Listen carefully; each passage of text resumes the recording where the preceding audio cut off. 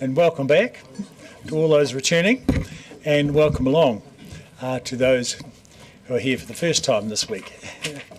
So I'd like to welcome Ms. Alice Grace, the Director of Morrison Lowe, and thank you for coming along to speak with us and answer questions. Do you have any opening comments that you would like to make? So, good morning, councillors. Ms. Kenton. And yes. Welcome back. And thank you to the team who are here, and to Alice for coming to speak to you today. Broadly, you have in front of you a paper that just covers off some of the issues that were raised by submitters as part of the submission process, and this is an opportunity for council to just consider those submissions and then look at its decision to confirm the building of Smooth Hill. So the staff are here and ready for you to answer any questions in response to the submissions. Right, so in terms of questions, do we have any? Councillor Barker. Thank you, Mr Mayor. I was just looking at page 158, and it talks about the bulk haulage costs and the models of those costs. I just wonder whether they were, whether we looked around the emissions for that transportation. Yes, that's correct. Yeah. So I can't remember where the figures are. So are those figures somewhere in the report?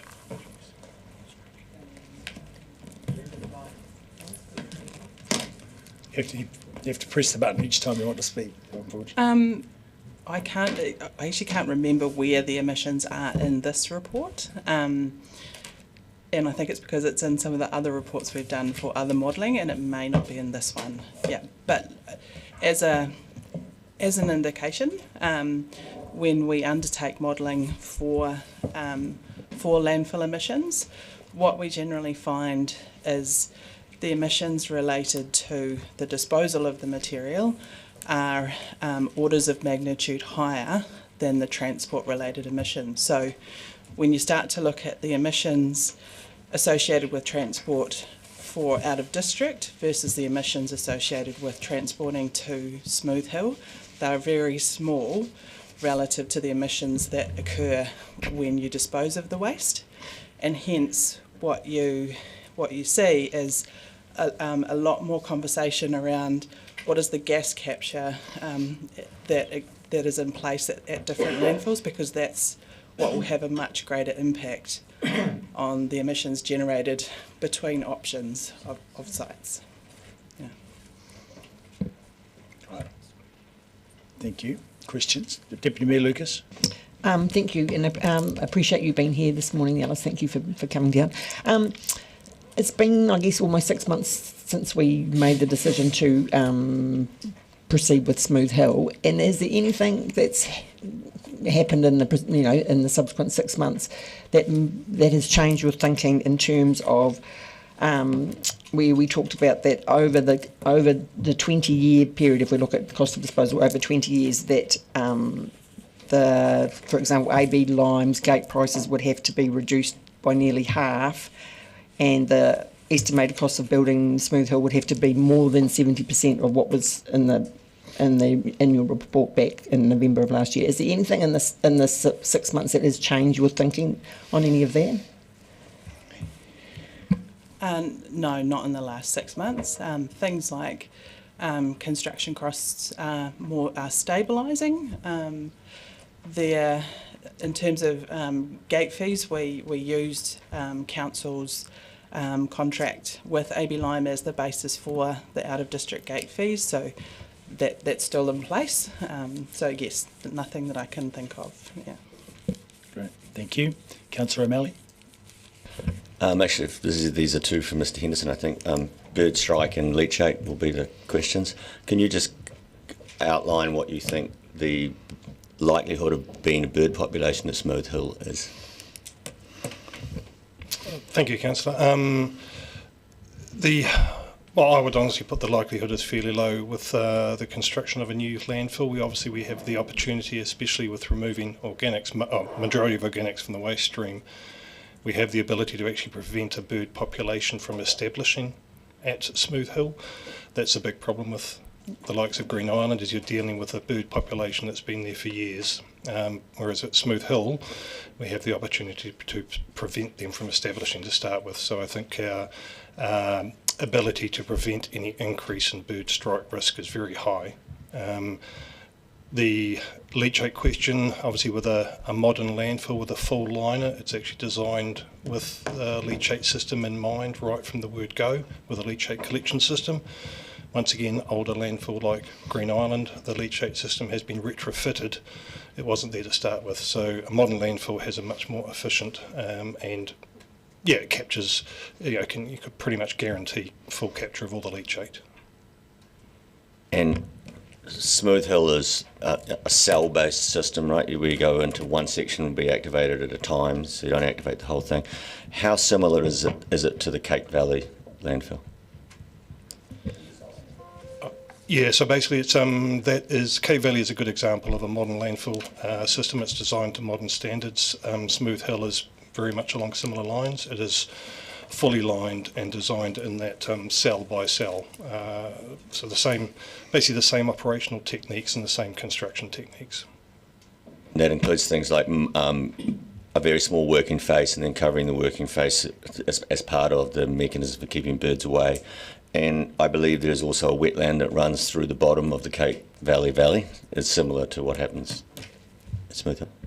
Yes, no, that's correct, Councillor. The small working face means you can actually manage it very efficiently and control it very well. And yes, you're quite right. There is a wetland immediately off the bottom of Cape Valley landfill, and that's actually been part of Cape Valley landfill, as they've been putting in walking tracks through that wetland and actually restoring the wetland as well as they go.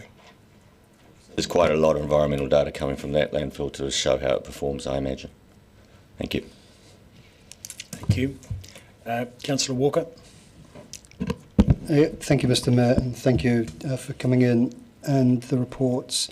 In terms of the submission process that we've just been through, my feeling was that a majority of the submitters who were against proceeding with Smooth Hill cited or focused on us not rigorously looking, and this is social justice issues aside, not looking robustly enough at the options of exporting waste out of region. And I know it speaks to it in reports we've had, but can you just speak to that, I guess, accusation that we haven't robustly analysed that option?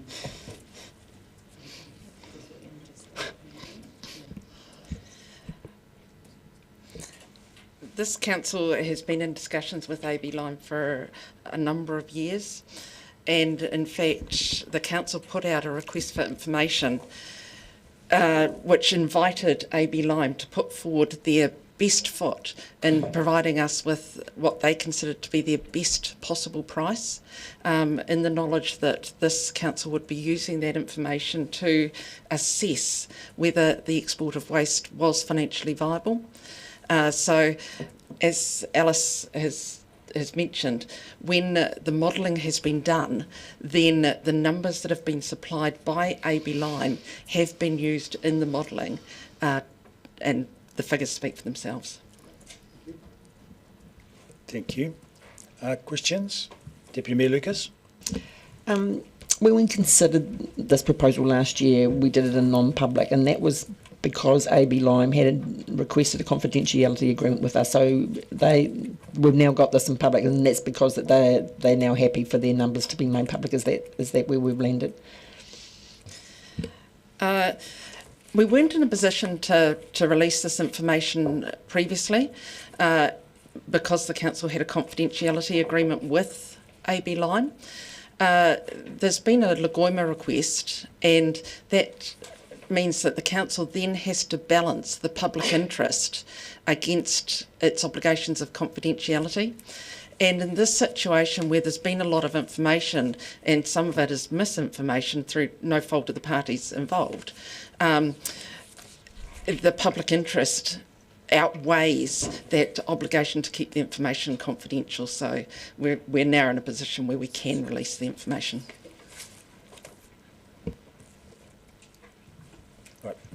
Thank you. Councillor Vandevers.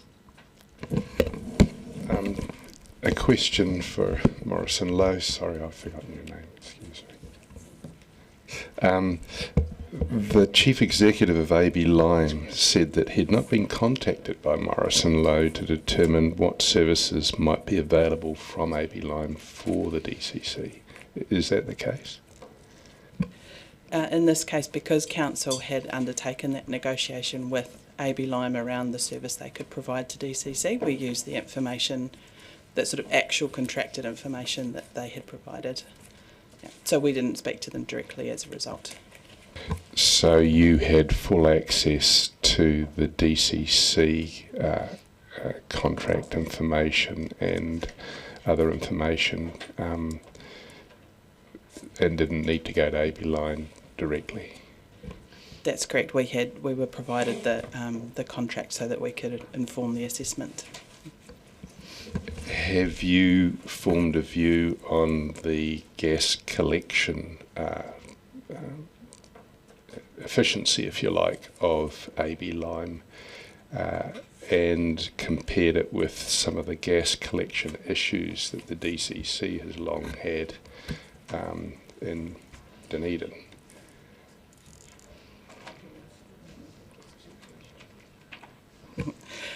So 3 landfills that we're talking about there. We've got Green Island, which has had long standing issues with gas capture, and the emissions reduction factor for the site is not as large as you have it at AB Lime. So AB Lime is assumed to be a modern landfill with full complete gas capture, and they indicate that they have evidence to show that that's the case. In modelling Smooth Hill, we have assumed the same gas capture as AB Lime because it will also be built to the same modern standards that AB Lime is. Thank you. And finally, a question on bird population. It's been said that one of the real issues at Green Island has been a permanent bird population there. But is it not the case that seagulls, which are the most problematic birds, are largely opportunistic feeders and that they come in great numbers when there's storms out to sea, and that they will go and find any opportunity for food anywhere, and that it's not a permanent landfill population issue in the main? Thank you, Councillor.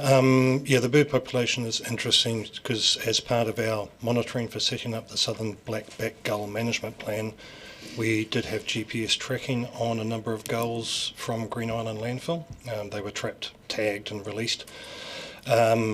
We've discovered that they go as far north as Timaru. A couple of them ended up down in Invercargill. They've gone through to central Otago. They have a very wide range. So yeah, they're not, when we talk about a bird population at Green Island, it's actually pretty much an Otago, South Canterbury, Southland population. So you would confirm then that they are largely opportunistic feeders rather than fixed in a place? Yeah, they will go anywhere.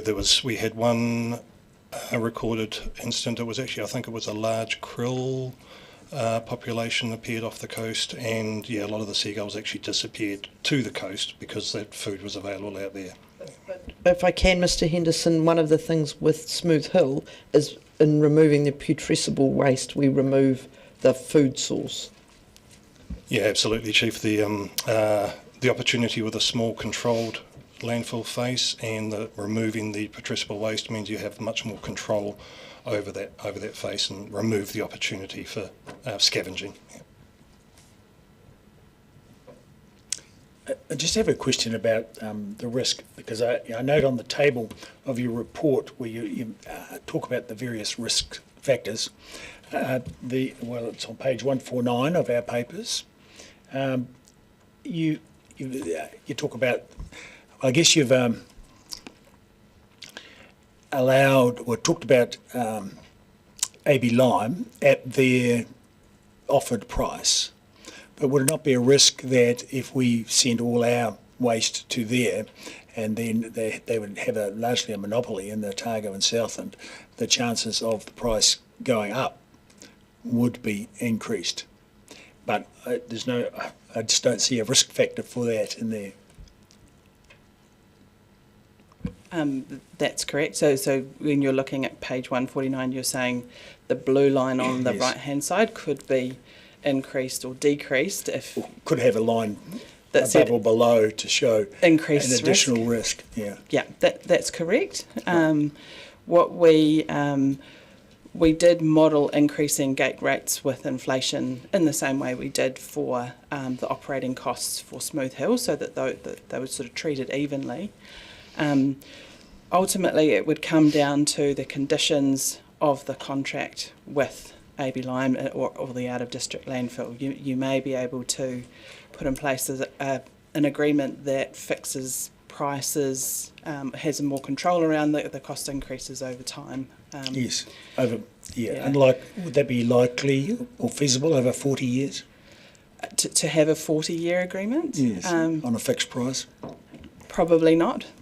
But you may be able to get a 20-year agreement that has fixed price increases. Yeah. Right. And so how does the current fixed price of $134 that they have offered compared to the price of landfill, the gate price of landfills around the country?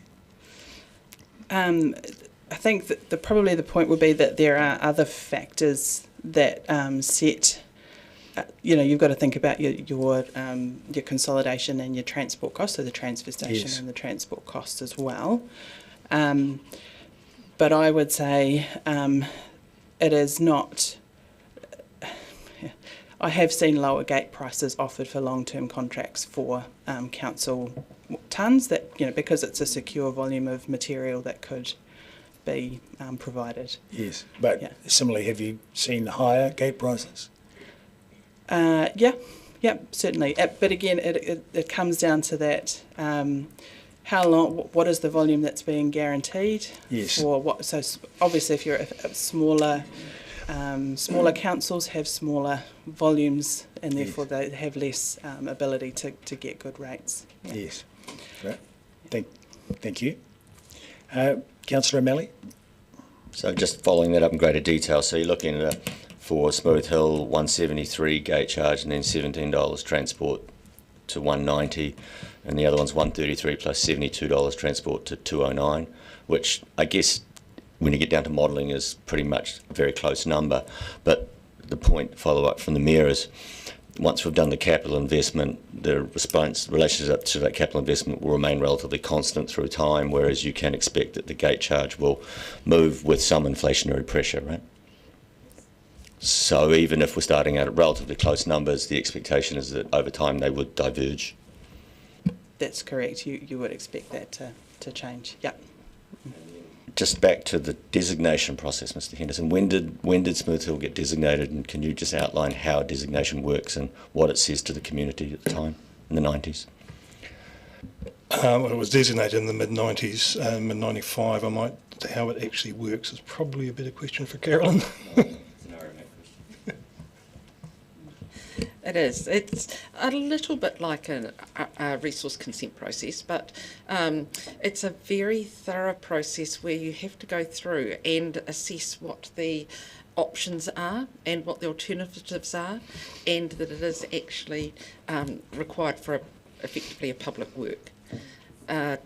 So in this instance, prior to the designation, a number of sites were investigated, and the consultants at the time considered that Smooth Hill was the best site, which means that it was then put into the district plan.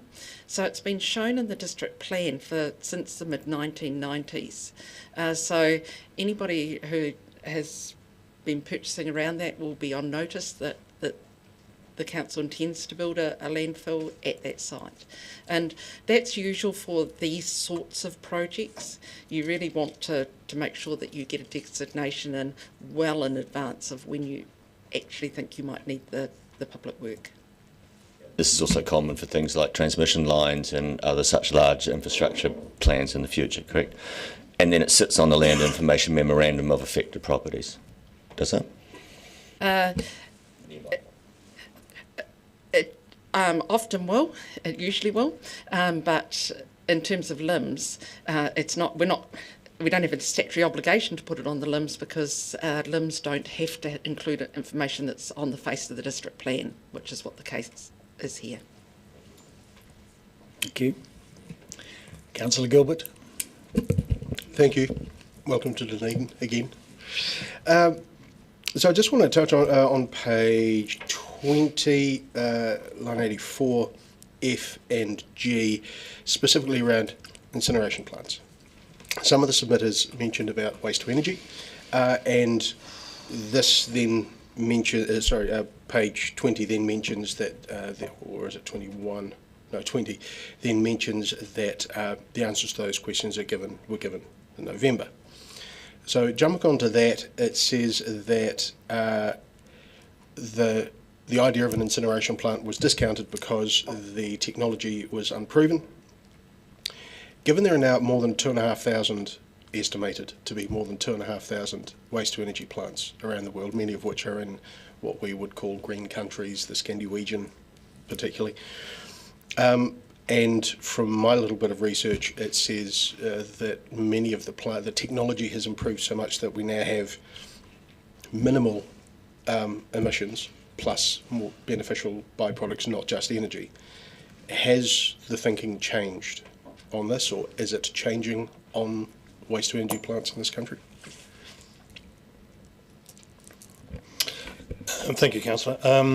So I'd say that the thinking hasn't really changed in New Zealand to date. There's at least a couple, if not three, proposals for waste to energy plants that I'm aware of in New Zealand.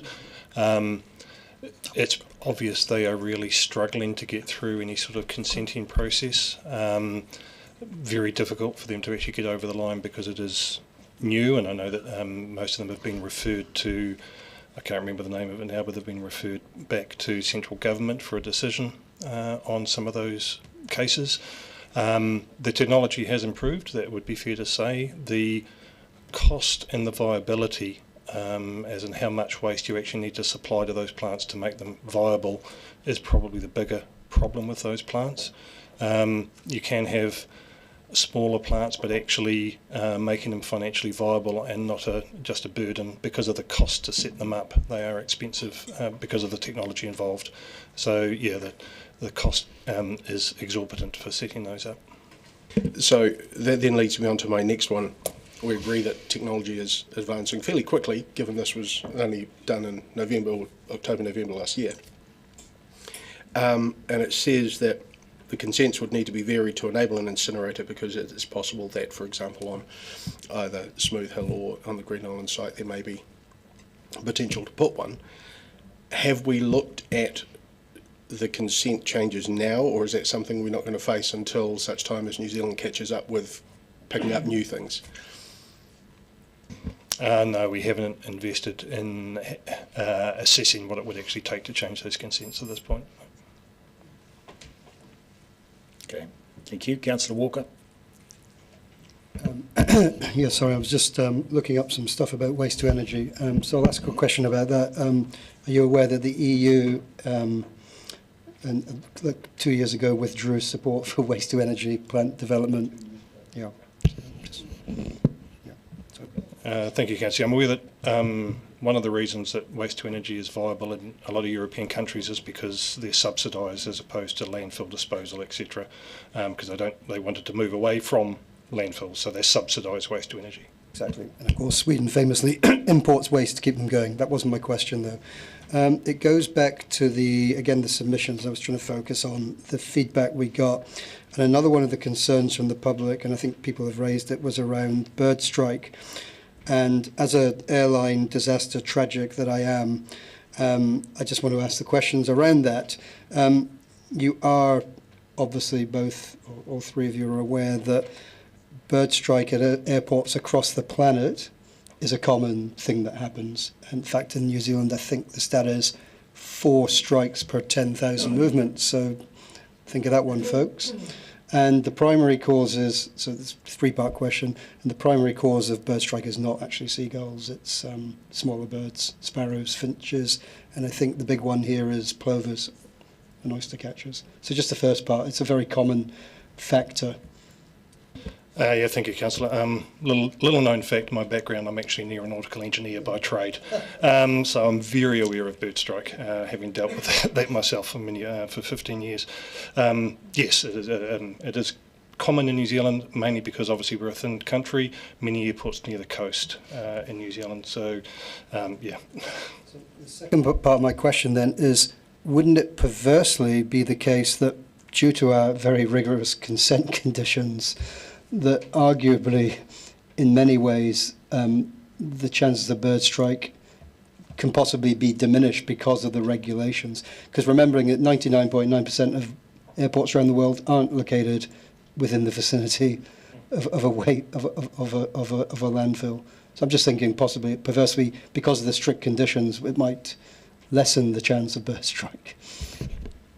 Thank you, Councillor. I don't think we could say that, because obviously there is a risk of bird strike that's already there. Obviously our goal is not to increase that risk at all. We can't really do much to control any existing risk that is already there. To say things you can't. Thank you. Councillor Houlihan. Thank you, Mr. Mayor. Opponents are saying that years ago, we went for the consent, and at the time it wasn't found to be an overly suitable site, and now we're pushing ahead with it. Is there any truth to that? And if that's not true, or if it is, if there's any truth to it, what has changed? Has anything changed from then to now? Yeah. I'll answer that. I think Ms Canton outlined the legal process that you have to go through for a designation, and we satisfied all the requirements of that legal process, which means, I don't want to say whether I didn't hear all of the submissions, but you should have confidence that we followed the correct process and appropriately designated the site. Yes, and further to that, I've read the environmental impact report that they ran back in 1993 for the site, and do you know how many sites were investigated, Mr. Henderson, or anyone? From memory, it was 32 sites. That is correct. There was 32 different sites, and the conclusion of the report that there was 2 places suitable for landfill: Green Island, to finish off, and Smooth Hill. So that fits with your memory. Thank you. Councillor Barker. Thank you, Mr. Mayor. Some submitters brought up concerns about the killing of protected wildlife, and I just wanted to confirm that the status of the black-backed gull is that it is only one of 2 unprotected species in New Zealand, and that people are able to manage the gull population as it's unprotected. Is that correct? Yeah, correct. So the red-billed gull and the black-billed gull are protected. The southern black-backed gull, which is the largest species, is not protected. It's considered a pest. And that's pretty much the one that's at the landfill, is it? Because it's about twice the size of the other 2 species, it's definitely the dominant species, yep. Thank you. Councillor Wiley. Thank you. If we look at the landfill in Christchurch, how far is that from the coast? Good question, Councillor. I'd have to go back to memory. There's a walkway that goes from the landfill to the coast. It's probably between half a kilometre to a kilometre from the coast. Thank you. Going back to our report and also looking at curbside collections, is 21,000 tonnes per annum, which by the quick numbers is about 33% of our total waste. But yet AB Lime talked about it being 25%. I'm just trying to get an understanding of the difference in those numbers, and I've got another question coming. I think my take is that it's likely that AB Lime have also factored in the clean fill being received at Green Island in those numbers. So it would be 20,000 out of 80,000 tonnes as opposed to 20,000 out of 60,000 tonnes. But we've excluded the clean fill from the modelling for Smooth Hill. The number in their report, in their page 5 or page 6D, the reality is that municipal curbside collection waste stream accounts for only about 25% of waste in Dunedin. So, okay, that's where I got that number from. So, my next question is around, we look at, sorry, let me go back to my page. We go back to the commercial waste, is showing is 25,000 or 26,000 tonnes per annum. And AB Lime have signalled that, and I thought it was stated in the presentation from Mr. Allen, or Mr. Smith, was the fact that they had already bought a site for a transfer station, or they were investigating a site for a transfer station. And now, how would that affect the commercial waste that was projected to go to Smooth Hill would now be going to AB Lime? Thank you, Councillor.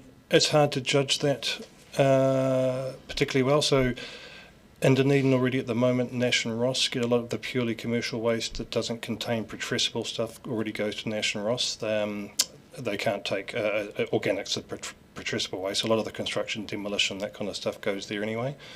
I couldn't actually say how much a AB Lime transfer station would affect other commercial waste in Dunedin, because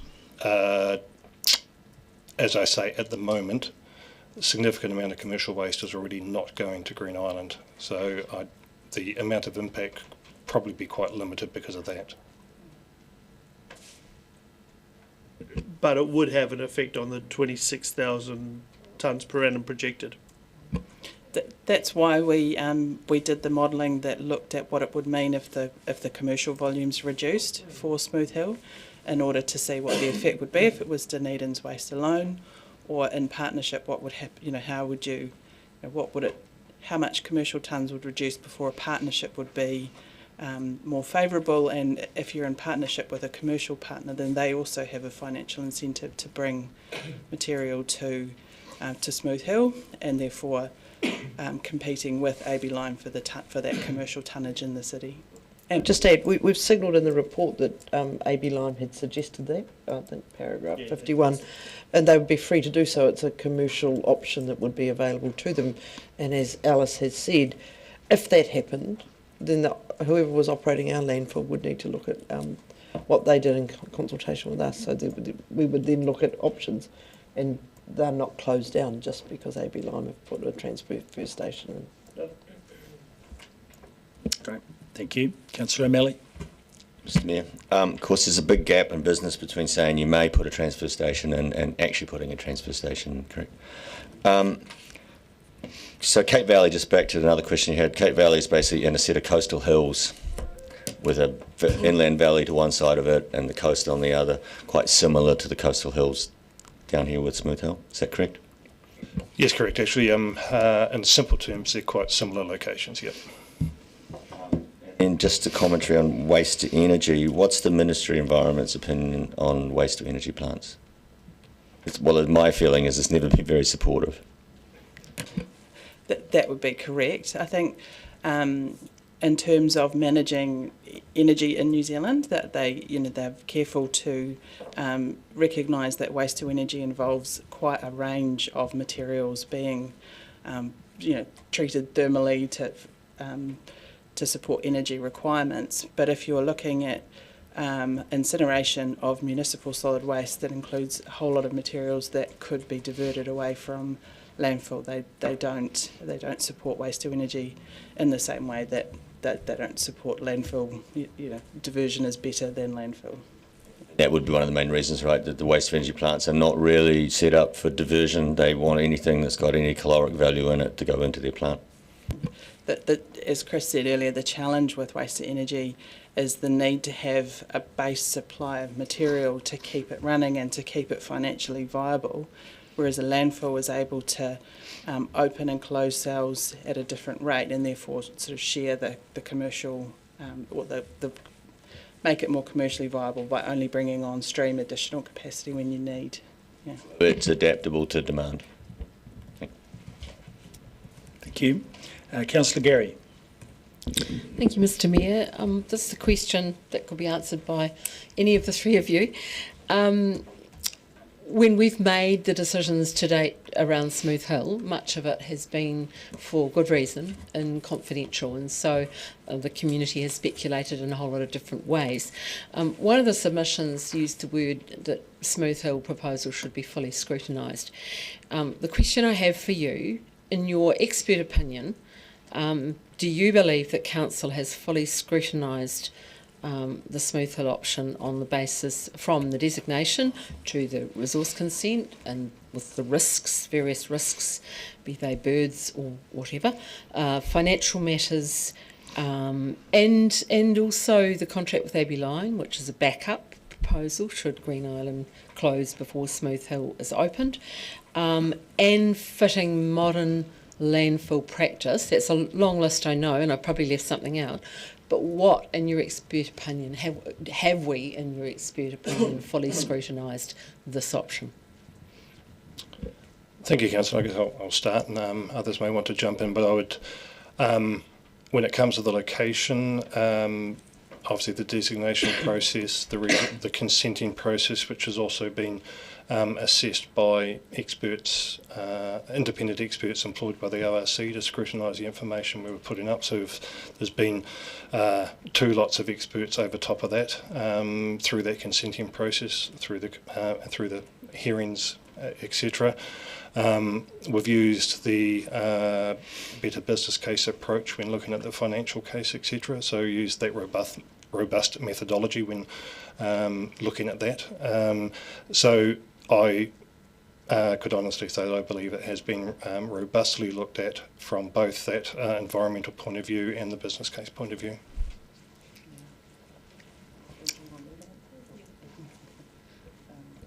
I guess from my perspective, from a financial modelling perspective, we've used actual numbers wherever we can, and we've had even things like the construction costs. We went through a process with GHD where they had a independent quantity surveyor review the numbers and make sure they were the rates being used were up to date, and wherever possible we've based it on numbers that are local to Dunedin. So things like operating costs are based on Green Island, but then an uplift to allow for the change in consent to go to Smooth Hill. So yeah, we've been as robust as we can in that regard. Yeah. Thank you. Councillor Barker. From a legal point of view, my concern is always, or often, with process. And this process has been going since the mid-1990s, but it's particularly ramped up since about 2019. And so, as Chris mentioned, we have followed the better business case model, which is the model that NZTA and a lot of government departments follow for projects of this nature. And that process has involved a lot of reports. We've got a number of reports attached to this report, but there's been other reports in the background looking at, for example, how our curbside modelling should be, how our curbside should factor into our decision making in Smooth Hill. So this has been looked at in the round. And Chris is correct. In terms of our consenting process, that has been a robust process. That's not something that anybody will sign off lightly. It's a situation where experts are engaged, experts are tested, and the result has been that based on all of that expert evidence, consent has been granted. Thank you very much for your fulsome answers. Thank you. Councillor Barker. Thank you, Mr. Mayor. I just want to ask a question around the other risk about the, on page 157, it talks about 17, two key financial risks about the reduction in tonnage. And I am going to the reports that were presented in infrastructure services around the amount of municipal solid waste per person. And when we look at that, you don't have it in front of you, so I'm going to say in 21-22 there was 410 kilograms per person, 2022-23 451, 23-24 508. In 6 months to December 2024, the curbside collections, it was 302 kilograms, which if we doubled it, which is kind of simplistic, is 600 kilograms. And then again the municipal solid waste disposed to landfill was growing from 60,000 in 2022-23 up to, if we doubled it, 81,000 in for this financial year. So we've got modelling here that talks about the total waste source at 60,000. That includes some commercial waste. And I'm just trying to relate what we've had in our reports, which is that municipal waste appears to be growing. Is that because we've got more control of the waste stream, or is it because our population is growing or we're more wasteful? So that's that first question. And then secondly, are you confident, I can say they're confident, about the figures in the tonnage that you, despite our hard work on waste minimisation, that those figures are pretty firm on being able to rely on them? If that makes sense. Yeah, thank you, Councillor. It does make sense. There's obviously another report coming on the 10th of June with updated figures for those, the waste to landfill, etc. I think we have seen an increase, especially, and it is basically because we're now controlling more of that curbside waste than we used to. So we are now, as you're probably aware, most private properties in Dunedin, or a large majority of them, did have private bins. We're now actually we are collecting that waste and able to measure exactly how much is coming in. So we are seeing quite different figures now to what we used to receive. So yeah, I think we can be quite confident now in the waste that we collect, the figures for the waste we collect. Yes. And the only thing I'd add to that is that the modelling allows for tonnage to increase over time in line with population growth. Yeah. Thank you. Councillor Vandervis. Given that the Green Island landfill has got a further extension for taking waste for many years, would it be possible to pause today's decision for, say, 2 years, the decision to commit $92.4 million for the development of Smooth Hill, rather than take the decision now? Would it be possible to pause that decision for Smooth Hill and make it later?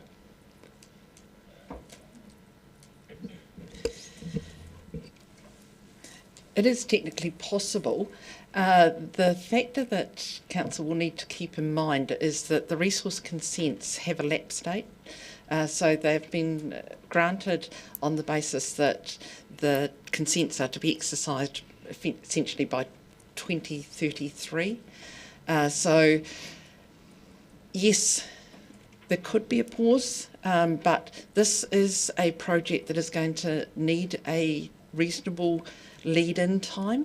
The procurement for this will be complex, so we will need a period to be able to go out to the market, test the market, negotiate, if needs be, go back to the market. So there is an advantage in giving ourselves a long lead-in time. And if I can just follow up, Mr. Henderson, the extension for Green Island is linked to the opening of Smooth Hill, and so I think that we shouldn't lose sight of that. Is that correct? Yeah, that's correct. There was, through the hearing process, the two of them were basically linked closely together, that the Green Island is basically staying open to give us a period to get Smooth Hill open with a small overlap in their operating. Yes. Further to that. Sorry. Sorry, carry on. Yeah, thank you very much for that. So you've highlighted the fact that there are some advantages to having a long lead time and that the consent really is aiming at 2033. Is it not the case, though, that there are also advantages in doing that research and doing the consenting process closer to it because you'll have more updated information? What I would say, I would just reiterate the point I made, that the extension for Green Island is dependent on us progressing the work for Smooth Hill, and I don't want, it would be remiss of me from officer advice to put that at risk. And so we do need to be seen to be progressing elements of the Smooth Hill consent as part of our the conditions for the Green Island extension. So we need to be progressing elements of it, but we don't actually have to commit this year to spending 92.4 million. But the 9-year plan process, Councillor, is where Council sets its capital program and its operating budgets for 9 years. The construction of Smooth Hill falls within that 9-year period, and if Council intends to do it, it would not. You would need to allow for that in that 9-year period. So what you're saying then also is that a new council in October that might have a different set of priorities wouldn't be free either to be able to pause this process. No, that's not what I'm saying, but as part of the process that this council is doing and the advice they are getting from staff is that for a range of reasons, we have a consented landfill, we have an extension to our existing landfill in order to progress both. There's very clear staff advice is that Council confirms its decision, confirms the funding and proceeds as planned. Thank you. Perhaps a relevant question is that I note that in 1995 the life extension possibility was only considered a possibility or capability of Green Island at that time was 25 years. Now, according to my maths, we're already at 30, and we don't have that many years left. We've already overextended its life. What do you think is the absolute maximum we can go? So just to explain, part of the new consents for Green Island actually does include an increase in the height of the landfill. We're not going any wider, but it is going higher. So the old consented profile was due to expire. It would have been full next year, and if we were lucky, maybe 2027. It would have been absolutely full under the existing consents. So yes, we have managed to stretch it out. You're quite right, but it was almost at capacity. The new consents have given us that little bit of extra height so that we can have capacity to get Smooth Hill open, basically. Yes. Now, I think we just need to acknowledge that there's been some very clever thinking in the background by Mr Henderson and various of our consultant partners on how we maximise the life of Green Island, and that has included tweaking gate rates, testing where different waste streams can be placed, knowing that it's that in 2019 we were a little bit behind the 8 ball when it came to having an alternative. So there was a clear and active plan to find ways to extend Green Island, and the team collectively have done a fine job in doing that to the point where we now have an increased profile. We're going to maximise the use of the footprint, and so it's been a really considered and calculated process to get us to this point. yes, and now looking back on that process, which was pretty exhaustive to designate and purchase Smooth Hill back in the day, pre-1995. I noticed in the report, in your report, it says there were 327 landfills around, Class 1 landfills around New Zealand in 1995, and by 2014 that had dropped to 48. How many roughly are there now? I think the number is now sitting around 40. Right. So it's a diminishing number, and that's for all of New Zealand. Correct. So it's quite a rare and difficult thing to have a Class 1 landfill. And we as a community, it would be, well, when you've got such a restricted number of these things, I think, what would you say about the imperative for us to have one of our own?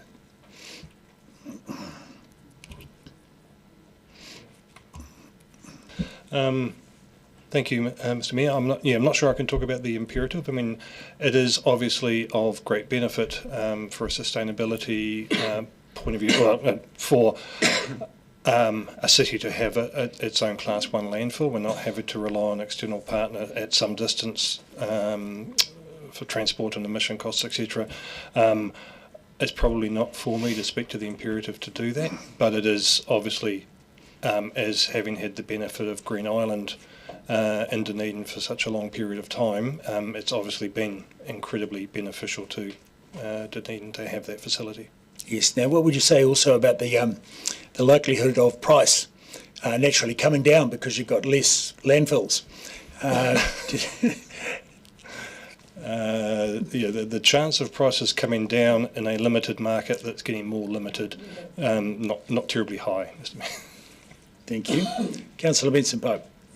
Well, thank you. My question relates to your earlier research of the original designation consideration, and I guess by association, Councillor Houlihan's misunderstanding stated earlier that I know everyone around the table is extremely grateful for the wisdom of the council in the 90s, but that aside, is it not the case, and this is for Ms Cantlon, is it not the case that the designation was included in the original district plan and has subsequently been reconfirmed as part of a further extensive process through the 2GP? That's correct. It was in the district plan and it's now also in the 2GP. Thank you. Next we have Councillor Fiso, followed by Councillors O'Malley, Lucas, Houlihan and Gary. Tēnā koe, Mr Mayor. Tēnā koutou. Thank you. Aroha, my apologies. I haven't concentrated fully on reading the reports. So I just wanted to acknowledge from attachment A for this report, a question about the base case. The landfill is expected to last 40 years in the base case, that is 60,900 tonnes per annum. Would this include remediation of Kettle Park? Or is that not the base case? Sorry. Thank you, Councillor. No, Kettle Park is not part of the base case. The base case is, based on the averages of waste disposal, not including a one-off large event like that. And just for the sake of argument, in terms of the naysayers and people who are anti-Smooth Hill, would we can't leave the waste in Kettle Park. We have to remediate it. Would you, from your expert opinions, would you say that? Not an expert on coastal defence. I think the evidence to date has definitely proven that we need to do something at least on the coastal edge. We may not need to do that whole site, but at least the coastal edge, depending on the results of further investigations into how we defend that site. At least the coastal edge of it probably does need to be remediated. Councillor O'Malley. Thank you, Mr Mayor. And obviously, just to follow up on that question, Councillor Fiso, forgetting whether or not you get the arsenic and levels correct or not, because they're quite high, it would end up going to a Class 1 landfill for disposal, would it not? Yes, that's correct. There's various ways to get it to make sure that it meets acceptance criteria, but yeah, it would have to go to a Class 1 because of the level of contamination. And obviously, the closer the better in terms of transport costs. Thanks.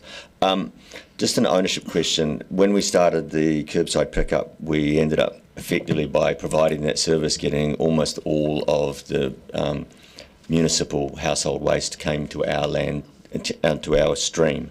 And before that, it was mixed as a commercial and us. When the commercial operator's operating, we don't really have any control of what happens to that stream, do we?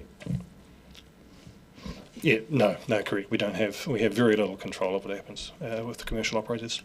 When considering ownership models, one of the ways to guarantee control is obviously to be the owner. Thanks. I want to touch back to 7 years ago in 2018 when I was 1 year on the council, and I raised the point at that point that we actually had not funded the closure of Green Island or the building of Smooth Hill, and in fact it wasn't until the 2021 LTP that first came in, so that's only 4 years ago, right? So it's sort of to follow up Councillor Vandervis's point. I felt at the time, and I don't know if you agree or not, so I'm not going to ask you to, but we were already tight in 2018 in terms of time, and then we gave up 3 years by not acting on it. To stop and slow again would give us an even tighter time frame, would it not, in terms of Green Island is pretty much stacked as tippy-toe as high as it can be under the consenting authority's requirement, and if we put any more into it, we will end up filling it up probably before we consented Smooth Hill, if we slowed Smooth Hill down. Yeah, thank you, Councillor. I guess it would be good to make the point, and it speaks to what the Chief said before, is that construction for Smooth Hill, in order to get the gates open, for want of a better term, we need a year to complete the road upgrade and a couple of years to actually dig out and line and put leachate stormwater systems into Smooth Hill. So it's a 3 year process at least to get the gate open. So yeah, a delay is obviously going to disconnect Green Island and Smooth Hill and cause problems. Yeah. Really not operating in the spirit to which the extension was consented in the first place, which is we would actively be working on the development of Smooth Hill as soon as we got the consent for extension. Okay. Deputy Mayor Lucas. Thank you. I just want to touch on the construction costs.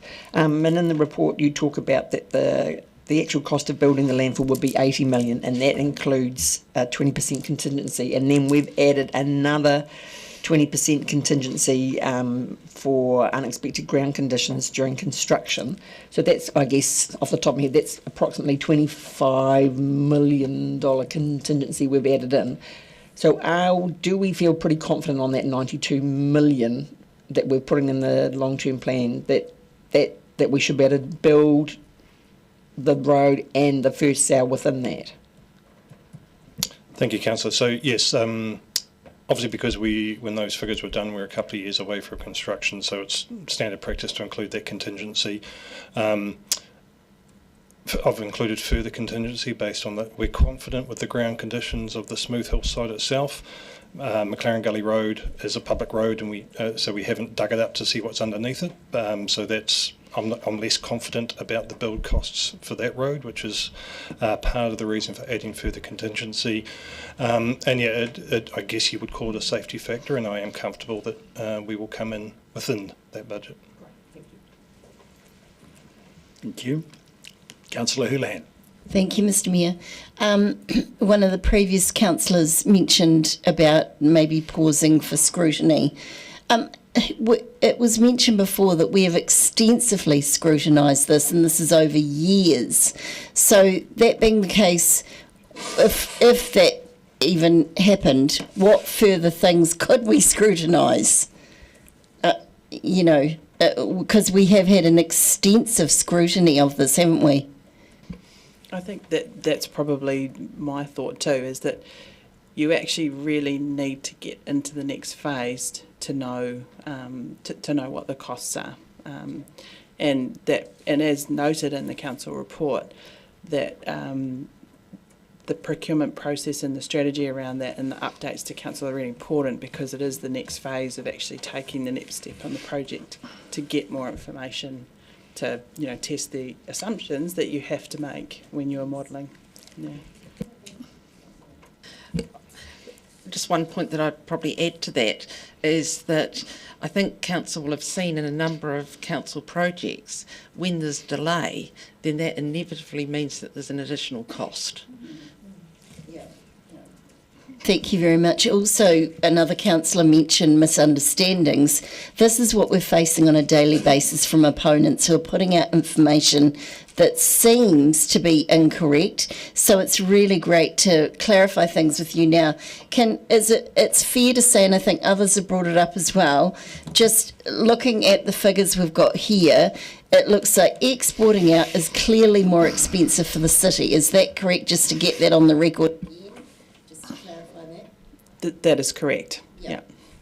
And so is it fair to say, and I think the Mayor sort of was saying that earlier, is that the foresight of this and the once it's built, this will be a very valued asset to our city, won't it? Because it will actually make the city money, and the cost will actually, can you talk about the fact at the moment, a lot of people are saying, you know, the cost is so huge with it, but that cost will be recovered reasonably quickly, won't it? Certainly the cost, there is a high cost, but there is revenue outside of rates that contributes to the funding of that. So it is really a question of financial risk, which we've spoken about before, you know, that you, yes, you're taking on greater cost, but you're also taking on revenue, and both have risk associated with them, and it's your level of comfort around that. And it's, not an easy trade-off to make. Yeah. Is it fair to say we could call this an asset for the city once it's built? I think you council, it would depend on your definition of asset.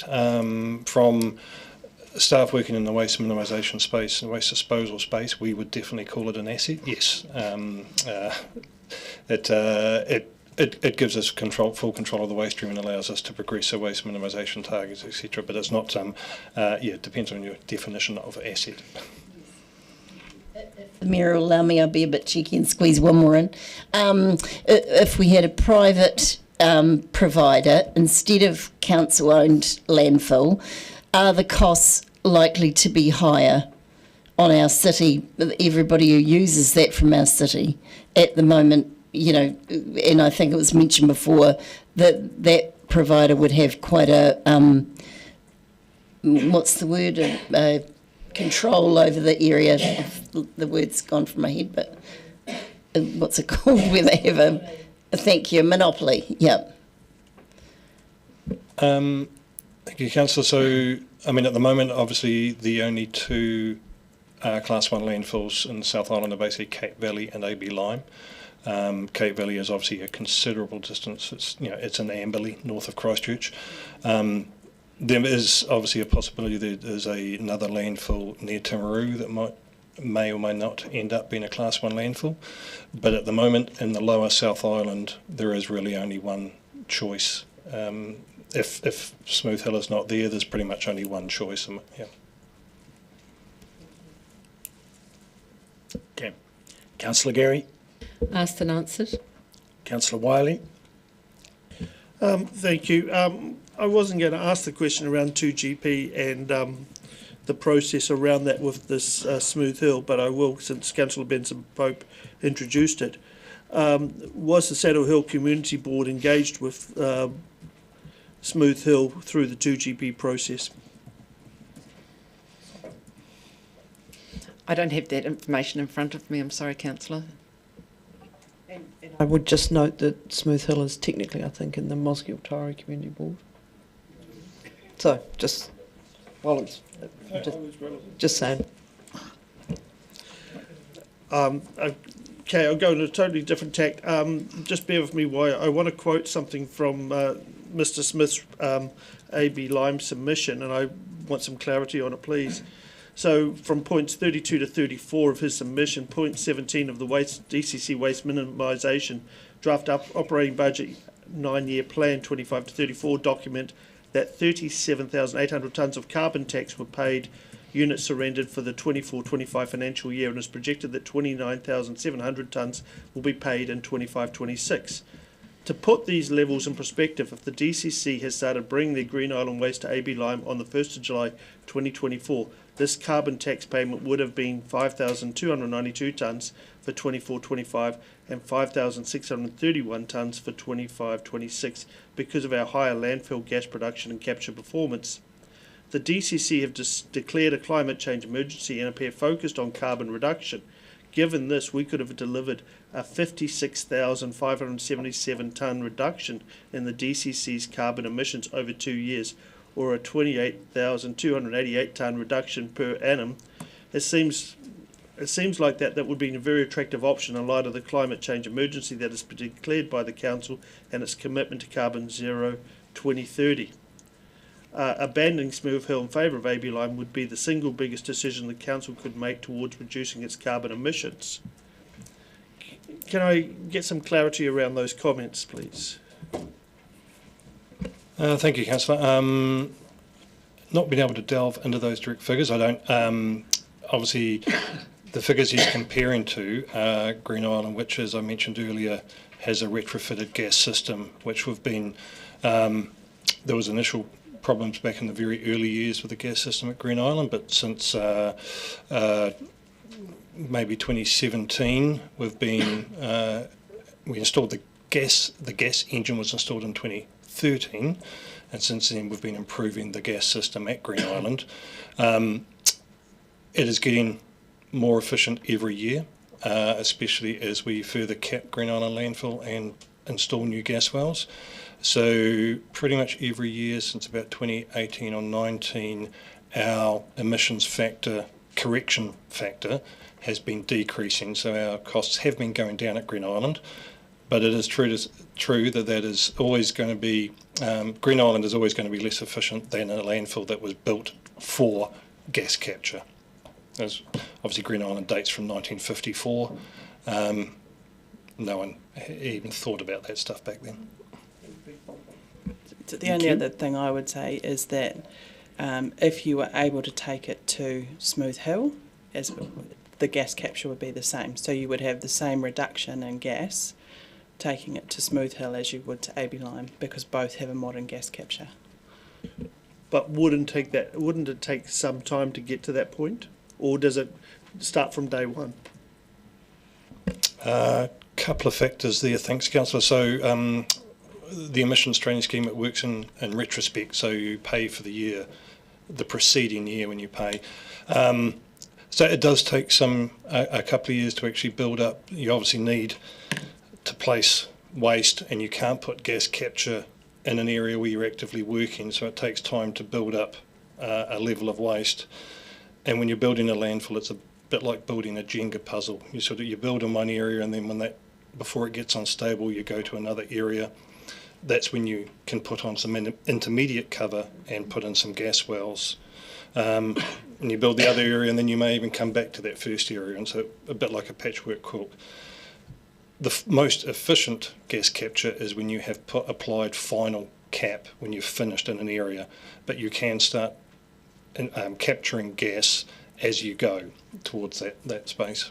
And Smooth Hill will be, because it's a much more controlled landfill, it will be using that system. It will basically be filling in certain areas, covering gas capture while they're using the next area. And which is, I should say, that's the same way that AB Lime operate as well. So their emissions factor is based on the historic waste that's already been placed and covered. Correct, and they talked about 116% of the of capture, but they can only claim 90. Yeah, thank you. How do you get 116% of gas? Oh. It's in the report. No. I looked at it too. Councillor Benson-Pope. Thank you. I'm just I'm looking at page 157 of the papers, specifically the reference in paragraph 18 to Morrison Low modelling, and what it is that indicates on 18A and B. Can you confirm that, please? Yes, those statements are correct. Yeah. Microphone. May I just say what they are so that the audience knows? Yes. 18A says Morrison Low's modelling indicates that A, exporting waste would be more expensive than building Smooth Hill, either alone or in partnership. Even if council would receive no commercial tonnage at Smooth Hill. And B says the estimated Smooth Hill construction costs would need to increase by approximately 70% for the cost of exporting waste to become comparable to the cost of building Smooth Hill. That's correct? That's correct. Thank you. Councillor O'Malley. Mr Mayor, it's actually a South Island distribution of Class 1 landfills sort of just came up. So you've got Cape Valley in North Canterbury, AB Lime in Central Southland or Western Southland. Timaru is a member of the Cape Valley Consortium but doesn't use the Cape Valley landfill, and I believe the reason is it's too far away from Timaru to be viable, and they have a landfill at the moment which they are getting near the end of life on. Would it be unreasonable to assume that maybe that landfill that is being developed right now in that area might become a Class 1 landfill, but in fact, if Cape Valley is too far away for Timaru to use right now, while it's got a proximity landfill, then it's obviously at the full extreme end of the transport circle that you put around a Class 1 landfill. Would you want to comment on that? How big is the circle around a Class 1 landfill before it becomes too far away to become of any use? It depends on the gate rates offered by the landfill to the customers to it, and they will then weigh up their options. And there's a fair bit of it depends within that, because at the moment the landfill site outside of Timaru is not a Class 1 landfill, and they would have to go through a consenting process in the same way council has in order to move that from a Class 2 landfill to a Class 1 landfill. We don't know what will happen with the other landfills, and therefore what the catchment area might be. As an example, waste from Oamaru currently goes to AB Lime in Southland, and it is based on the commercial negotiations that took place between the private waste companies and AB Lime in that case. So it can be very long, yeah. And getting into the 200 kilometre range. Thank you. Thank you. Councillor Houlihan. Thank you, Mr Mayor. We just had Councillor Wiley mention some of the questions we had around the carbon zero.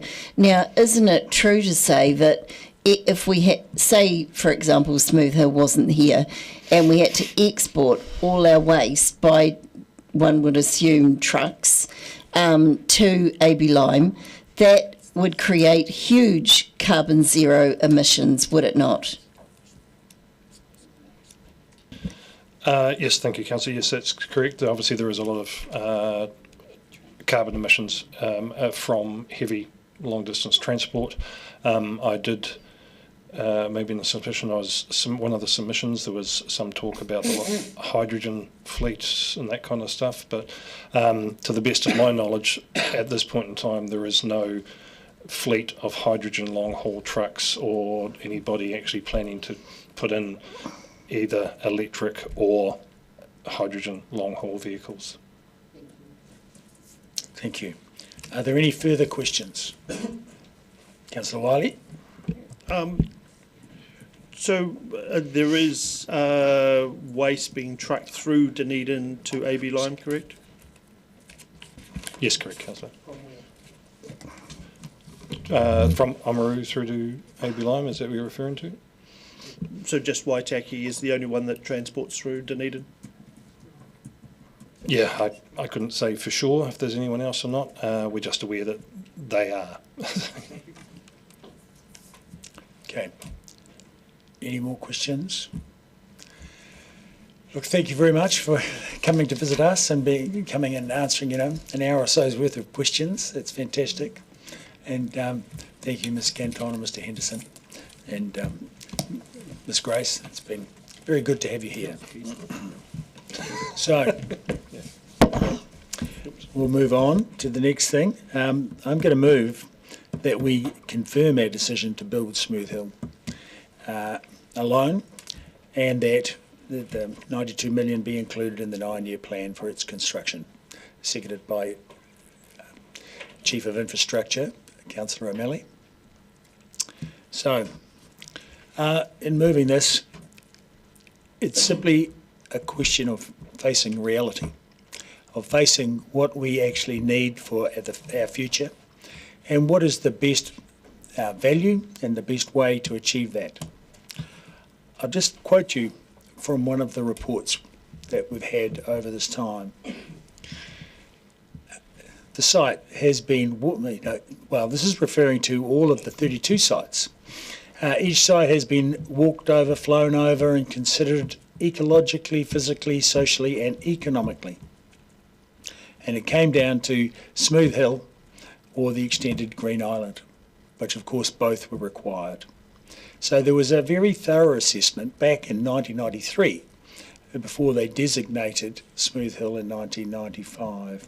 And they went through a rigorous process, and it's a result of considerable thought and input from consultants, the Refuse Working Party, including representatives from environmental, industrial and residential groups, tangata whenua, the individual members of the public, together with input from regulatory bodies, councillors and council staff.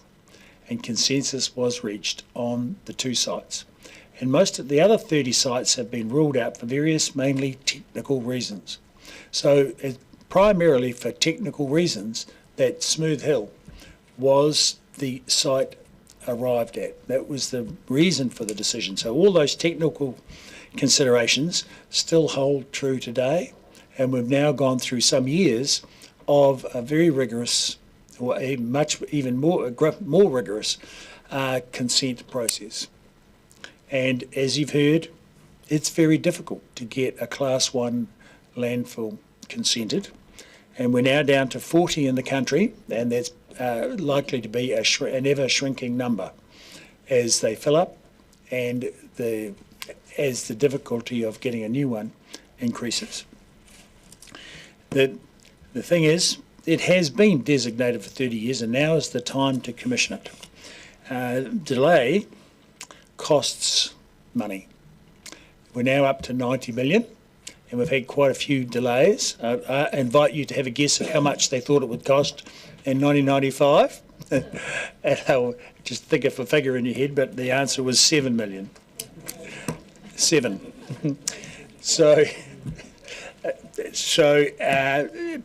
You know, many of you would have thought more than that. I don't know if anyone thought less, but it's a considerable amount of change over time. And so we need to get on with the job and have the financial security of having our own landfill and have the responsibility of dealing with our own waste and have the ability to fill that landfill with the minimal amount of protrusible waste so that it actually produces the least amount of methane possible. And we can only do that with our controls over the site and making sure that we put the appropriate rubbish in there. And of course, we do have a good setup now with a short distance to transit to Green Island, where we will be able to divert a much greater amount of our waste than we have in the past, and we will be able to do a bit more about that before we send the final material to landfill at Smooth Hill. And the other final factor, to my mind, is the fact that, as established by the Morrison Lowe report and repeated several times today, is that will be half the cost over the 20-year lifespan that was looked at. However, on top of that, the lifespan of Smooth Hill is likely to be 50 years. They said 50 years back in 1995, and of course, as we get to the end of that 50 years, we've already proven ourselves adept at increasing its lifespan. So it will stand us in good stead for at least 50 years, but for the first 20 years, it will prove to be half the cost of transporting our waste to Southland. And that is with making no allowance for an increase in price at Southland. And if we know anything, we know that prices do increase over time. So I do commend to you that we take the difficult, expensive, but responsible decision to build our own landfill. So, speakers, first we have Councillor Ulan. Thank you, Mr. Mayor, and thank you for your comments. Let's talk about facts, baby, as the song goes. Okay, Morrison Lowe's modelling indicates that exporting waste would be more expensive than building Smooth Hill, either alone or in partnership, even if council were to receive no commercial tonnage at Smooth Hill. The estimated Smooth Hill construction costs would need to increase by approximately 70% for the cost of exporting waste to become comparable to the cost of building Smooth Hill. Let's address the carbon issue. Exporting waste from our city to another outside waste area or landfill, like we're talking about outside in Southland, would create huge emissions for trucks moving in and out of our city. So let's knock that on the head. Birds. That question was asked again and again and again of our staff. One of our staff was an aeronautical engineer. His expert area is bird aviation and obviously aviation, flying, engineering, but he knows all about bird strike and he knows all about the issues around birds with planes. And I'm raising this because we're getting comments about this again and again and again from people who are trying to oppose Smooth Hill. The mitigation we would be taking with this new Smooth Hill landfill will mitigate those risk issues around birds. So looking at this, everything indicates that this will be an asset to our city. Over time, it will pay itself the expenses off. It's offering a competitive, good-priced landfill for our businesses and for our residents, but also we have major issues in our city coming up around old landfills that we have to mitigate, and they will go to Smooth Hill. There's huge amounts of waste and things that we need to get rid of. I am absolutely sick to the back teeth of the false information that's being put out on social media and in the ODT about Smooth Hill. Let's stop it now. Councillor Wiley. Thank you. It'll be no surprise that I won't be supporting this motion. But I do want to thank all submitters, positive and negative, that came to the table. This is a major issue for the city, and it was good to see that actually there was so much engagement around it. Overall, the report is what the report is. There's a lot of good information there, and I'm not going to basically denigrate or anything else around what the facts are from the Morrison Lowe people, because they know their stuff. But there is some issues there that I have personally, and that's where I'll take it on that basis. Again, I've shared those views around the table, and again, it was mentioned in the ODT this morning. I do not believe this is $92 million well spent for the future of the city. Thank you. Councillor O'Malley. I guess I'm going to speak to the fact that I do think it is well spent. I think the point you start back is that this is not this is the end of a process that started in the mid-1990s when the designation was given to Smooth Hill in the first place, and it reflected that cities, when they are doing large infrastructure investments like this, plan well ahead for their next investment. And as we saw in the questions and answers, a number of sites were looked at around the city. So the assertion that in fact this was undercooked is actually, I think, not very true. And in terms of coming as a surprise to the community board, The father of the chair of the community board was in fact one of the commissioners on the designation plan, and I've raised that with Coleman a few times. So in terms of whether or not anybody knew, I mean, it's sure that maybe during the development of the 2GP, direct interactions with the community boards probably should have been done, and apparently wasn't. Point of order, that's totally incorrect. I was on the community board and I know what took place. So disrespect to the community board. Oh. Look, I don't... Withdraw it. And, well, it's withdrawn, but I don't uphold the point of order either. It's just, anyway, carry on. So anyway, we move from the designation to now the current operational and financial model. This operational model is being compared against Green Island, which is like comparing a Ford Prefect against a modern car. I mean, it quite literally, Green Island is an old landfill done with old technology and is living at the very end of its designation or its ability, consent. And in fact, we've had to operate it, in my opinion, 3 years longer than we would have if we'd acted back. And I can say that because nobody involved in that decision is here anymore. But if we'd started earlier, we probably would be in less of a time constraint here. Back in 2019, I had the opportunity with Councillor Newell to go and visit Cape Valley as part of our investigations of that waste minimisation management plan. And I can assure you, two things surprised me when I got there. The first is that I arrived there and didn't even know we were next to a landfill until we ended up in the car park. And then once we could get and look down on the landfill, my first question was, where are the birds? There was not a single bird in sight. And so when people say that this modern landfill would be just like Green Island, I've only got one landfill to go on, pretty much the one we're copying, and there was not a bird there.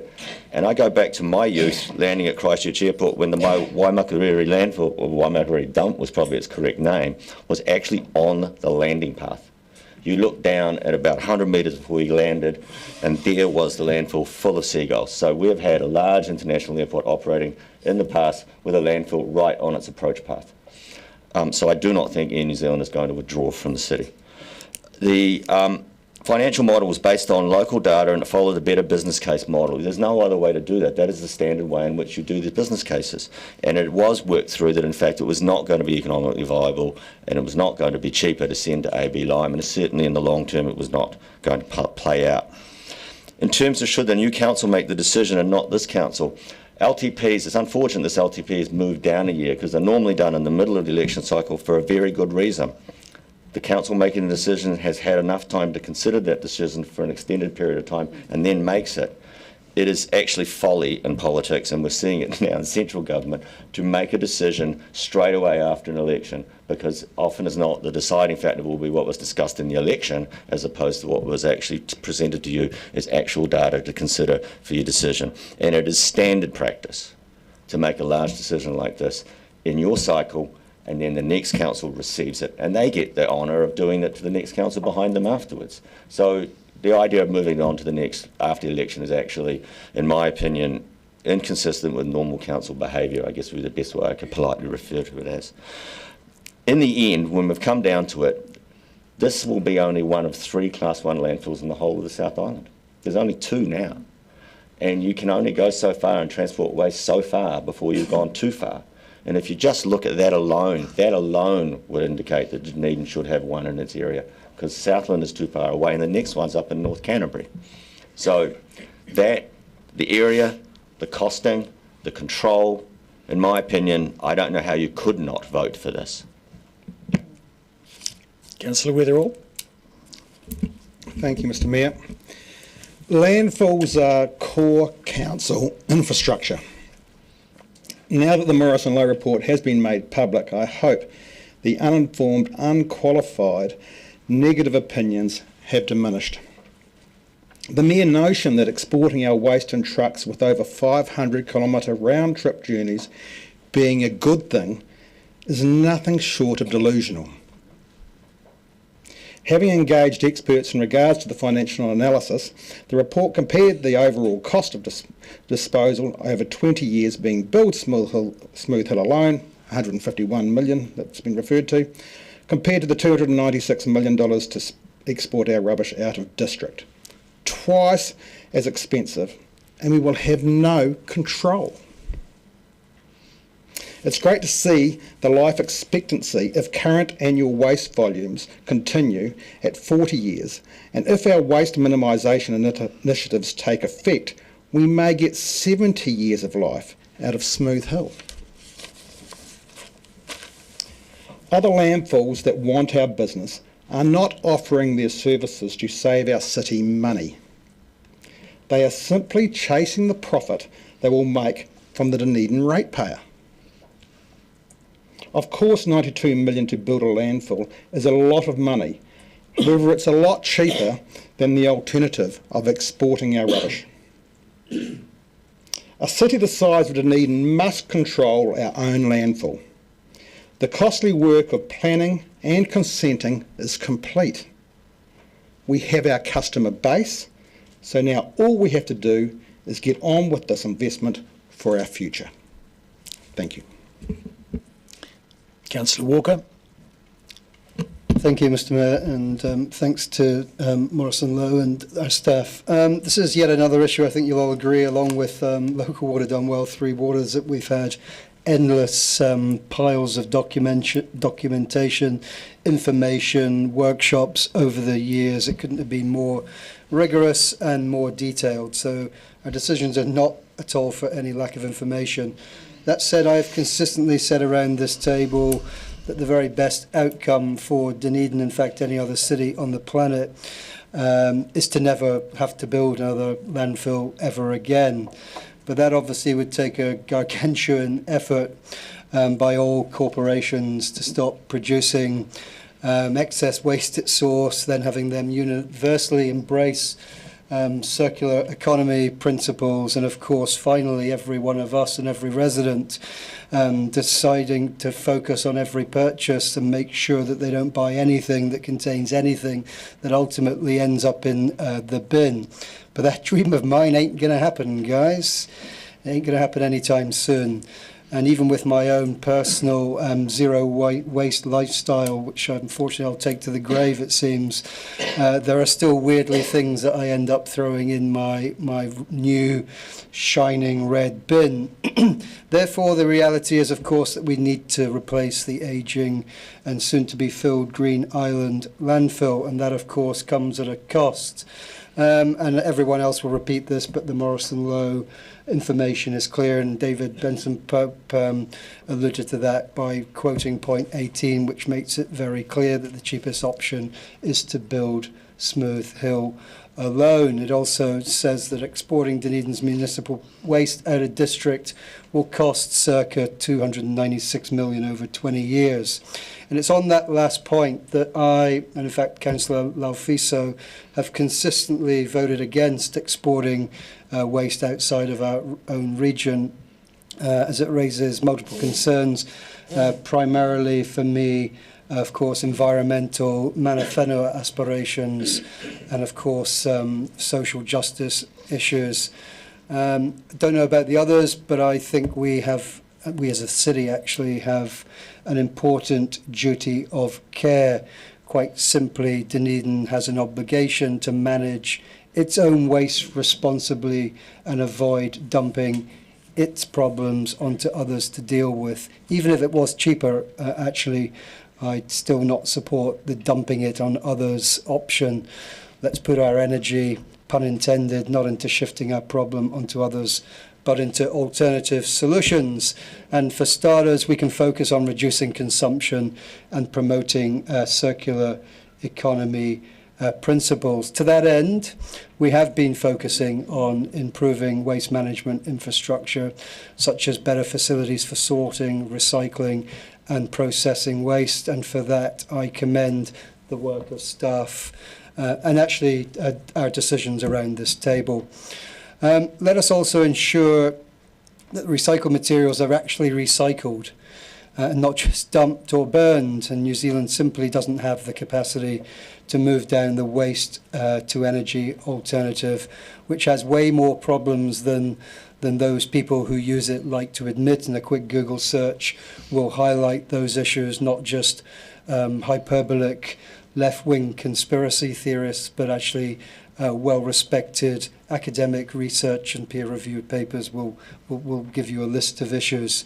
ain't perfect. So let's keep moving in the direction we've chosen of investing in sustainable waste management systems, because that shift towards more sustainable and equitable waste management practices is the best way we can prioritise environmental protection and social justice for all of us, our children and our grandchildren. And in closing, ultimately, though, this decision is about control, and for me it's always been just about that.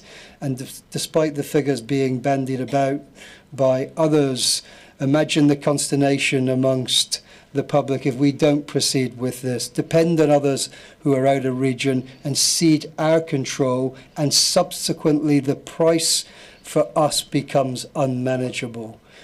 A future public will quite rightly turn around and ask us, what the hell were you thinking? Thank you. Councillor Vandevers. It's good to see a variety of opinions around this table. There are a couple of fundamentals which I think we need to accept. One of them is that there is a centralisation of landfills nationwide, and that this is being driven by higher compliance requirements, and also driven by the fact that your ideal and most efficient landfill is a limestone quarry. AB Lime have one in Winton. There is another new one just opened up south of Timaru. If you have a limestone base and you're constantly quarrying out of that to create essentially a big hole, and you're making money out of the limestone, then the efficiencies available of filling that hole, because it's easy to seal, are unbeatable. We don't have that at Smooth Hill. If we accept that it is going to be cheaper over 20 years to have our own landfill, and the paperwork obviously says that, what I think we need to do is we need to look at the assumptions that underline 20 years of cheaper. It assumes that the cost of taking it elsewhere is going to be similar. It assumes that we will be running this landfill efficiently. And in my 20 years on council, that has almost never been the case. Yep. Councillor, it's not appropriate to be casting aspersions at council in your speech. Please withdraw. I'll withdraw that then. Thank you. But what I will highlight as specifics would be the 32 site evaluations over 30 years and the enormous cost of doing them. And I know some of those evaluations, I was part of them. Quite frankly, an extraordinarily expensive exercise. The problems that we've had with collecting gas at Green Island have been extraordinarily expensive over many years, as when I've been a councillor. The issues we've had over management, in one case leading to a jail term. The idea that we will have control over the landfill, in my view, is a mirage.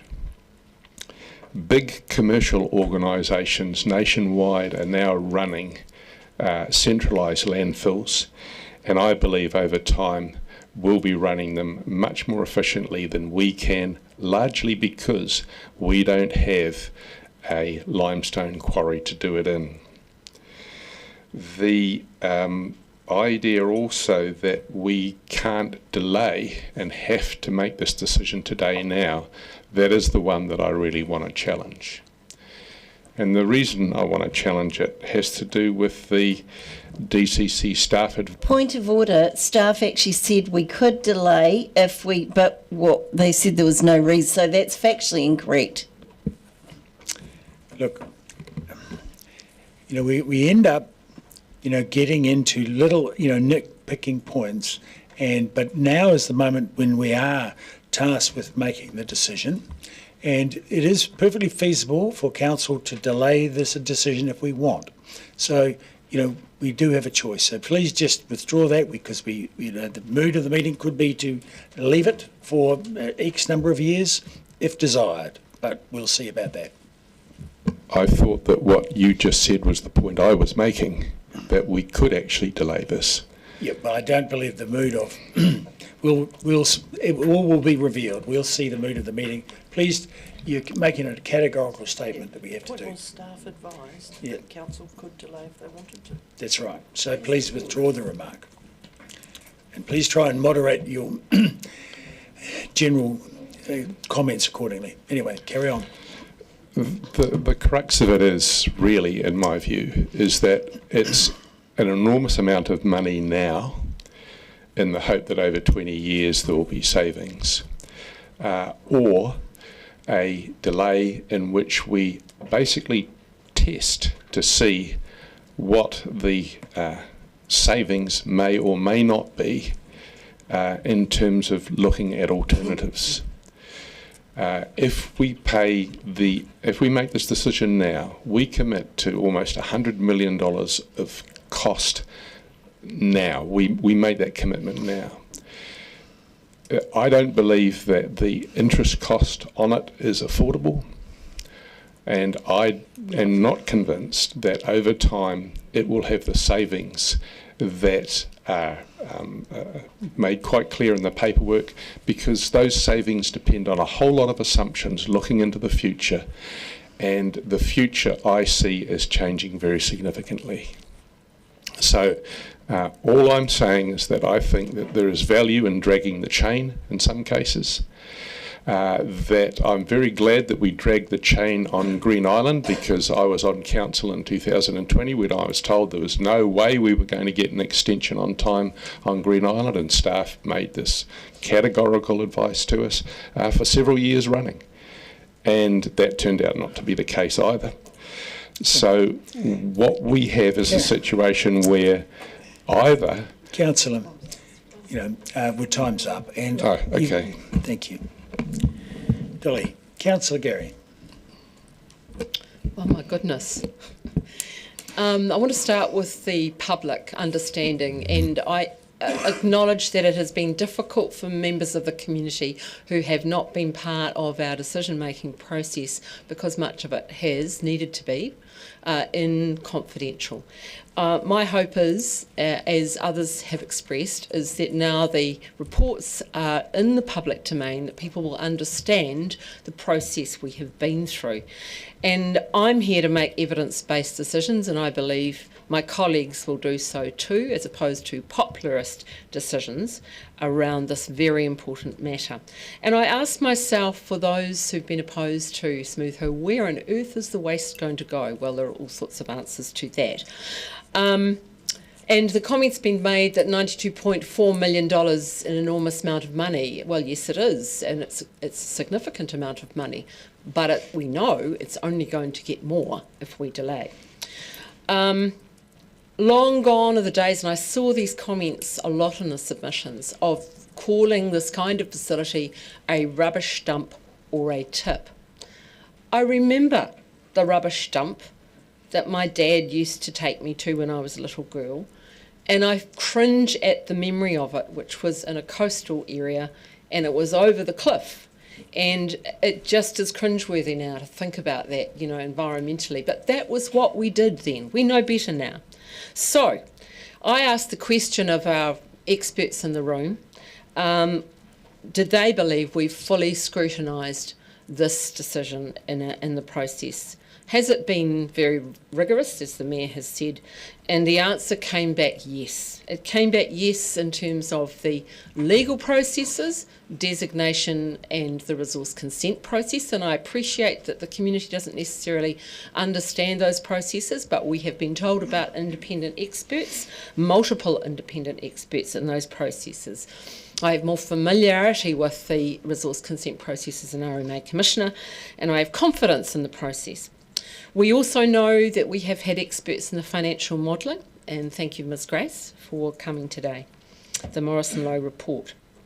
We've also instigated a backup plan with the contract with AB Lime, so that in case there's an issue with, or there was an issue with the extension of the Green Island consent, or it's closed before Smooth Hill is fully operational, we had that go-to point. We've also got the shadow of Kettle Park ahead of us, and we have factored that in to needing a Class 1 landfill of our own. And then, very importantly, there's mana whenua aspirations and views very strongly that we should not export our waste out of district. And we have our relationship with mana whenua, Te Taki Hararu. And so that is a really considerable consideration we should turn our mind to.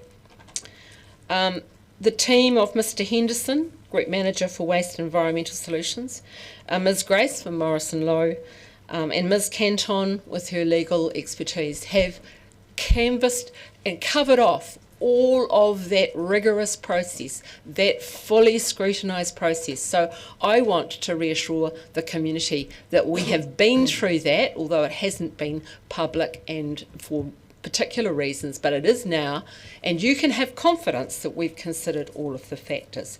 And I find it really ironic that if we look back to the Three Waters proposals of the last government, and Councillor Walker, I think, was talking about the signs that are still up, around the place. A lot of that focus was on local control. We must retain local control. Well, folks, to build Smooth Hill gives us local control of our waste stream.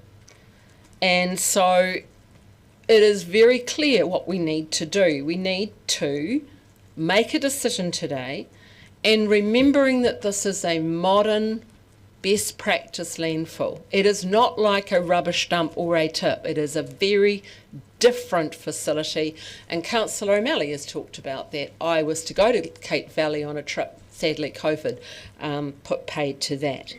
And so after that very long process, I have confidence that we are making the right decision for our community. I believe that I will be making an evidence-based decision along with my colleagues, and I support it. Thank you. Deputy Mayor Lucas. Thank you. Today we are reconfirming or otherwise our decision to proceed with Smooth Hill after hearing our submissions on the long-term plan. And I don't think, I personally haven't heard or read anything that has changed my mind. I happened to be working for Dunedin City Council in the 90s when a cross-council staff team in the first instance looked at every possible site in Dunedin city boundaries for a landfill. As you said, Mr Mayor, 32 sites were considered. And it was a very rigorous process.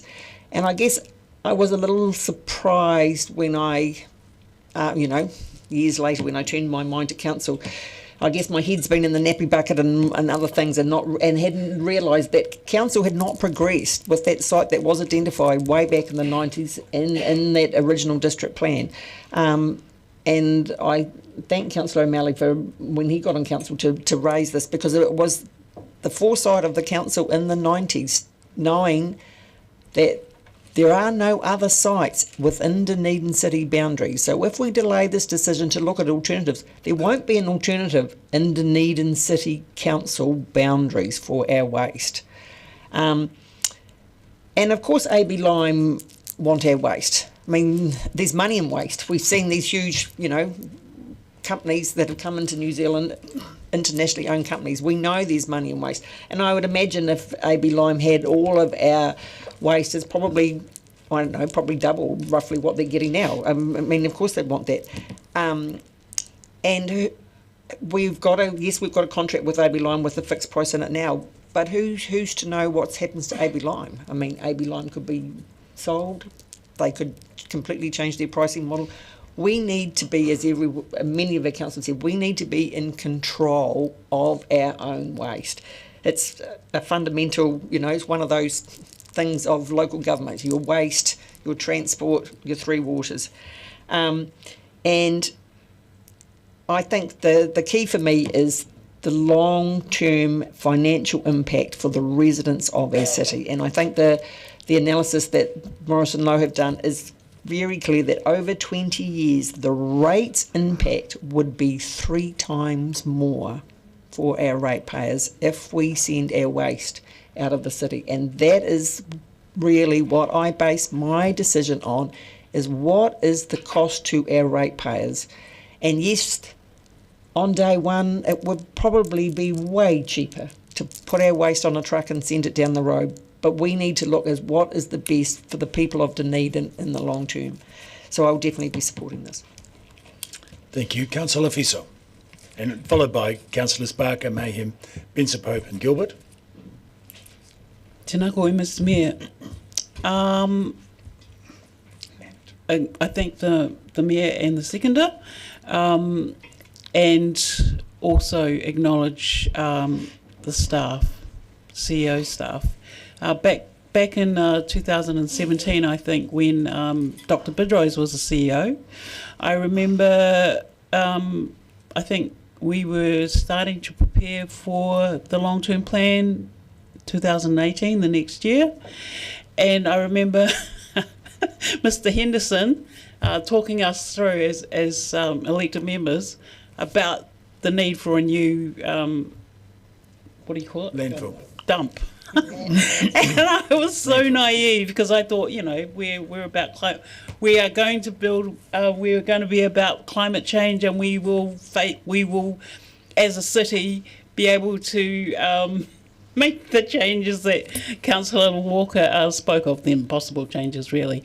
But I naively thought that we wouldn't, in 20 years, you know, we wouldn't need a tip. So we have been, as colleagues have said, we have been on a steep learning curve in the last few years as to what is required. So I just want to echo colleagues who have spoken again of the mana whenua aspirations. As I've said, this is their rohe, this is their land. And they have signalled very strongly to us before Te Taki Haruru that it is not acceptable culturally or in any other way, environmentally, because everything is interconnected for tangata whenua and Indigenous peoples around the world. It's not acceptable to transport your waste. And so I just want to quote from Mr. Murray Grimwood's submission to us, and he said this in 2015 to the council of the time. Your problem is that money is underwritten by energy. All of us have lived through a period where money bought our needed, desired stuff. We lost sight of where the stuff came from, what it was made of, and what delivered it to us. That is about to change. Given that leadership must be about the future, you should examine what is ahead. The wish to avoid is entirely understandable, but don't ever confuse avoidance with leadership. So he goes on to talk about we are in inevitable financial collapse, and it could be scaremongering, but I think people have talked about the need to face reality. In 15 years or so, we are going to be commemorating 200 years of the existence of the society since Te Treaty o Waitangi was signed between tangata whenua and the British Crown. And in 15 or 16 years, Mr. Grimwood predicts total economic collapse. And we could be scaremongering, but I think we shouldn't scaremonger. I think we should, as leaders of the city, work with other leaders of the city and collaborate and prepare and give our people hope. Kia ora. Thank you. Councillor Barker. Thank you, Mr. Mayor. And I remember Councillor O'Malley signalling very early on when he got on council that he was quite shocked that there was that yes, Smooth Hill had been designated, but there was actually no money in the budget to deliver it. And I know he's fought hard to actually get money in the budget to make sure that we are dealing with this. I think that the submissions that we've all looked at have been well addressed through this process, and the opening of the books, and having these reports publicly available, and the questions and the answers that everybody has asked today today have certainly traversed a whole lot of the issues. I specifically asked about birds because I heard that come up, and I happen to know that black-backed gulls are not protected, so that, let's not say what I think about them, but anyway, they're not protected, and that was one of the key things that people were concerned about. So I'm satisfied with the decision to build Smooth Hill and to add it into the 9-year plan. I think it's great that we're finally putting some money in. Building and operating Smooth Hill ourselves seems to produce the best outcomes for the city financially and sustainability.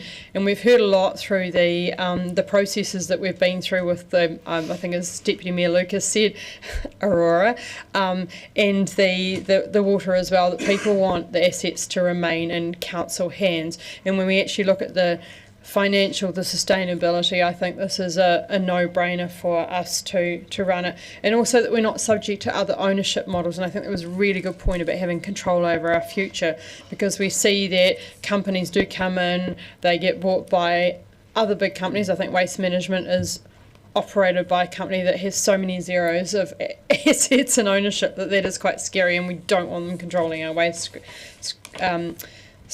scheme. The financial risks that were brought up with the potential for the reduction to tonnage, and I think unfortunately our statistics show that the tonnage is increasing. Maybe that's based on population, but we also have the waste per person, and that was reported to infrastructure in December, and maybe the one that's coming in June might have some more positive news that it hasn't doubled since then. So we do unfortunately have a growing waste stream. We can hope that people consider their waste, but we can live in hope around that. So in the meantime, we do have to have control about that. Our recycling, our curbside. Unfortunately, waste is part of our lives.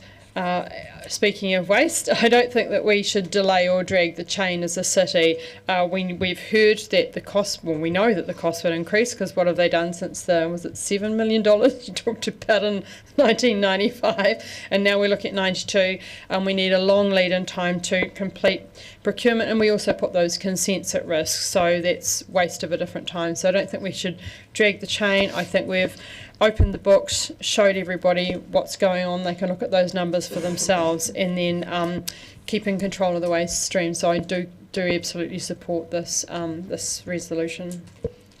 Councillor Mayhem. Thank you, Mr. Mayor. Initially, I didn't support the idea of Smooth Hill landfill. And I often say, you know, when you throw something away, you need to remember there is no away. So I think as we've gone through the number of workshops we've attended and all of the information that's been given to us about this, a lot of the public concerns that came through in the consultation around bird strike, for example, Chris Henderson has pointed out to us that the removal of organics from our waste stream is going to keep that bird population down. It's a modern landfill with a liner, so it has a leachate capture system, much more efficient than what we have at Green Island. It's going to be full capture and similar to Cape Valley, cell by cell, so a smaller working face, covered over and managed efficiently. Councillor Barker pointed out concerns about the killing of protected wildlife, black-backed gulls and red-billed gulls also, but as Mr. Henderson said, the larger species that are not protected are the dominant species at the landfill. So I'm confident that we are going to look after that protected wildlife. This has been in the district plan since the 90s. And the environmental impact report in 1993, as we've heard already, there were 32 sites investigated. If we'd done this back in the 90s, it would have been just a few thousands of dollars. Now we're talking 92 million. If we delay this, it's going to be more. The consenting process has been robust. The experts have been engaged and they've tested, and it's an evidence-based consent that's been granted. We're going to have a Class 1 landfill. As the Morrison Lowe report has pointed out, it's expensive to export waste, and it's also irresponsible. If we manage Smooth Hill well, it could be our option for the next 70 years. That's based on us reducing tonnage. Another one of the concerns around exporting waste from some of our submitters, well, they see that operating a landfill is a core council function. Exporting waste is inefficient, risky, unsustainable, both financially and environmentally. We already have the resource consent for Smooth Hill. All of the environmental considerations have been considered, and by developing and operating Smooth Hill, we're going to retain financial, environmental responsibility in the management of our city's waste. So I will be voting for this today. Thank you. Councillor Benson-Pope. Thank you. Well, we all acknowledge how much our community has welcomed the changes recently made to our collection system, both to collect, separate and reduce waste. And we will expect those initiatives to continue. But in the meantime, I don't see, as others don't, a foreseeable future where there won't be waste of some kind that we need to dispose of appropriately. Sure, we need to recycle better and reuse better, and no one around the room would approve the casual recycling that's been happening from New Zealand historically, where stuff has been dumped on third world countries in the Philippines, in Southeast Asia, for the impoverished to work through and live amongst. And I think we'd all find that despicable. However, we know that part of the Green Island development is called a resource recovery park. It's designed to remove and reuse as much as we can from the current waste stream. Like others, I also find it offensive to expect others to deal with our waste. We can't really incentivise our community to reduce waste if someone else is getting it dumped on them, whether or not we've got to pay a lot for that to happen. I think we all need to act more responsibly, and I think what the pathway that we're inevitably following here will do that. We're going to manage things much better, we're going to continue to manage things much better, and we're going to develop a Class 1 clean fill in an area that was designated last century for the purpose. Councillor Lucas referred to that decision in the 90s that she recalls as well, and we should actually be extremely grateful to the foresight. It's a lesson for all of us actually. Let's display as a council the foresight that council showed, so that we were in such a fortunate position as Green Island started to run out.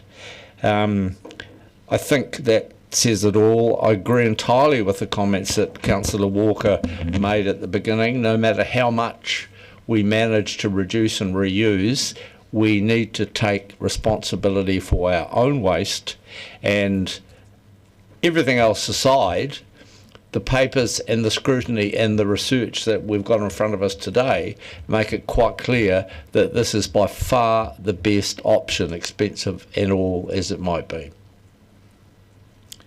Councillor Gilbert. Thank you. Shockingly and perhaps stereotypically, as a young male, I hated cleaning my room, and when I did so, I did it reluctantly and generally swept things under the carpet. I learned very quickly that I then had a much bigger issue to deal with later. To bury things in the ground is, for me, the large-scale equivalent of sweeping things under the carpet. It doesn't matter whether it is locally or by shipping it off to be buried somewhere else. Nor does it matter how clever or well-lined it is. I find it bewildering that we seem to have barely moved on from dig a hole and chuck stuff in it. Out of sight, apparently, is out of mind, for now. Give it 50 years and who knows, we may be lumping our future generations with another Kettle Park, or even a very well-lined and considered one. Surely we either have better methods and technologies available, or soon will have. And despite the face pulling or laughs of derision by some whenever they are mentioned, and despite their imperfections, I still consider that a waste-to-energy plant is not something to be thoroughly discounted. Perhaps I'm using a different version of Google, but my searching also shows that no matter the quality of the whole, landfills also have their shortcomings. Maybe it's because I'm the youngest around the table, something I always like to point out. But I have a lot of faith in technology. It develops at a remarkable rate and should never be underestimated. It wasn't long ago that landfill gas recovery was seen as impractical. Since the 1990s, however, it's become commonplace. Even material recovery facilities, or MRFs, were ineffective, expensive and manual operations. Now we have AI optical sorters and robotics that make MRFs an essential part of the modern recycling system. Anaerobic digestion was something that was mostly left to the rural sector until well into the 2000s. Urban anaerobic digestion for food waste is mainstream across the EU, UK and parts of North America and Asia. It seems to me, though, that this isn't something I'm likely to see anytime soon, and the only real technological advancement seems to be dig a better hole. Like Councillor Walker and others, I too dream of a day that we are far more considerate of the waste we create rather than simply talking about it or developing better ways of dealing with the waste we do create. Having said that, until that day, should it ever arrive, we have to have somewhere to put our rubbish, and we need to be responsible for the waste we create rather than shipping it off for somebody else to deal with. And we can't keep passing this decision down the line for others to deal with. Therefore, I'm left with no real option other than to support this. Councillor Eklund. Thank you, Mr. Mayor. I'll be the briefest because everyone's said it all. The community didn't want Aurora to be taken out of council ownership. Not progressing with Smooth Hill and sending our waste to a commercially operated landfill out of Dunedin is exactly the same principle as selling Aurora. Our community expects council to have control over the cost of our waste systems into the future. I'll be supporting this. Well, we certainly have had a good and wide-ranging exchange of views around this vote and around this issue around the table, which is great. Because this is a difficult decision, this is an expensive decision. But we did not get voted here to make the easy decisions. We get voted here to take ownership of the situation, take ownership of the decisions and the issues that Dunedin faces, and be accountable to the public, to the residents of the region. And part of that accountability is getting all of the reports and getting all of the information and spending far more than this 2 hours listening to answers and each other. We have spent many hours going through many reports over many years, as you've heard. And this decision started in 1993. And the one thing that is certain, that Mr. Councillor Vandervis is absolutely right, the cost was probably thought to be enormous then at $7 million, and it's more enormous now at $90 million, and it will only be more enormous in the future. And today's the day to make the decision and be accountable to the people of Dunedin and make the responsible decision. We've had all the information and we've had every question answered. And there can be only one decision, one responsible decision, and that is to go ahead with this. To go otherwise would be the opposite. So we'll take it by division. Councillor Ackland. Aye. Councillor Barker. Aye. Councillor Benson Pope. Aye. Councillor Gary. Aye. Councillor Gilbert. Aye. Councillor Houlihan. Aye. Councillor Lefiso. Aye. Deputy Mayor Lucas. Aye. Councillor Mayhem. Aye. Councillor O'Malley. Aye. Councillor Vandervis. No. Councillor Walker. Aye. Councillor Wetherall. Aye. Councillor Wiley. No. Mayor Raddick. Aye.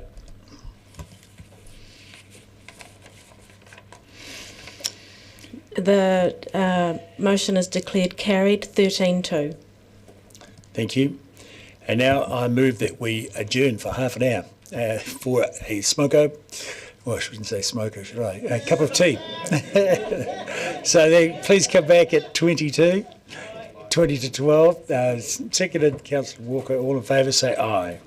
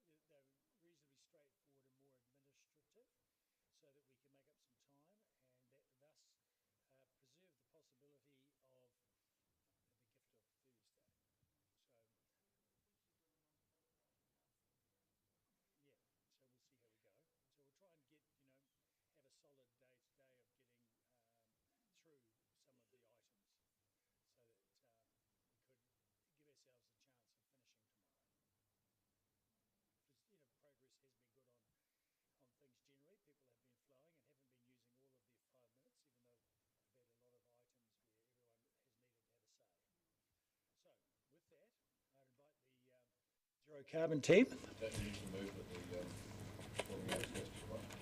No?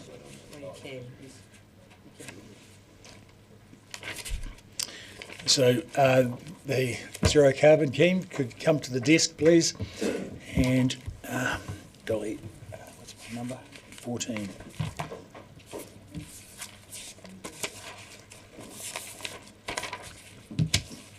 So we have Mr. McLean, Ms. McTavish, and Mr. McLean.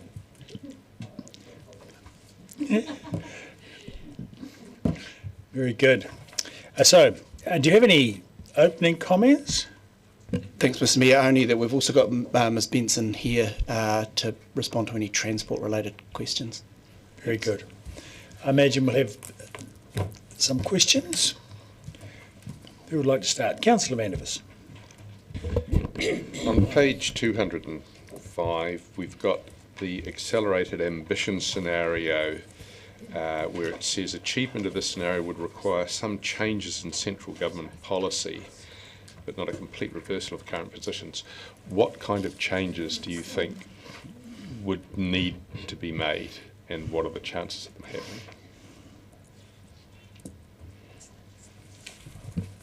happening? So one change, for instance, would be a change to the co-funding for cycling and walking infrastructure. Another possible change could be returning the GIDI, deindustrial, the fund to help industry decarbonise, changing it so ETS revenue goes back into that fund, so that's available. In terms of all the potential options, those would be a couple of big ones.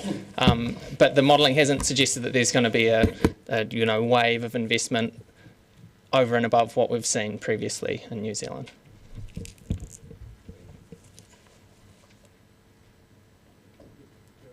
Can I just follow on that, please?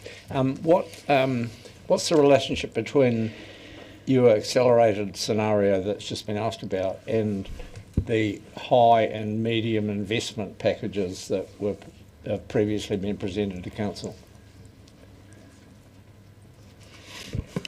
If I may, through the chair. So the way that the model works is that it works at a relatively high level.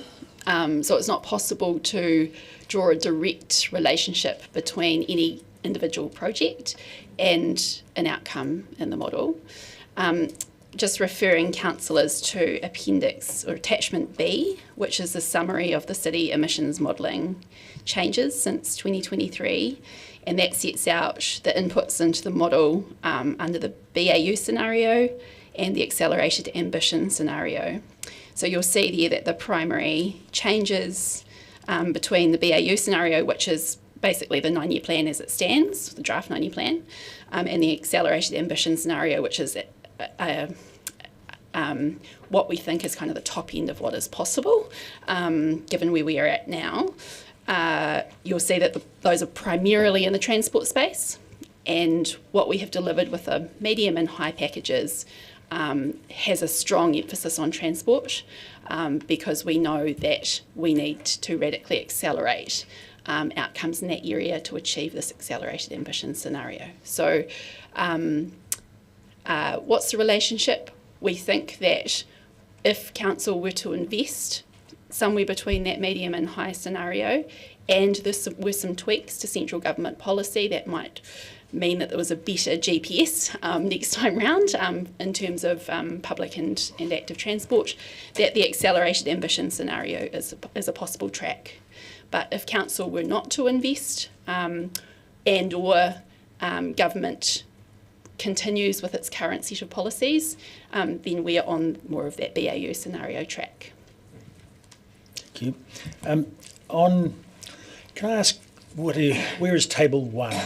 So we've talked about the level of Service A and level of Service B from Table 1. Where is Table 1? So it's shown on page 212 of our papers.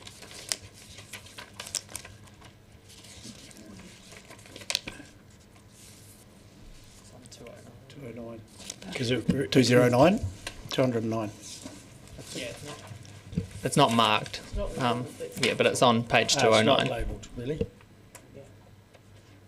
So it's the same one, I think, Mr Mayor, that's in the resolution, Yes, albeit not but it's not never labelled. marked, so- It's not labelled. Yeah, because it's not labelled, it's really hard to tell what it's actually referring to. But, Apologies, Mr Mayor. Yeah, that should have been labelled up. because then table 1 is repeated on, page 29 and 212. But this is, so 68 is table 1, but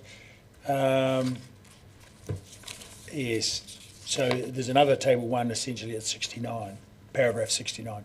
So paragraph 68 and 69 both have a table 1. Yeah. So that's level of service A, level of service B. That's all right. I just want to make sure that what. Yes.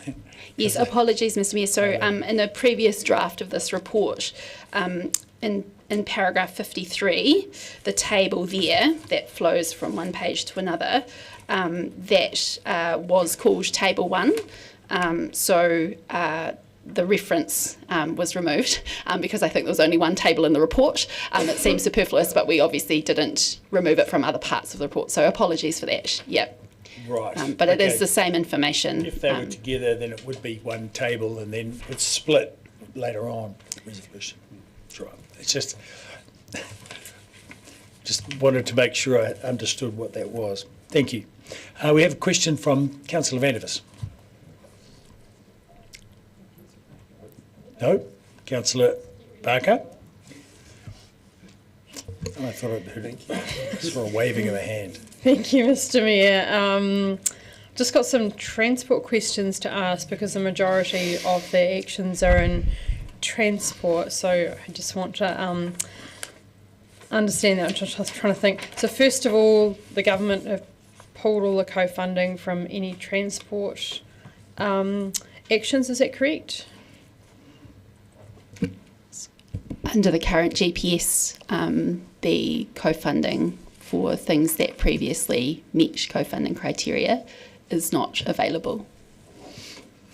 And that was the reason given in the January report on the capital projects as to why those specific projects had been removed from the capital budget. Is that correct? Yes, that's correct. So the government have given DCC its 3-year allocation for the NLTP. 93% of that is in roads. So I just want to understand I'll just go back to, so some of the far rate was around 51% for possibly the cycling stuff, and then there was a 90% far rate for the cycle skills program. Is that correct? That's correct.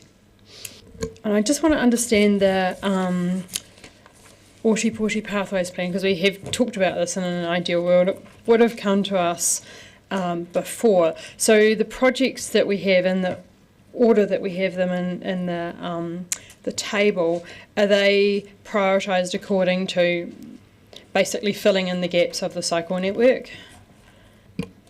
If I may, through the chair, there were a number of factors that were taken into account in the prioritisation.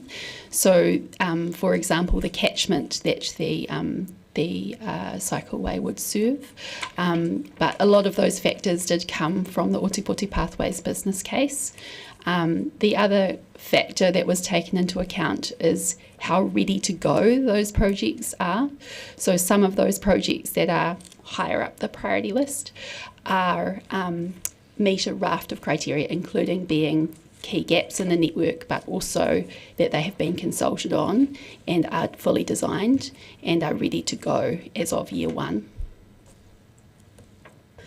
So we've got in the transport, there's a core of $76 million worth of transport. Oh, sorry, that's wrong. $89 million in transport projects. So if we were to look at getting the 51% far rate, and there's $2 million in there at the 90% far rate, would that actually equal $46 million in NZTA subsidies? That be around right? It's sort of around 50%. Yeah, if assuming government policies settings mirror those ones that under the previous government, yes. So I'm just trying to think about the process, and I think Councillor O'Malley probably gets this process more than I, is to, obviously there's no far rates for any of these projects available now. If we were to move them to let's say there's the year after an election when perhaps the government policy statement might have changed and those rates would have changed, if we were to move them to, is it 27, 28, I think, I'm just wondering about whether we keep them in the budget because we need to have the RLTP lined up with the government policy statement. So I'm trying to understand whether we put them in or out of the budget, given access to the far rate and how all of that technical stuff works. Yeah, so I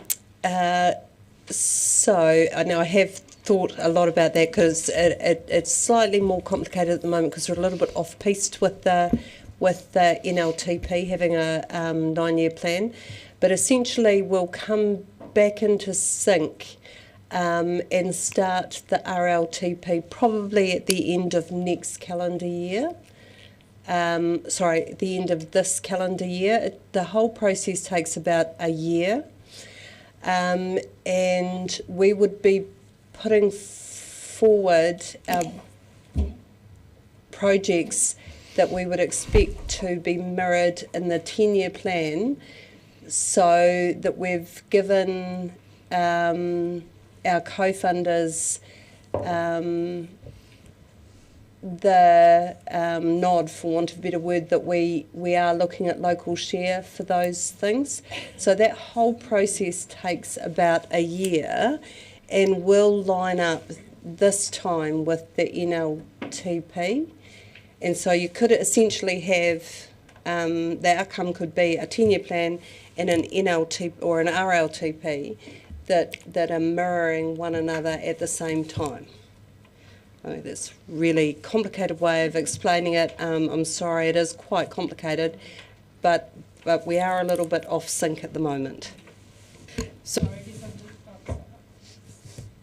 I guess I'm just wondering, because in the next 2 years there's no co-funding for the projects that we have in the high or medium, so I'm just wondering if we were to move into year 3, I'm just wondering about that we show we want to put in co-funding. Is that necessary for going through the RLTP process? If we go through, I'm just trying to understand, there's a chicken and an egg there. There is a chicken and an egg, but yes, definitely it is very desirable to signal local share before you put your bid in for the RLTP. So from that, we should put money in the budget if we want to get the to apply for the co-funding. Is that correct? My understanding, and I'm talking with Ms Benson yesterday, is there's another opportunity at the 10-year plan which will line up with when we're doing the RLTP. So entirely up for council to decide. But we're 2 years away from doing a 10-year plan, which coincides in, and as Ms Benson said, it sort of comes back on piste, if you like. So that is another opportunity. And we just need to check wherever the additional CapEx goes in, what effect that will have on the broader capital program, because there, and the CFO will keep track of that, but we just have to manage all the other capital programs as well. So even putting placeholder money has an impact on the debt ceiling.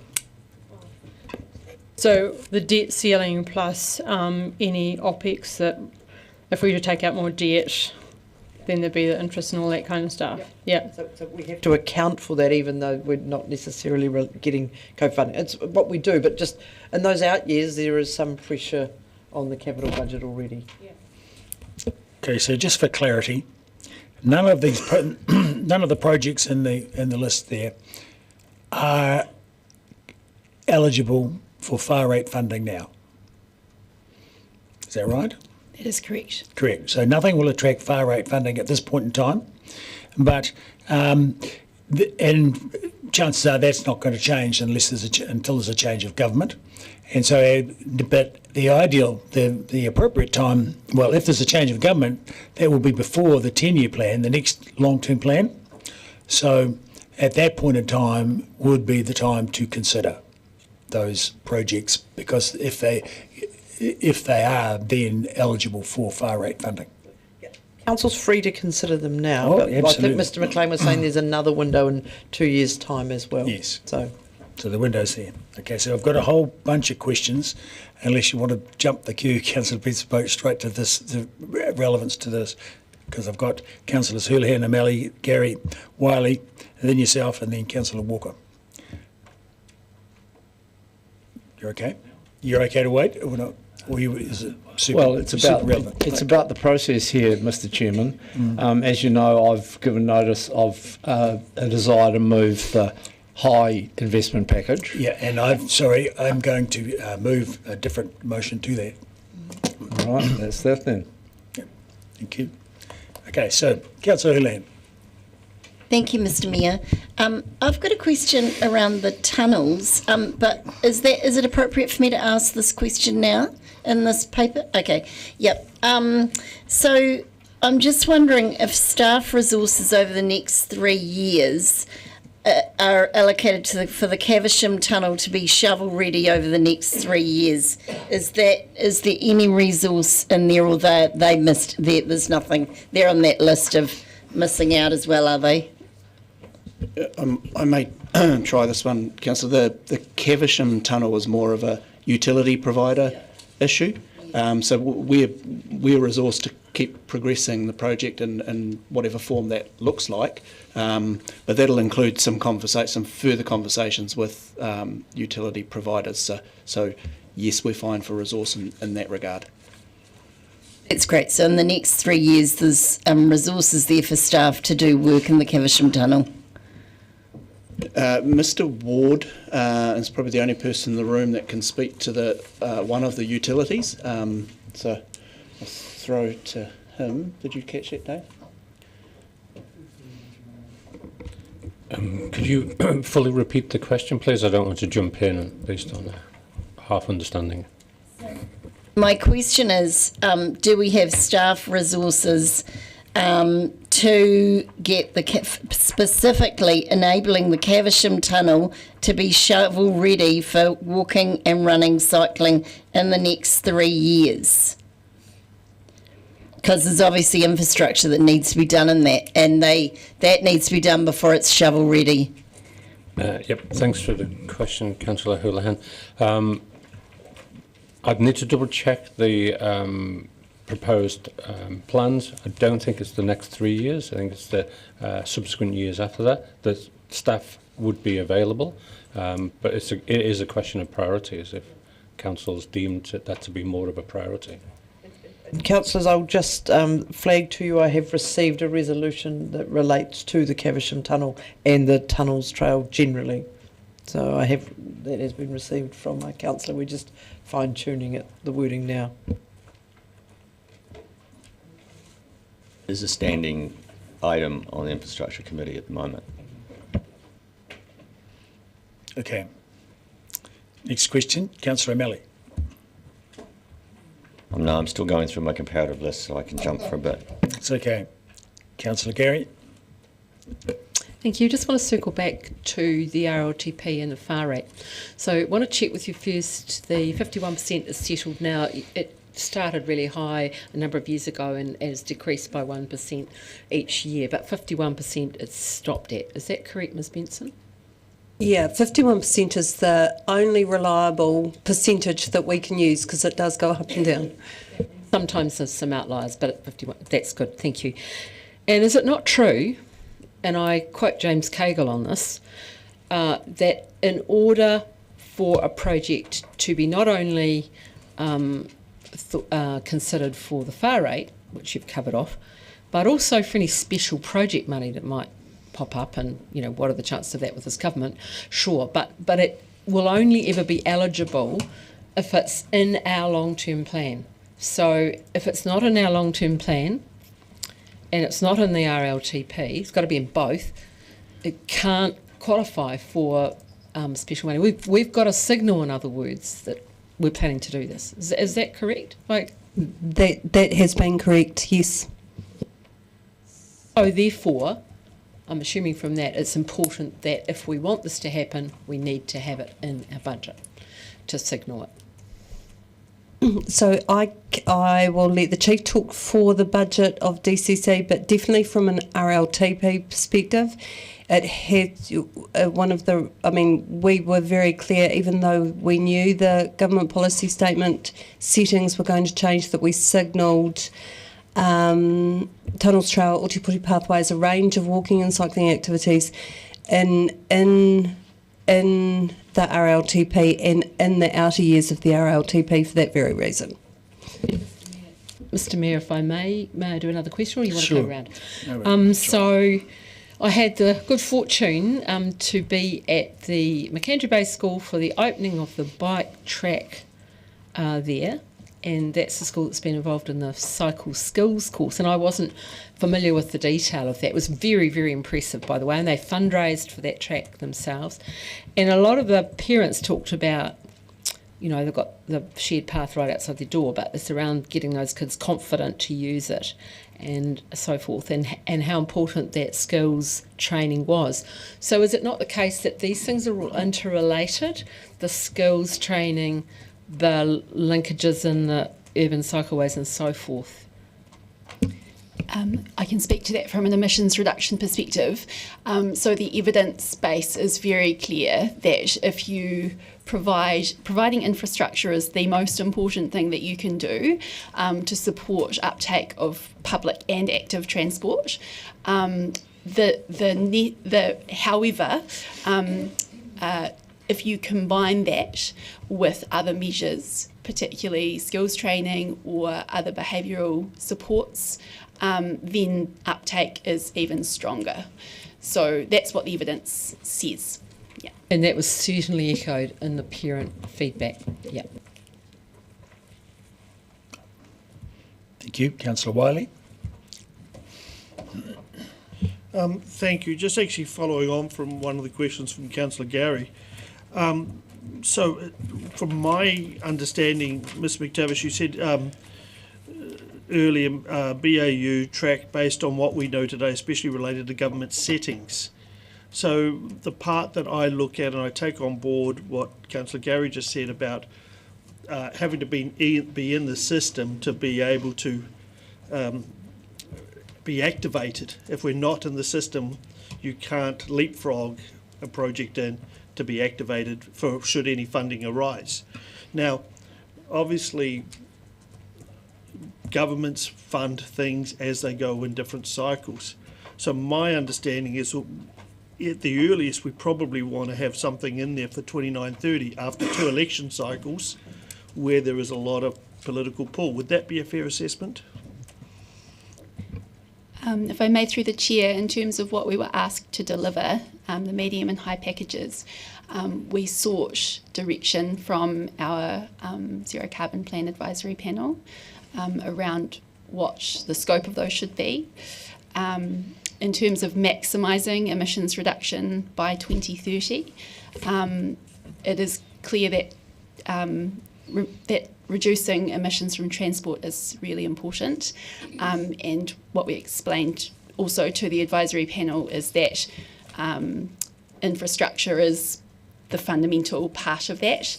So we sought direction from the panel as to whether we should bring new options for 100% local share funding in light of that. And the direction was yes. So in terms of what we've put up to you, it is the maximum feasibly deliverable option. The assumption that we've had to build into that under current GPS settings is that it is not, there is no co-funding. Yeah. Thank you. A question on a different thread. I look at paragraph 6 and I also look at paragraphs 54 and 55. So in paragraph 6 we talk about the consultation, and 76 submissions mention zero carbon or climate change mitigation, and this included 49 individual submissions and 26 submissions from organisations, business, community boards. It's not till we get to paragraphs 54 and especially 55 where it says 37 submissions made a direct reference to zero carbon investment packages. All were in support of greater investment. So what I'm trying to get an understanding in presenting this report when I read paragraph 6, it indicates that there was all, the way I read it was that there was all support for zero carbon, 76. But it's not till 55 that I realise actually 37 of the 76 were in full support. So can you just explain, I'm just trying to get an understanding, what were some of the other issues covered? Because normally we get a report, we'll say this percentage was in favour and these were where we stood. So if I may, through the chair, the paragraph 55, what we were keen to do, or at pains not to do, is we received a full raft of submissions, and they were sent off to they were coded to different teams across the organisation. We were coded things that were deemed to be zero carbon. If something on Tunnels Trail was coded Tunnels Trail but didn't mention zero carbon, it went to transport. It didn't come to us. And so what you are seeing here is a subset of submissions, just the ones that were coded to zero carbon. Within that subset of submissions that was coded to zero carbon, some of those, 37 of those, directly reference the investment packages. So others may have spoken to the importance of zero carbon, the importance of different elements of emissions reduction, but they didn't explicitly reference the investment packages. 37 of those 76 did. And as I went through them, I also noted that actually quite a few of them were also included in the one submission covering 150 submitters. So we were at pains to just refer to the submissions received. We didn't go through and look at submitters. We just looked at the themes in those submissions and have reported those as best we can. Thank you. Councillor Walker. Yeah, thank you. I guess two questions popped up for me. So Councillor Barker mentioned it's correctly that the government have pulled co-funding, and Ms McTavish, you alluded correctly to the GPS not now co-funding active transport and public and active transport. Question is, and it's more to the CEO than anyone actually, this is a 9-year plan process under which we as a council have full control on what we decide to fund or not fund. So am I correct in thinking co-funding is largely irrelevant if the political will around this table is to fund every part of the medium or high package? And I ask that in the context of the fact that 99% of the things we decide to fund don't come with a co-funding element, whether they be roofs for Edgar Centres or theatres. Who wants to answer that? I'll answer that. Yes, it is a council decision about what you fund, remembering, of course, that within the 9-year plan you have set yourself some parameters with your financial strategy and your infrastructure strategy. So provided you meet the parameters that you have set for yourself, you are free today to take the decisions that you want to take. Thank you for that. I guess in the days of the abacus, it was very hard to envision zero. My next question is around the submissions that came to us, nearly 800 submissions, and we can argue about who submitted most, but it's between the Tunnels Trail, the Peninsula Connection, or probably actually the medium and high packages, depending on how we decide to count submissions. So they were substantial. And we have a lot of councillors who will always defer to the amount of submissions to sell their cause. I do it. I'm as guilty as anyone. So my question in the context of that is, just a reminder, please, it was us as a council that asked you guys to go away and prepare the high and medium packages to take out to public consultation. That is correct. Right. And it is correct that we as a council voted, close 8-7, to not fulfil that promise to take it out to public consultation. I'll ignore the word promise. I know the answer. The answer is yes. Staff followed the direction of council. McTavish is way too professional to have answered that question. Councillor O'Malley. Thank you, Mr. Mayor. I finally worked it. Basically, what I've got here is a comparison between the high and the low, as in attachment D. The transport packages and the energy packages in the community. I'm looking at the transport packages between the high and the medium, and starting from sort of multi-polity pathways down to George Street, Bank Street. That's $21 million worth of transport spends, and is it true that there's no difference between the high and the medium in those first ones? Sorry, Councillor, can you repeat how far? Yeah, I'm looking. I've now got them in front of me, but I didn't catch. Priority 1 through... Microphone. Priority 1 through to George Street, Bank Street, which I think is... What page is it? It's actually quite difficult to get side by side. Sorry, through the chair, that is correct. Through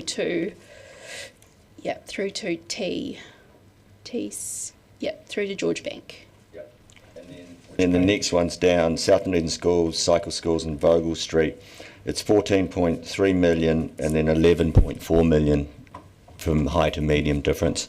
And as far as I can tell, that's South Dunedin Schools has gone from 10 million to 8 million capital, and the Cycle Schools has gone from 1.8 million to 900,000 operational, and that's the difference. But Vogel Street is still, looks like it's fairly much still funded the same way. That is correct. Down to is the big capital stuff.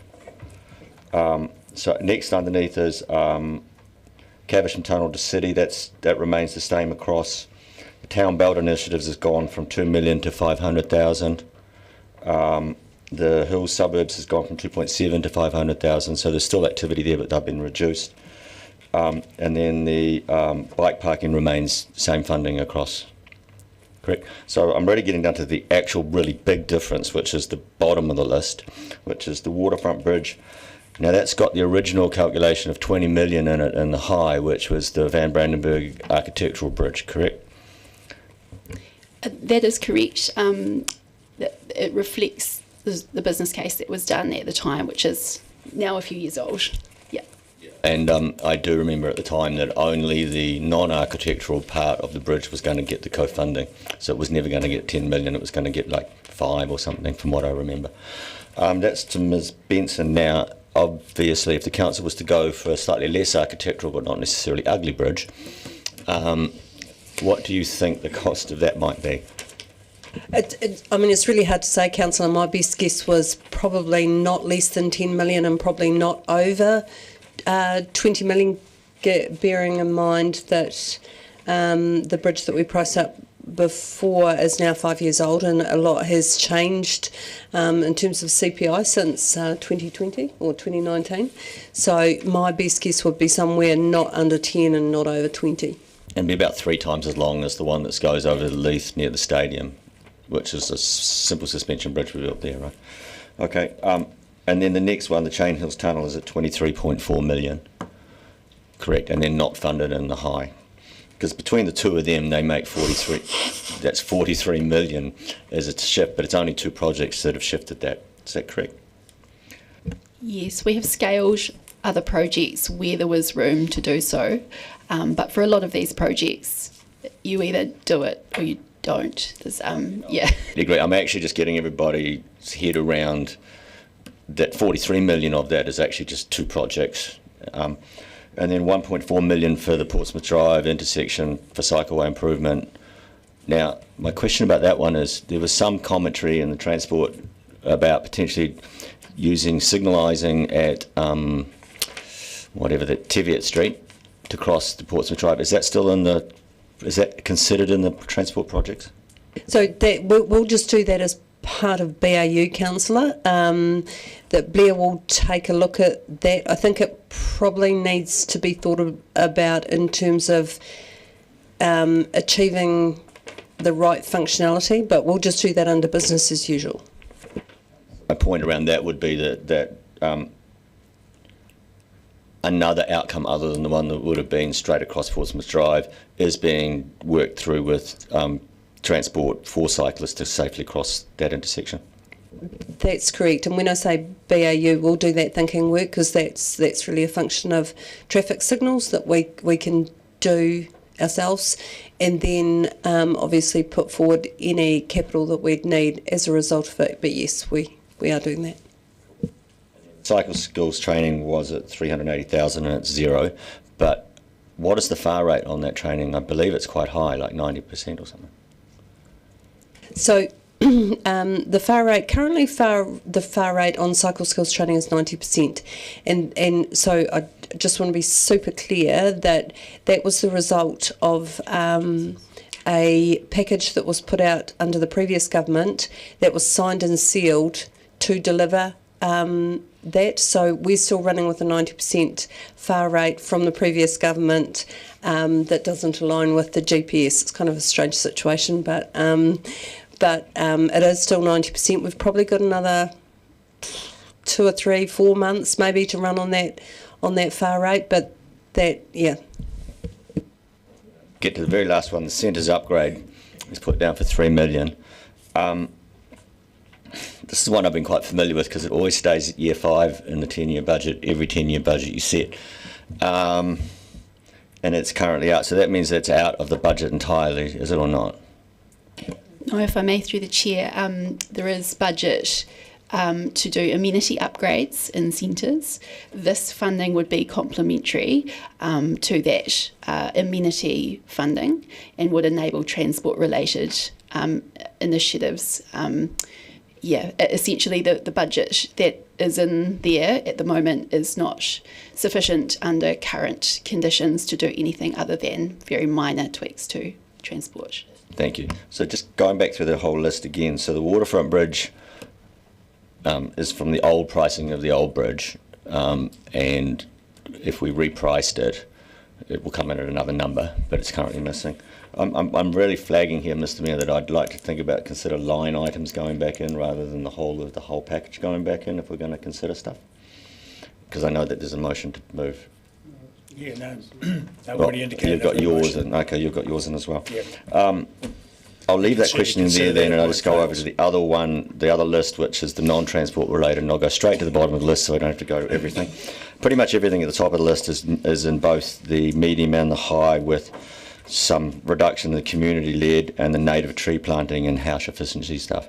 But then the unfunded ones are 4 large buildings, Railway and Regent together, and then Wall Street and Toitu, all of which are LPG to non-LPG, well, basically non-emitting energy. It's quite a big price tag on some of these buildings. Can you give some explanation as to? I don't know that I can, unfortunately, Councillor, but we can try and get that information for you.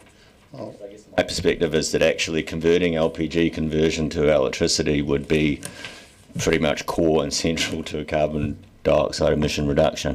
So it'd be quite nice to get hold of that number, well, at least a little bit to that calculation. I guess it really depends on what his worship, Mr. Mayor's motion is. Just on that, if I may, through the chair, these are on the smaller end of the LPG emissions. The last one in particular, there is, I understand, budget to do a conversion. There is just not sufficient budget to do this particular energy efficiency initiative that would also reduce energy consumption significantly. So the last one is prioritised in that way because it would be extra bonus points rather than we're not going to get rid of LPG through Toitu. That's not the case. We will. Yeah. It's not the difference between the two approaches, is it? This would be the heat exchange approach alone funded, as opposed to putting in heat pumps plus 5 million. So the can you answer that, Rory? Or we might need to just double check that, just to ensure that. Back to the RLTP-LTP relationship, it's sort of my belief, and I think Councillor Gary kind of hit it on the head that if you're going for Crown Infrastructure Fund money, you would probably need to be both on the Regional Land Transport Plan and represented in the long-term plan. I want to then ask in order a general question. If we have a uncertainty as to whether or not the government policy statement on transport would change, which obviously you do, if you put a budget item in there, you presumably have to put it in on the presumption it works under the current operating GPS, which means if we were to put back in, say, the waterfront bridge, it would have to be assumed to be no FAR rate applied to go into the budget. All right, that'll have implications forward on the debt ceiling. But then in 2 years' time, there will have been a general election and it will be going a new LTP. Presumably at that point, if the GPS had not changed, we could then pull it from the budget or move it 3 years further down. I'm looking directly across to Sal at this point. It's already in the last year of the plan. Thank you, Councillor. At the next 10-year plan round, yes, you can change timings. Was that your question? Yeah, largely because I guess it gets down to, I think a few councils have mentioned it already, whether or not it's actually probably a lot of people's intention that when the FAR rate is returned, some of these things that are out of the list would go back on the list. But to take them out completely and completely have them missing from the list doesn't really tell the story of the city's intention at all, is my feeling. So I guess the answer I've got from Ms Allen, and I'm wondering for us to consider, is that yes, if we put, let's just say 10 million in for the waterfront bridge at like 3 years out from now, we'd have to assume it was 10 million unsubsidised. But then if the GPS changed, it would. But so it will have an impact on the debt ceiling of, let's say, 5 million. But it may or may not actually come to fruition, and we would probably unlikely ever do it until we get the FAR. So we've got the situation I'm raising up here that if we put it in, it sits in the long-term plan. It can go on to the regional transport plan. It's already there in year 9. That's a long way off. So like the centre cities have been... It can be shifted. Yeah. Okay, I'm done with questions, I think. Thank you. Yep. Councillor Gary. I was just going to add that you've got to indicate direction of travel in order to be in for that special project money, let alone the FAR rate funding. And we know that it's a chicken and egg. It's really difficult, but we have to indicate that. And I absolutely concur with what Councillor O'Malley's saying. Okay. Councillor Vandervis. On the top of page 211, looking at the updates on the investment options, looking at the first one at the top of that page B, ND4, funding native trees to expand volunteer-based tree planting on DCC land. My question is, why would we particularly target native trees when they have limited commercial return and when exotic trees would grow much quicker and therefore sequester more carbon? So in simple terms, Councillor, our PARS team work with a range of volunteer groups that give their time to plant trees. Their interest is in planting native trees. So this fund would increase the number of trees available to maximise the volunteer hours that are available to plant those trees. We will bring a paper to you in June seeking direction on sequestration more generally, and following that direction, depending on what you decide or what you direct, then staff would look further into options to further increase sequestration in line with that direction. What we brought to you as part of these packages were essentially win-win-wins, whereby increased sequestration could happen as part of other ambitions that the council has. Thank you. So just to be clear, the reason you're going for this much slower growing natives is because that's what the volunteers would be interested in planting. That is correct. This is an opportunity to maximise volunteer capacity. Thank you. Councillor Walker. So Sorry, I have a question I'll come to, but this inspired another question. On the point, Ms McTavish, just related to the question from Councillor Vandervis, surely part of that as well is fulfilling other wider goals that we have as a council. And I'm thinking of, for example, Ocean Grove Reserve, where the volunteers are avidly intent on returning that native environment back to some sort of original form to accommodate some of our precious fauna as well. That is correct, yes. When we looked across the council at kind of win-win-win situations, this seemed to tick a number of boxes. It was an area where community is really keen to do things, so it's community-led, but it also meets other strategic objectives that the council has in relation to Te Aotearoa, biodiversity support, etc., and also the parks strategy.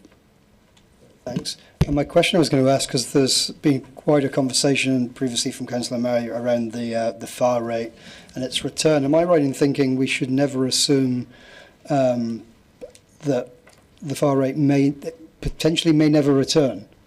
We shouldn't live in a world where we assume we're going to go back to what it once was. I don't know. If it doesn't return, we're in deep trouble. The question is, we shouldn't assume that it's going to return. It may not. I can see the reluctance not to answer, but don't assume anything's coming back. It can be impossible to answer, I think. No, yeah. It is. All right. Next question is Councillor Vandervis, followed by Councillor Benson-Pope, then Councillor Barker. Still on the opportunity for using volunteers for tree planting, have you identified suitable DCC land for this tree planting? The DCC owns an awful lot of land, some of it useful for various things, some of which may only really be useful for native tree planting, for instance. Have you identified any of those areas? If I may, through the chair, so this particular pot of money, the community groups have their specific areas that they are interested in planting by and large, and so this is in a sense predefined, but there is two other separate, so the other sequestration option that we've given you is to develop a blue and green networks plan for the city that would expand on existing work that we have done to identify some of those potential locations for larger scale plantings and look at how we can maximise carbon sequestration outcomes and biodiversity outcomes and recreation outcomes as part of that work. So volunteers know where they'd like to do the planting. Do you have maps and specific information on where it's hoped that DCC land would be made available for this planting? At the broader scale, the Blue and Green Networks plan would do that piece of work, would look strategically across the whole DCC asset base and map that. Parks would probably, under current reserve management plans, also have site-specific locations that are pre-identified. But as zero carbon, we haven't.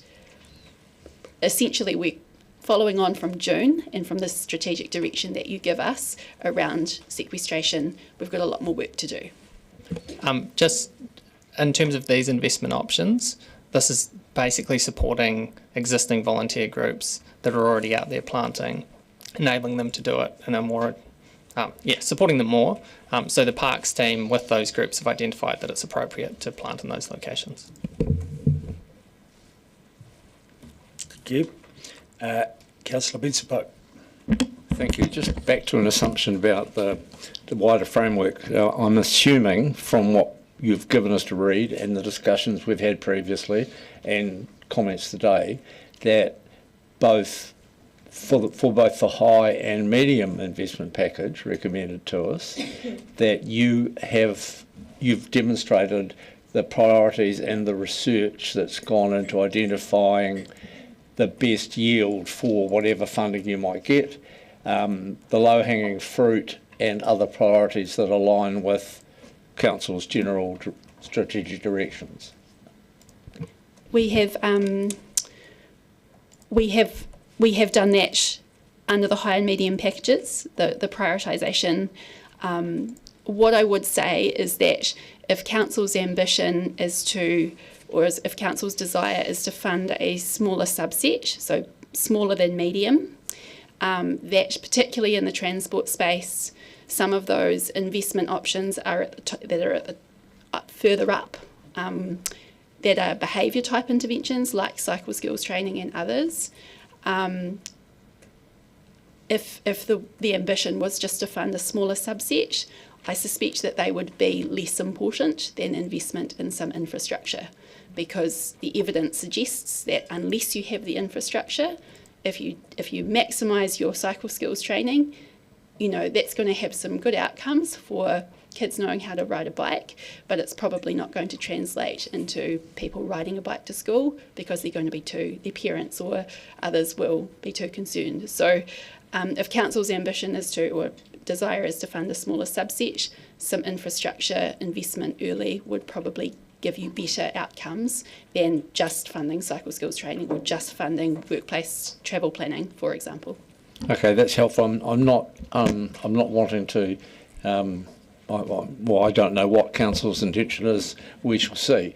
But I'm wanting to confirm that the process, the work has already taken place, and you have the background information for staff to decide and prioritise the best use of whatever funding council decides to allocate under whatever scenario. Yes, we have prioritised based on emissions reduction potential per dollar spent, and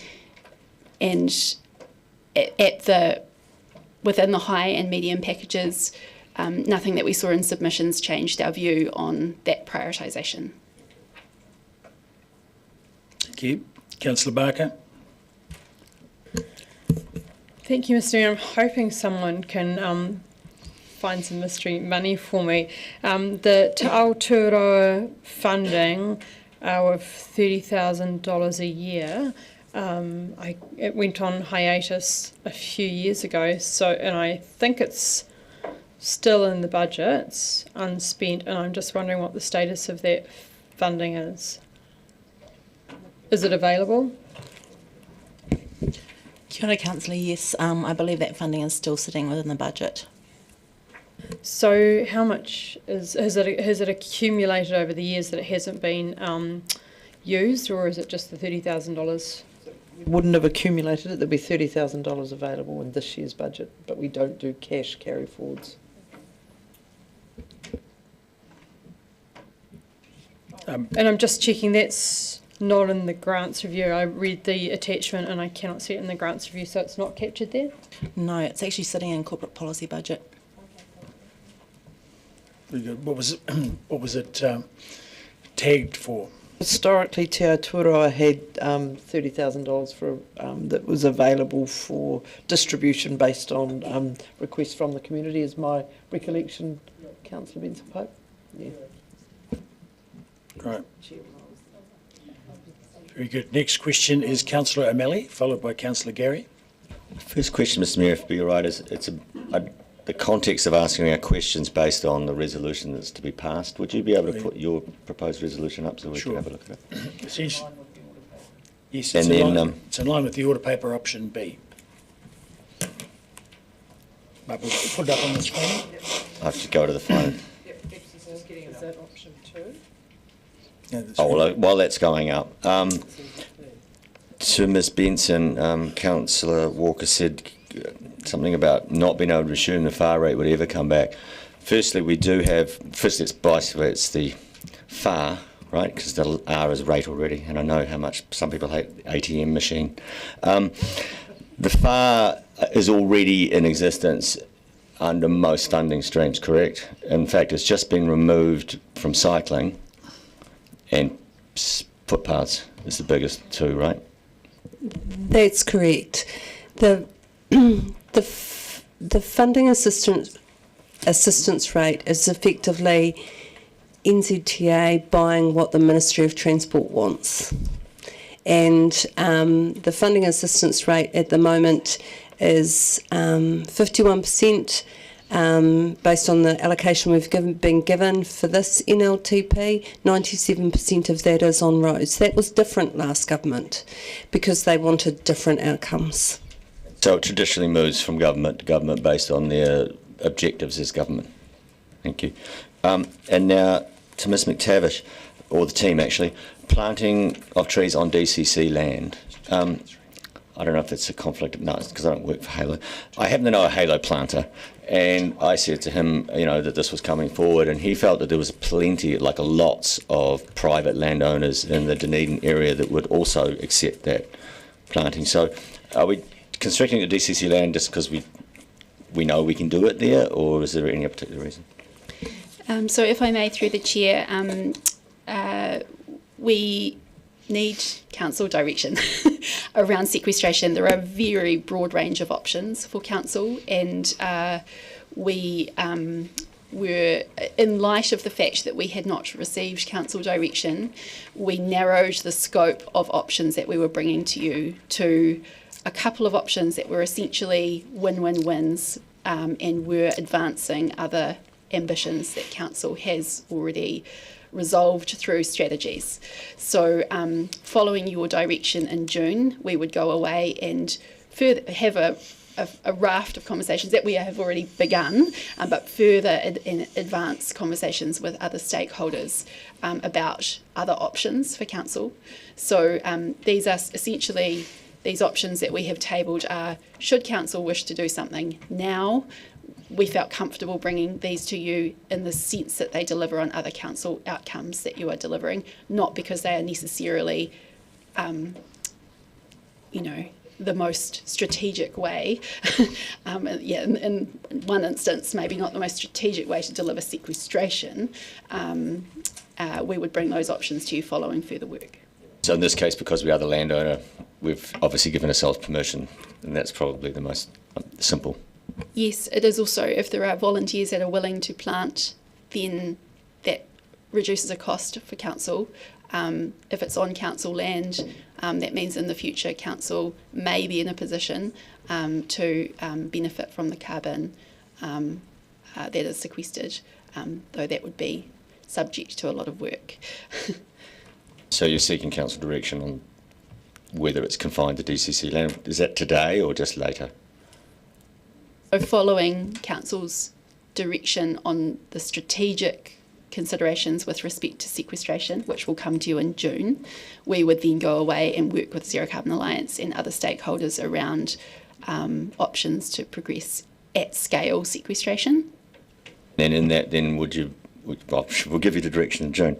But also looking at groups that are already working in biodiversity and ecological restoration and where they are with their current funding, because some of those groups have lost quite a bit of funding in the recent years. Yeah, that's a yes, right? Yes, they are one of the stakeholder groups that we've already engaged with, and subject to council's direction, we would further engage with those stakeholders. Thanks. Thank you. Councillor Gary. Thank you, and thank you for reminding us, Ms McTavish, about the importance of the relationship between some of the initiatives like infrastructure and cycle skills. One without the other is not terribly helpful.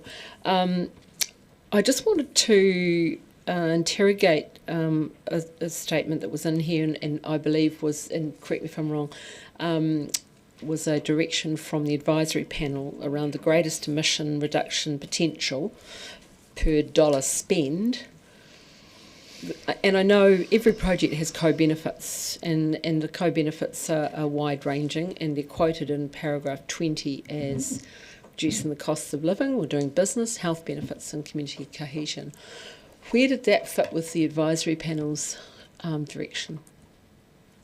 So the advisory panel direction relating to co-benefits, the agreed position is as set out on paragraph 23, guidance on prioritisation D. So co-benefits should be assessed for each action as supporting information. So that's what we did, and the co-benefits are set out in Appendix E. I think it's Appendix E. Steps one, which has got the detailed descriptions. But it's hard to put a dollar figure on those, isn't it? At an individual project scale, it is very difficult, particularly because when it comes to public transport and active transport use, what we know about the co-benefits is that there is a network effect that kicks in. So the hospital beds that are not filled rise exponentially once you have an integrated network that is being used by a large number of people, and any one given project contributes to delivering that network, but is difficult to tease apart because of its codependence on other projects also being delivered. I always recall Dr. Jerry Wilkins' submission of the annual plan last year in his medical capacity around the benefits of the shared path. Thank you. Thank you. Councillor Barker. Thank you, Mr. Mayor. I'm just quickly looking up that we've got a report on the grants, item 19, and in there we have the biodiversity grants, which also allow for supply of plants, but it's just private land, is that correct? So we couldn't really count any sequestration or emissions potential of any of the plants that we funded for there, or does that get too difficult? So I'll throw to Rory, but just make an opening comment that sequestration is an enormously complex subject, and because we're managing emissions at multiple scales, and because council has ambitions about emissions reduction and management at different scales, there's a high level of interrelatedness between those.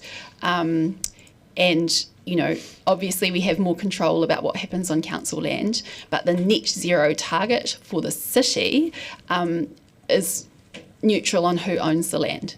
So this is why we want to bring a piece of work to you next month to tease all of that apart. But Rory might have some other comments on that.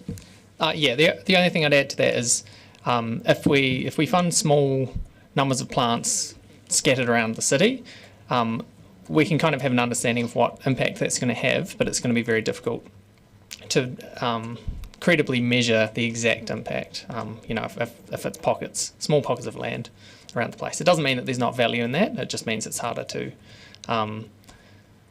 report back on the exact impact that we've had with that funding. I was just trying to align the $80,000 in the biodiversity grants with the $150,000-$200,000 that was in the packages, and I don't know if anyone here knows about. We also give $32,000 to the Town Belt Initiative, and I just wondered if anyone knows about that and if that relates to tree planting or anything. So that's, it's from another paper, but I kind of feel like because it's green, it relates. I think that initiative is the Town Belt Kaitiaki. So yes. I think that's the. But I think yes. Yeah, I think they presented at the hearings. Yes. If I may, through the chair, I guess the overarching thing to note about the planting option that you have on the papers in front of you, and any other activity that we're currently undertaking, is that the scale of that emissions reduction relative to what is actually required to offset the city's emissions is just orders of magnitude out.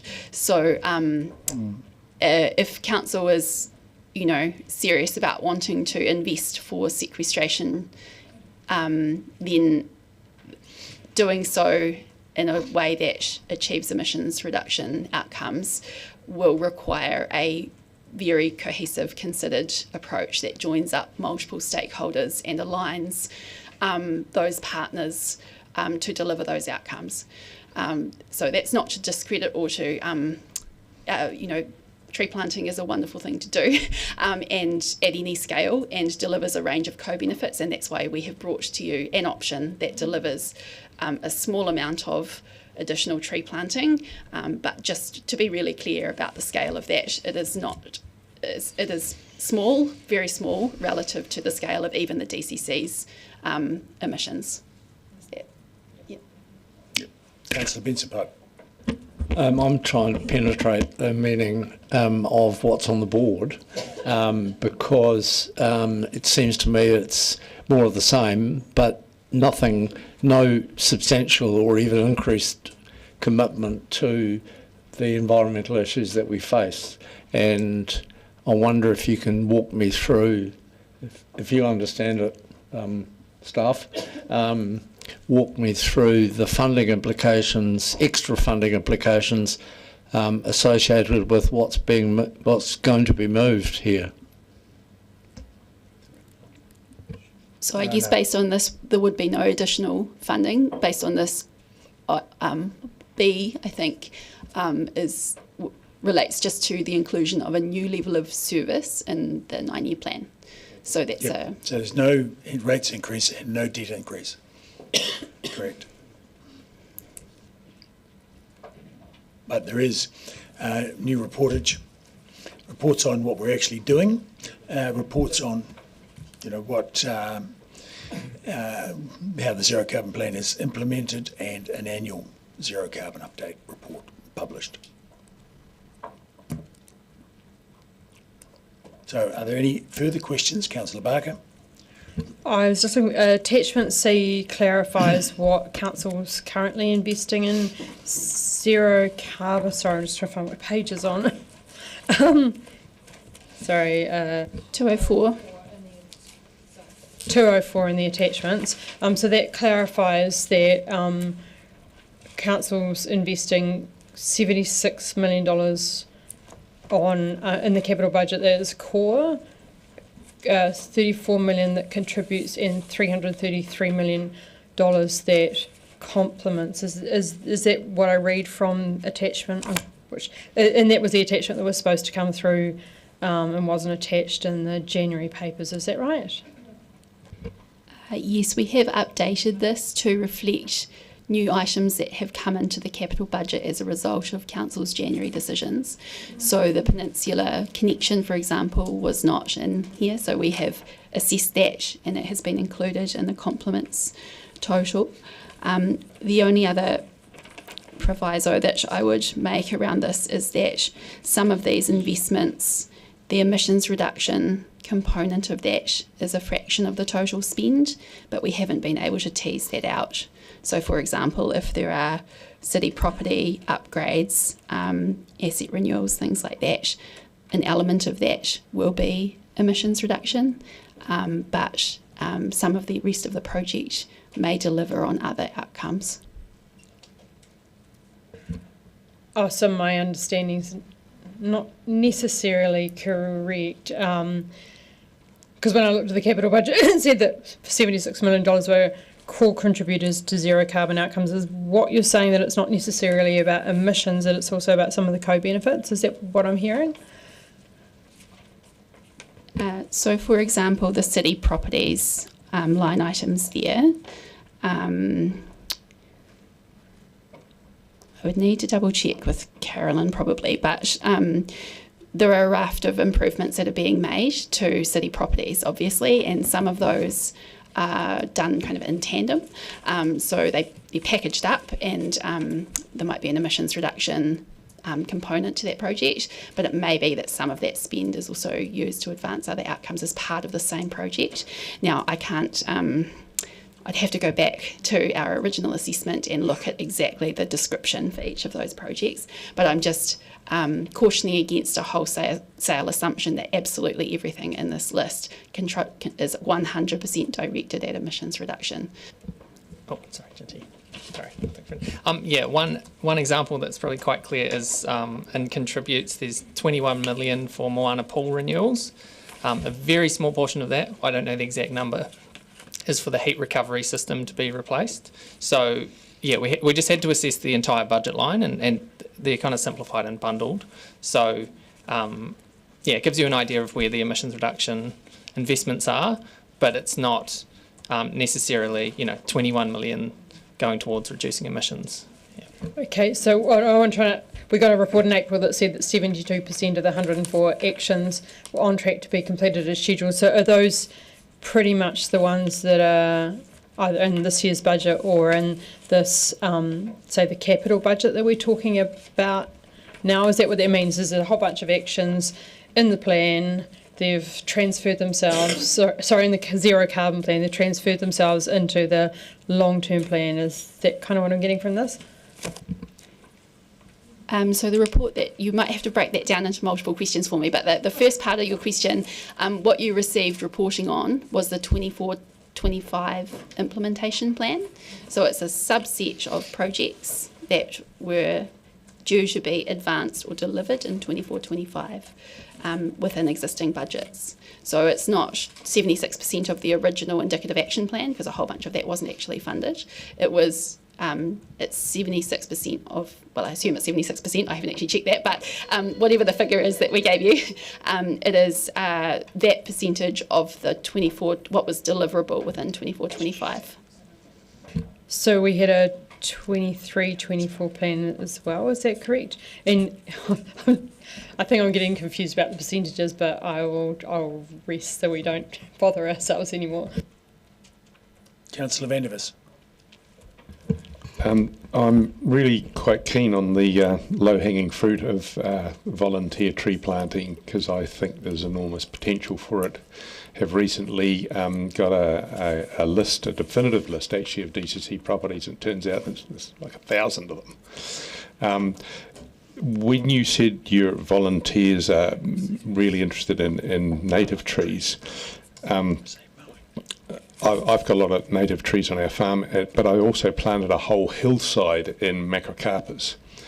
And there's been real pleasure in seeing that forest grow, because there'll be a lot of timber value out of it. But what I found actually most enjoyable has been the planting of nut and fruit trees. And I'm wondering if you think your volunteers would be interested in planting nut and fruit trees on DCC land, especially if it turns out there's quite a lot of it and there's quite a lot of different places it could be done. Yeah, I mean, that's not something that's been scoped within this. This is basically kind of souping up existing work that's supported through in PARS-based budgets. So it's kind of supplementing work that's already being done. But as Jinty was saying, there's that wider sequestration piece of work. If there was a desire to look at fruit and nut trees to provide those co-benefits of food, yeah, that's something that could be considered. At this point, it's not in that option at this stage. But do you think your volunteers would be as keen on that as say, perhaps natives, or are they very native focused? I think, Councillor, that this is we'd need to talk to our parks colleagues. They're the ones that the relationship holders with those groups. Sorry, we probably can't speak for them. Yeah. Okay, Councillor Gary. Coming back on topic, this morning as I drove in on Radio New Zealand, there was an item around New Zealand not meeting its target under the Paris Agreement, and basically the government scrambling to see what it's going to do about that. It was described as the dogs eating my homework moment, which seemed to describe it quite well. The reason I'm asking this or mentioning this is there anything in that context, is there anything coming down the line in terms of initiatives because of that situation? And they also describe what we'd have to do to meet it, and we're way off theme. But do you see, because of that context and us not meeting the Paris Agreement, something that might come out of that? Is there any whispers of anything? We haven't. Nothing that we have heard. Yeah. Okay. Councillor Fiso. Koe, Mr. Mayor, tēnā koutou. My question relates to the audit of the Officer General advice given to us in November last year. And I appreciate all the work that you've had to do to modify stuff in terms of the medium and high packages and come up with this.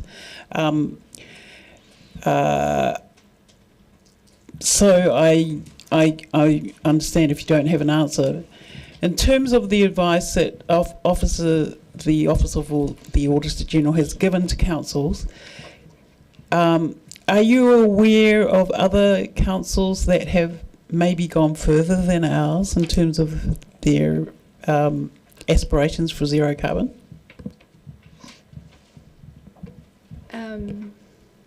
So I can answer that without kind of reference to the OAG stuff. I'm not aware of kind of what the OAG has or hasn't done with respect to other agencies, apart from the summary that they have provided for the summary guidance.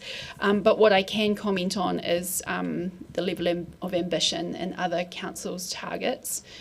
We did an analysis of that when we brought you the zero carbon plan for adoption around where our target lay relative to others.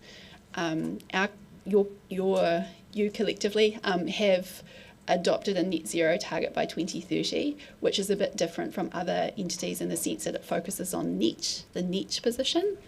Other councils have taken a gross, or many of them have taken a gross emissions reduction focus. But in terms of where we were modelling, the gross emissions that we were modelling relative to others, we were middle of the pack in terms of the level of ambition. So in that sense, we're pretty well aligned across the sector around that 2030 time horizon. Thank you. Are there any further questions? Councillor O'Malley. Just going back and get some fine points sorted out. So the South Dunedin scores between the medium and the high packages, if I look at years 1, 2 and 3, the high is 3 million, 3 million, 4 million, and then the medium is 3 million, 3 million, 2 million, 2 million. So the 2 million difference is actually in year 3, which would be year 1 of the next long-term plan, correct? If I may, through the chair, that phasing, we needed to make some pragmatic decisions about phasing. That a lot of that could be phased. Some of these could be phased in different ways. The phasing that we brought to you with the medium and the high package with that maximised the upfront investment so that you get the emissions reduction benefits as early as possible. But for any of these projects, you could shift the phasing. You could shift some of the phasing. I'm very happy with that phasing because basically what it says is year 1 and 2 are no different whether you're medium or high. At which point there will have been a general election, and whether or not the FARs come back or not will be well known by year 3, which will be year 1 of the next LTP. Because one of my thoughts in general has been this, which is in times of uncertainty, you try to keep your funding at the front as stable as, or intact as you can, and put the uncertainty out to next year's. And so my observations, and I think I'm correct, that's more or less what has happened here, right? Where years 1 and 2 are the same, whether it's medium or high. Yes, we've made that recommendation from a maximising emissions reduction benefits perspective. You may have other reasons for thinking that phasing works, but from an emissions reduction benefit, rather than pushing it to the back end where you get less emissions reduction, we've said, well, what is the highest feasibly deliverable package that we could do in year 1? What's the highest feasibly deliverable package that we could do in year 2, etc., etc.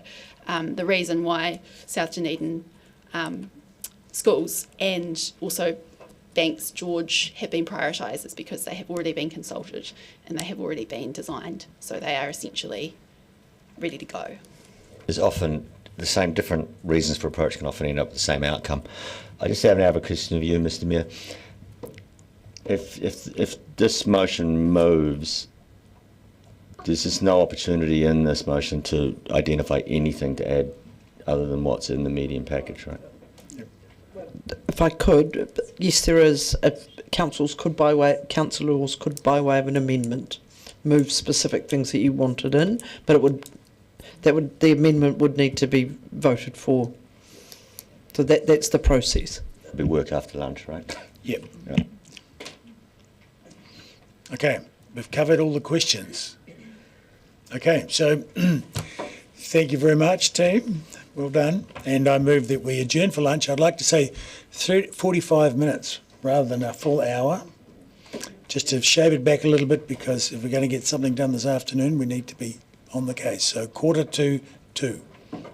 Okay, seconded. Councillor Mayhem. All in favour say aye. Aye. Against? Carried.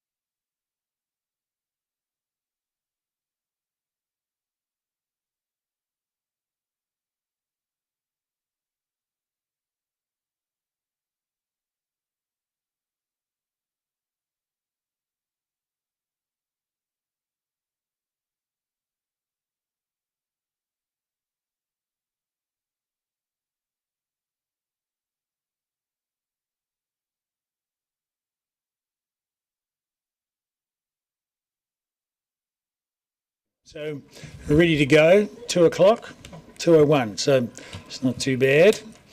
So we have an amendment, a proposed amendment. I can't. It's not on my screen. Bex is just going to put it up. Oh, yeah. Into where?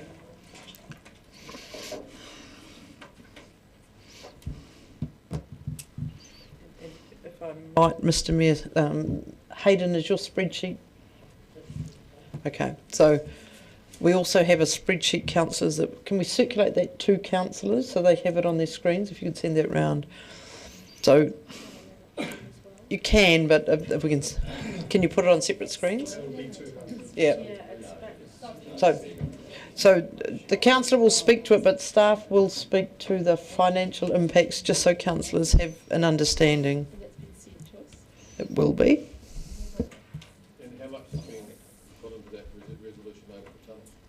The resolution for tunnels is basically keeping the money that is there and just providing some frameworks around progress to deliver against it. So 1.8 all up. Is that right? Give or take? Yeah, 1.8, much of which has been allocated anyway, and some other requirements around amenity upgrades. So we've got about 90 million, 80 million here, and 150 plus 100, about 80 million, 80 million, Yes. right? So of which 75-ish is CapEx and the remainder is OpEx. Right. That's what we're waiting for. Right. Okay. Well, the meeting's underway, but we're going to get a staff report first, are we? Just an update on what the... Yeah, as soon as it can be calculated. But basically, in round figures, it's 80 million, of which most is CapEx and 3 million is OpEx. Yes. Thank you, Mr. Mayor. So going down from top to bottom, the Part A is $150,000 for the blue-green network operational stuff. That's almost the only operational part that's funded, that's asked to be funded. The 76 million is almost exclusively all capital investment into transport. So the capital investment into the Regent Theatre, Wall Street and the sewer thermal energy is not included in that. The Chales Tunnel is not included in it either, largely because the Trust has indicated they want to head in another direction, and Councillor Walker has resolution that will cover that. And the 3.11 million, I now have to get a reminder on because I went to. That's all the operating costs, because there was additional transport OpEx to enable the projects, and then there was some OpEx for planning the projects. So that's most of the OpEx that goes with the CapEx, that's what it is. Yep. Thank you. So, great. Are there any... It's also been moved out to year 3, so as have basically given the next LTP's opportunity to look at it again there. So this is really effectively keeping the activities and the plans in the council's focus, looking at the implication of putting in there, but the reality of it is the decision will end up being made in the next LTP. Yep, but it's putting it on the books. Yep. So do we have some questions? So Councillor Eklund, Councillor Vandevers, Councillor Benson Pope. Councillor Eklund. This is for Councillor Malley. So the 76 million for the transport, they're all transport items. What are they? Just broadly. Page 207, papers. Oh, so it's as per the report. Yeah. Okay. Councillors, if you take page 207 and literally shunt everything across 2 years in those transport projects, that's what this is. OpEx has been removed, so if there's an OpEx item in there, it's not in there, it's only the CapEx ones. Okay. We have a list, that's what the team just finalised. Thank you. Councillor Vandevers, you have a question? I'm looking at 207. It's It's in the attachments. no, Yeah. not that. Yeah, Okay. Sorry, I couldn't share mine with you. No, thank you. I was just wondering if that included the 24 million cycleway out to the Mariah that we are going to put in the 9-year plan as well. No, or is the that's already cycleway in addition to the 76 million? Council have already approved the capital budget. This is in addition to... Cycleway's already in. The completion of the Peninsula Connection was included in the capital budgets. This is just the big list on the fold out, the A3 sheet, the open out fold A3 sheet, page 207. Councillor Benson Pope? No. So there we are, that's questions, and we have financial impact. Well, clearly there's an impact on debt, but rates, we'll see. Mr Mayor, if I may. Yes. We're just recirculating the spreadsheet. We've included the high scenario non-transport projects, so we're just taking those out of the CapEx and recirculating it. So the only non-transport project that's included is in year 1 with 151,000.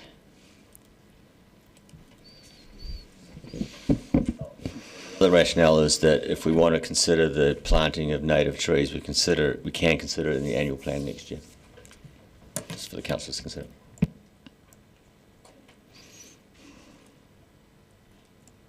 So Carolyn, can I check?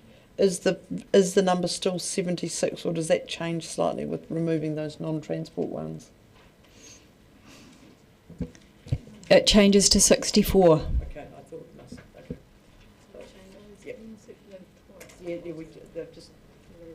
Yes, and you'll appreciate, councillors, that doing this on the flyers just takes a little bit of doing because it's complicated. So, yeah. So, yeah, just wait until you get confirmation from Hayden of the exact number, and that will come in the spreadsheet shortly.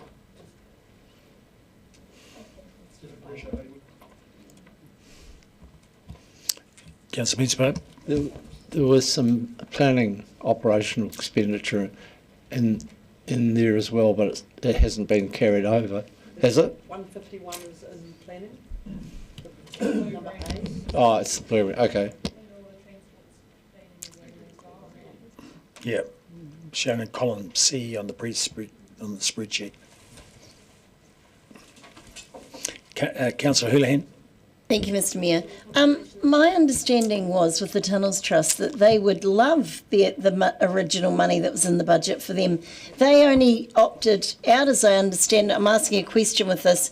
My understanding is, and I don't know who would that be to you, Mr McLean, on your, or maybe Miss Benson, but with negotiations with them, is that they only said, let us go and fundraise and do whatever, because they couldn't see any way forward with the lack of subsidy. But if they were actually getting their money, I think they'd be more than happy, delighted to be included. That's not included in this. No, it's not included. That's what I mean. It's not even included. That's coming later. Yeah, and the reason is, if it was included in this resolution, it would move the funding they're currently getting to year 3. And they are currently, that funding's already in the process of being allocated. So they're still getting the money that's in the budget, and there's a resolution to support that with some other bits and pieces coming. Okay, so we've got questions. Yep. Is there any more questions? Oh, we're still waiting for the spreadsheet. Yes, oh look.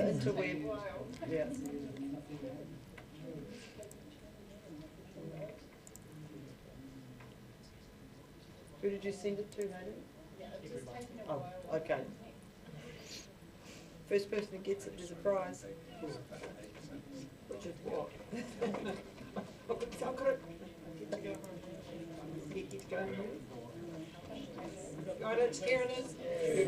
Oh, yeah, you got. Yes. Went round the table. Yeah.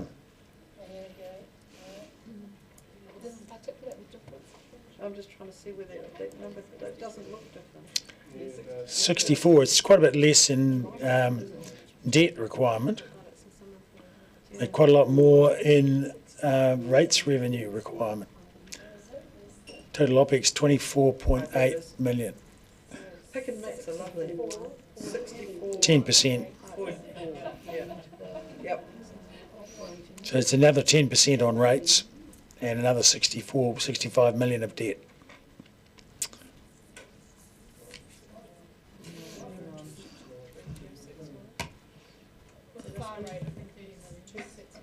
So this one changes as well in D?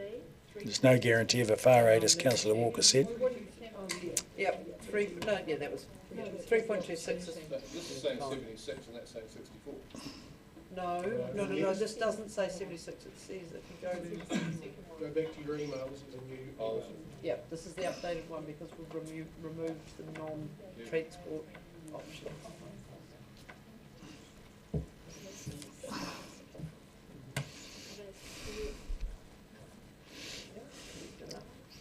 Okay.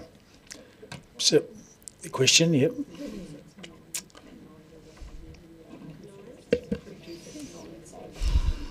Hayden, can I ask you, when we look at the impact on rates, on the rates line, how does that work in terms of percentage increase each year?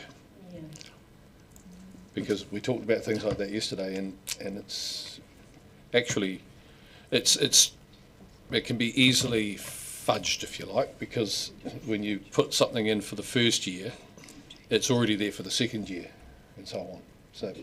So that, for example, that 574 in 27-28, that must be what, 0.25% or something, right?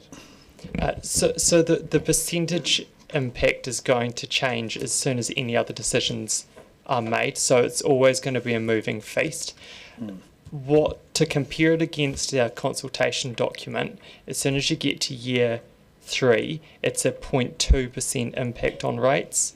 At that point, the following year's a 0.3, the following year's another 0.3, another 0.3, 0.2, and then it's zero impact beyond that. But the thing is, every time your rates number changes, those numbers are going to change. So it's better to look at it to say what's the dollar value impact each year, which is the cumulative 24.8 million. And then at a point in time where we're happy with the rates, we can then say, well, this is the 0.2, 0.3% on rates at that time.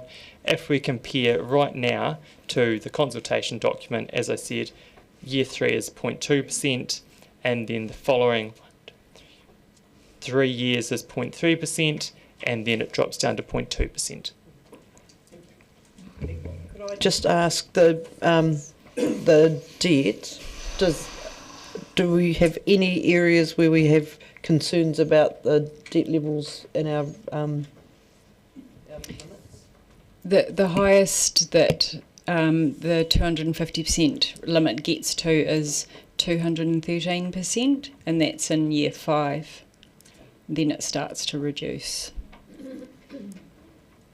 Our highest point in the consultation document was 206% in the same year, because that's when we've finished Smooth Hill. In 29-30, year 29-30, is that at 2007, $2.7 million on the rates at that point? I suppose that's, just to drop that in on where the rates are now, that's another 1% on the rates. Is that correct? Roughly? At that point, if it was added on for next year, it would be just over 1%, but out at year 5, which year is that one? 2.7. Because it's the increases from the year before up to the 2.7. Yeah, so it all accumulates up to 25. Yeah, so the impact of that is 0.3, so it's just the incremental increase. No, the incremental increase from 1.5 to 2.7. But it does add up to a total of 24.8. Correct. Million. Yep. Councillor Eklund. Based on what I was asking before, so at the end of this period of time, there's been a rating total of about $25 million to service the 64 million, but the 64 million is still sitting there as debt. Is that right? So the servicing of the 64 million over the 9-year period is $25 million, just under. Or plus there's a 3.2 for some transport OPEX as well, I think. So did you say 14? Just on, it's 14. talking about how much rates are going into this, and it says here 24,799. Servicing the 64 million, there's 14 is servicing 64 million, but then there's operational costs because you've got new activities, and that's another 7 million. Yeah. Yes. Yeah. So obviously there's depreciation and various other things that are going into it as well. OPEX, interest and depreciation all added together. Yeah, that's right. So it's, all I'm saying is that there's a cost of 25 million in rates over this period, and that 64 million that we're talking about, the total cost being, is still sitting there unpaid. Is that right? If we got the far rate, it would be around 32 million. If that transpired, yes. Councillor Barker. Oh, sorry. I was just. So I'm just going to, the interest in the, it would just be the interest is based on no far rate, isn't it? Correct. Okay, thank you. Because we're looking at the cumulative of 24.8 million. What would the cumulative operating costs of the council be over that 10-year period of time? It'd be like 4.5 billion, wouldn't it? If we're left for 450 million a year.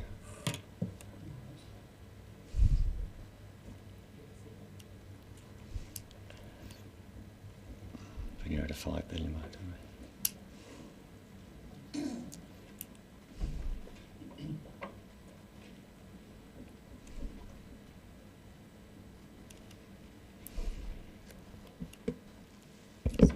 $4.933 billion. Am I right in saying that the impact then is 24.8 million over 4.x billion? If we didn't do it, right, that it would still be 4 point whatever billion. Yeah. So it's 24 million, or 25 million over 4.9 billion is the impact. Thank you. Sorry, 4.9 billion comes from? Well, that is cumulative total spend of the council, because that's the impact on rates is 24.8 million, but we're at just under 5 billion during that period of time. So it's 24.8 million over 5 billion is your percentage impact. It's the operating budget of the council for the same period of time that impact on the rates. So I'm getting it in perspective of exactly that point. Is over that 9 years, the rates will go up by 24.8 million cumulative, but during that period, we would have spent 4.8 or 4.9 billion. Yeah, because we spend 400 odd million every year. Yeah. Councillor, Deputy Mayor Lucas. Hayden, just checking that the 15 million for the Eager Centre roof's included in your model for the debt forecasting. Yes, that's correct. Under this model here, we're just including zero carbon, but I'm tracking that. Yes, including that. Yes, correct. Yes, that's included. Yes, yes, absolutely, it's included. Yep. Yep. Councillor Hulan. Thank you, Mr. Mayor. So Hayden, the 24, almost 25 million accumulated over those 10 years. So is it 2.4 million for each 1%? Is that what it is? I'm just trying to work out what the total percentage is. It changes each year because you've got a cumulative effect. So at the moment, if we base year one, yes, that's correct, it's 2.3, but as your rate take increases, the percentage is going to change. So it's not always going to be about 2.3 million because it will depend cumulatively what the rates are over the 9 years. But as a year one estimate, yes, that's correct. Right. Okay. Look, we've got Councillor O'Malley wants to move the motion, and Councillor Benson Pope is wants to second. And come back. Oh, you've got a question? Yes, question. So I just want to check that my understanding is the same as Councillor O'Malley's, that with this in year 3 on, this is the amendment. We're placing ourselves so that if the change of government or whatever, but there's a FAR comes back in, we're ready for co-funding should that happen, or if there's some special project money somewhere along the line that we don't know about now, and will be in the RLTP. So we're basically ensuring we're really well placed for any funding that comes available. Is that correct? definitely one of the components of it, because it's sitting now, and once it's sitting in your LTP, then it can go into the Regional Land Transport Plan. Okay, so so the motion is here that Council puts this amendment into my motion. My motion was for no impact on rates or debt. This obviously has a significant impact for rates and debt, and so the desire is to include this amendment into the overarching motion. Councillor Melly, would you like to speak to it? Thank you, Mr. Mayor. First point would be, I would argue that it's not a significant impact, because in fact you've got to take it over the cumulative 9 years of the spend of the council to put an extra 24.8 million against a total spend which is just under 5 billion. Is it's in the less 0.51% total impact over the 10-year period. Whereas, and there's two components of this. One is we're not, except for funding the operational cost of the blue-green networks, we're not really funding anything in the plan for the next 2 years, largely because a lot of this is financial assistance rate funding from transport, and it will give that council at that time, when they do the next LTP, the opportunity to decide whether they want to continue with this funding as it sits. But by putting it in the budget, we're showing commitment to the planning, and then the council at that time will have an opportunity to consider whether or not they want to continue with the funding, or they themselves will have an opportunity to pull it out then. But I feel if it's not in there, it's completely missing from our plans, and I think that would not be in the spirit of what was being asked for by the members of the community who want this to be funded. In addition to which, as Councillor Gary pointed out, by virtue of putting it in there, I find it unlikely that there will be a Crown Infrastructure Fund coming up in the next 2 years, but you never know what happens 6 months out from an election. And I certainly know that 5 years ago, when Labor was coming back for re-election and they put out a $6 billion infrastructure fund, we got a big fat zero. And when I was rather annoyedly sitting at the Regional Transport Committee meeting, I said, why didn't we get any? And I was told by the relationships officer at the time, it's because you didn't have anything in your long-term plan. So it may sound cynical, but the fact of the matter is, if you really are looking for that stuff, you need to have signalled that you're interested in it, and it needs to sit in the budget. To some extent, this is a slightly cynical move, in as much as it's really not affecting this LTP very much at all, and it's really setting up for the next council to look at. But if we don't do it, then I think it will be forgotten, and in 2 years' time, it won't be sitting in front of the next council to look at. Yep. And I disagree. I think this is a big chunk of rates and debt, so 65 million extra debt. And, we've been, spent a lot of time discussing much smaller amounts of debt which have a really significant impact on our community. Council, as it is tracking very well with its carbon zero initiatives, and we're on track to hit our target, actually, or very close to it. And I have severe doubt, whether this would make any difference. And the community has, got their own ideas about what they want to do. Council, as we saw in our papers on page 205, 204 and 5, is already spending $443 million that contribute to carbon zero reduction initiatives. We're already spending a heck of a lot of money, and I certainly do not think we should be adding another 65 in CapEx plus another 25 million in OpEx. We've got some really significant spend in core, and quite a bit in contribution and complementary spend. So I think we're doing quite a lot already. And these things, as was explained actually, that they won't make much difference to our ability to reduce carbon. So, who else would like to comment on this? Anyone? Councillor Barker? Thank you, Mr. Mayor, and I do support this. I was originally, when we were there in January, didn't think through this chance to actually move things up a couple of years. And what happened was that in December we had a bunch of capital projects in there, and because they weren't eligible for the far rate, they were all taken out.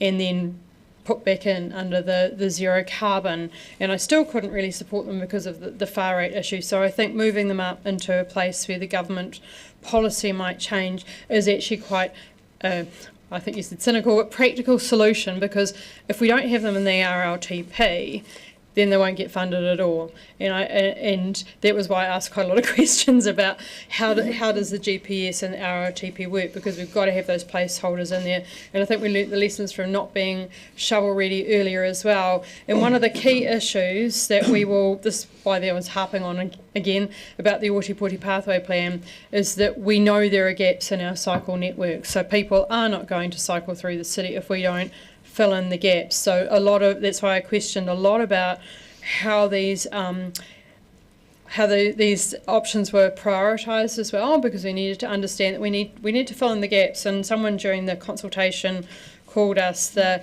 black hole of the Otago cycle network, because I guess when people can get here, they can't actually easily ride around the city and they can't connect with the city. So this is responding to people that came to us about the zero carbon packages, and then also about cycling. So we've got a Venn diagram in there where we're actually looking to fill in the gaps. The reason that I supported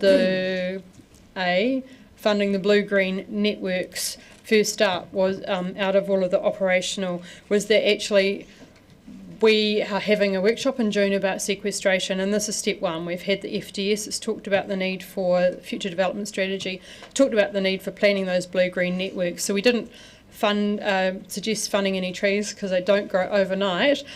First of all, we need to figure out the places that we need to plant them, then we need to get the trees, and that's something perhaps to address in the next annual plan. So as the Mayor said, the DCC itself is on track for its 2030 goal. We were struggling as around those government settings and support for the citywide goal and our ability to invest in infrastructure. So that's why I supported moving all of this stuff over to what will be the next LTP, but making sure that we have that that placeholder in there. And yes, I do agree we have a number of current funding in the long-term plan around zero carbon, but as Ms McTavish explained, it's not all core, and that was that there's a percentage zero carbon outcomes and there's a percentage other outcomes. So for example, if we're doing something at Toitu, changing from LPG to something else, some of that is attributable to in emissions, but not necessarily core emissions. That's where I got a little bit confused, I think. But I think a lot of these things that we are looking at funding is around transport, is around mode shift. There's stuff in there about the transport for buses as well, and I think I've just lost that statistic, which was about the amount of people, and I do believe it was since 2006, it's changed from 16% to around 40%, forgive me if I've got it wrong, I just can't see it there, about mode shift from people changing their transport. And there was an interesting stat, actually, the buses in 2013 were 2.7% people getting to work on them, and 2023 was 4.5%.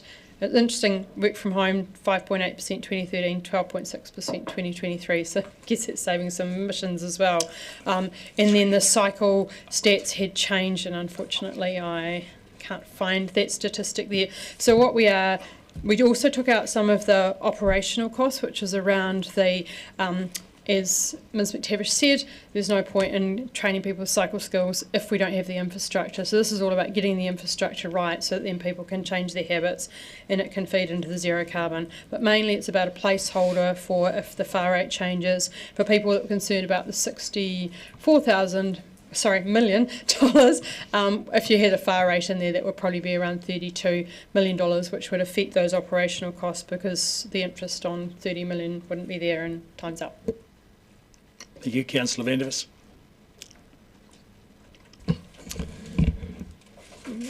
Hoping for a government policy change to justify this extraordinary addition to rates and debt, extra costs, is just desperation in my view. If these planet-saving investments are only going to fly with New Zealand tax dollars as well as other people's rates, then the investments are just minority wants, not Dunedin needs. The idea that we have to fill in the gaps to get people to use the cycleways is obviously not the case, since we've had the one-way street cycleways for 10 years now, and they're still not being significantly used. And we lose $500,000 a week just in parking revenue from where the parks used to be, that cycleway now uselessly runs up. Look, the idea that we can fill in the gaps and save the planet when we have the data showing that in 4 years of accurate independent cycleway counts, there has been no increase in cycleway usage. And this is in the face of us spending not tens of millions, but having spent hundreds of millions on cycleways by now. The gaps will only be filled in when you get rid of all the cars and everything is there available for cycleways. I mean, it's just simply pie in the sky. And who really wants it anyway? Certainly, I mean, the cycle community is very well organised, and they have the time during the day to come here and harangue us and submissions on a regular basis. Oh, sorry, point of order. That's disrespect, please. Councillor. I take that back. I don't mean to be disrespectful of cyclists. My wife is one of them. The point I was trying to make is that the majority of people in this town who drive to work because they have to and work a 9-to-5 job don't have the opportunity to come and submit to us, and that because of that we get a really jaundiced view of what Dunedin's wants and needs are. We're not in a position anymore to look at wants, and these are all just wants. These are all just additional extras. We need to look at what the city actually needs and recognise that to be truly sustainable, we have to be economically sustainable first, and this just sends us in the direction of being completely unsustainable. Thank you. Next up is Deputy Mayor Lucas, followed by Councillor Mayhem. I'm planning to go 3 and 3 and then put the vote. Yes. Deputy Mayor Lucas. Thank you. If I go back to the report and what staff said, and it says here that the modelling that they've done, it is unlikely that, well, they say either package will bring about any degree of change required to achieve the city's net zero 2030 target. And it says that our current budgets, we will meet our DCC's organisational target. It's not as if we're not doing anything already. I think in the attachments to the report, I think over the 9 years, it's something like $443 million of capital projects that are going towards helping our zero carbon target. I don't seem to have the same crystal ball that many of our colleagues have that think that the possibility that there is going to be a far rate coming in year 3. And I listened very carefully to Ms Benson, and she did say that we can put in, when we do our LTP in 2 years' time, that is plenty of time to put those projects in. I am concerned that we are raising the community's expectations by putting these projects in when we have no idea whether that far rate would even be possible to get. And this is about affordability. And I remind my colleagues that we sat, and I know I keep saying this, we sat around this table when we made the Aurora decision that we would be fiscally responsible for the people of Dunedin. And I also remind colleagues, and if we're going to talk about numbers of submissions, there were less submissions on zero carbon, high and medium investment packages than there were on charging international visitors to Toitu and DPAG, and this council went against the majority of the submissions on that item. So as I said, it's not as if we're not doing anything already, and this is adding another $64 million of debt, that we at this point have no plans to repay. And it concerns me about this, and I would argue that many of these packages or proposals in here have less impact on emissions on our city than the closing of our Ravensdown fertiliser works.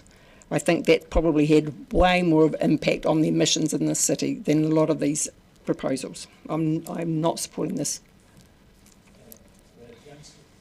We'll have Councillor Mayhem and then I'll put the vote, because it's 3 for each side.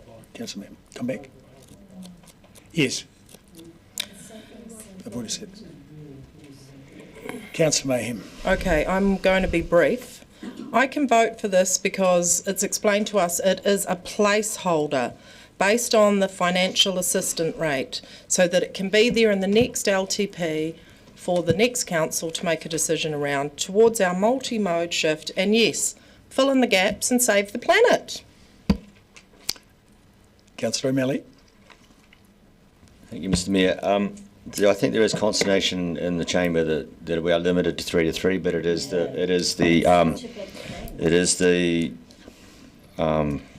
right of the chair to interpret standing orders that way. So that is it. I first want to comment on the extra debt. I'd like to point out that we're still currently not funding the water bill, quite happily going in $25 million extra debt, when we've known full well that should be fully funded and have decided not to, for the purposes of not having to come back to the ratepayer with the factual truth of the fact that we're not funding the water bill properly.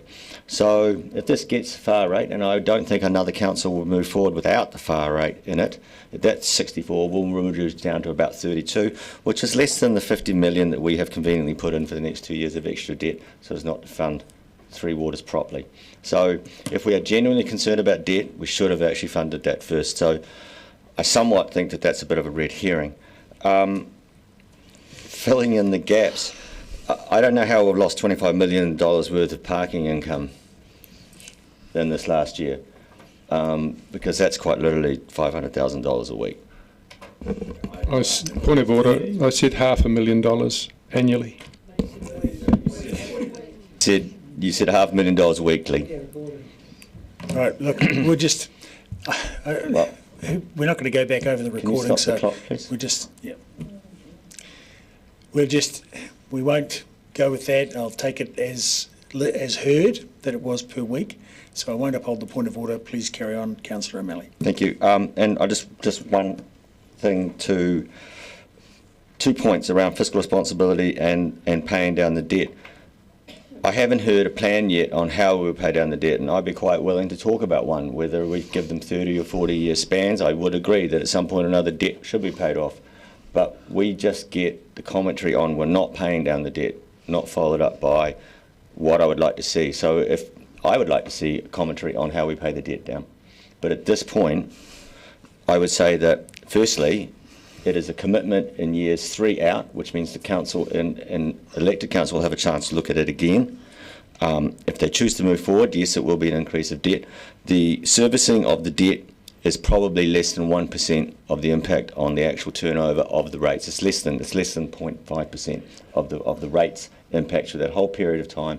And I know that this might be said to be of minimum or not as big an impact on the carbon. But from my perspective, from transport, the transport outputs have always had carbon impacts. And in fact, that's the reason that the transport's sitting so high in the carbon zero plan. And these are the missing parts in the transport plan that actually complete a lot of stuff. And that's why I want to see them done, especially the finishing off the cycleway. You know, there is no point in having a one-way cycleway system that just terminates, because you get to the end and then unless you're experienced, you won't get on your bike at all. Same with crossing over Thomas Burns Drive and getting over the railway line. Until there's a bridge built, Portsmouth Drive is not really connected to the centre. So there's some components in here which are network outcomes. Maybe they don't have the most biggest carbon zero, but they have a massive impact on livability and amenity and transport choice in the city. And I want them funded anyway under that point. But again, we're really talking about the actual funding being decided by the next council. and we're putting them in there where we think they should be, and it'll be for that council to decide to pull them out or not. Rightio, so we'll take it by division. Councillor Ackland. No. Councillor Barker. Aye. Councillor Benson Pope. Aye. Councillor Gary. Aye. Councillor Gilbert. Aye. Councillor Houlihan.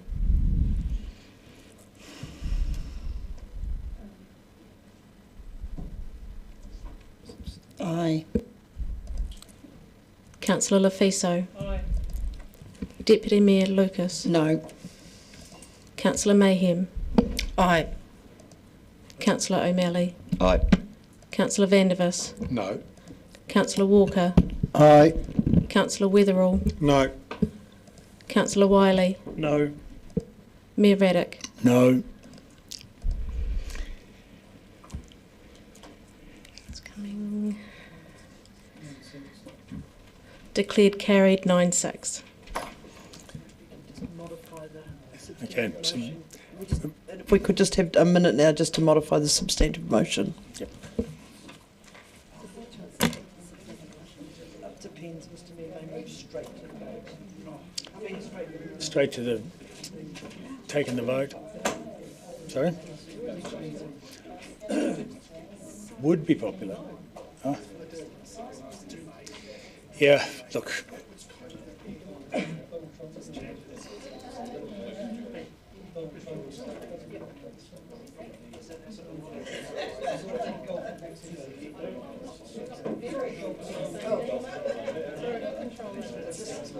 What have you got? Do you want it?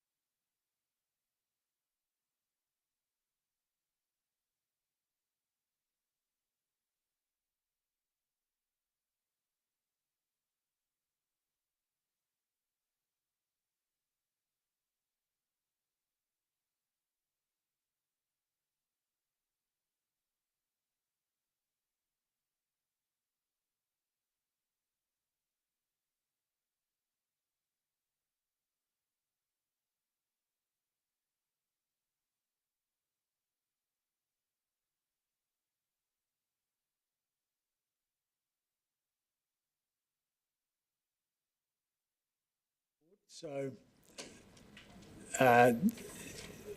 because of that amendment, probably Councillor O'Malley, do you want to move? Well, you've already moved Have I already moved it? Did I have a second? Okay, so I'll move.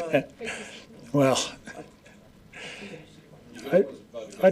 because we had the, before I got to move it, we had the amendment. No, you'd moved it. You had moved it. Yeah.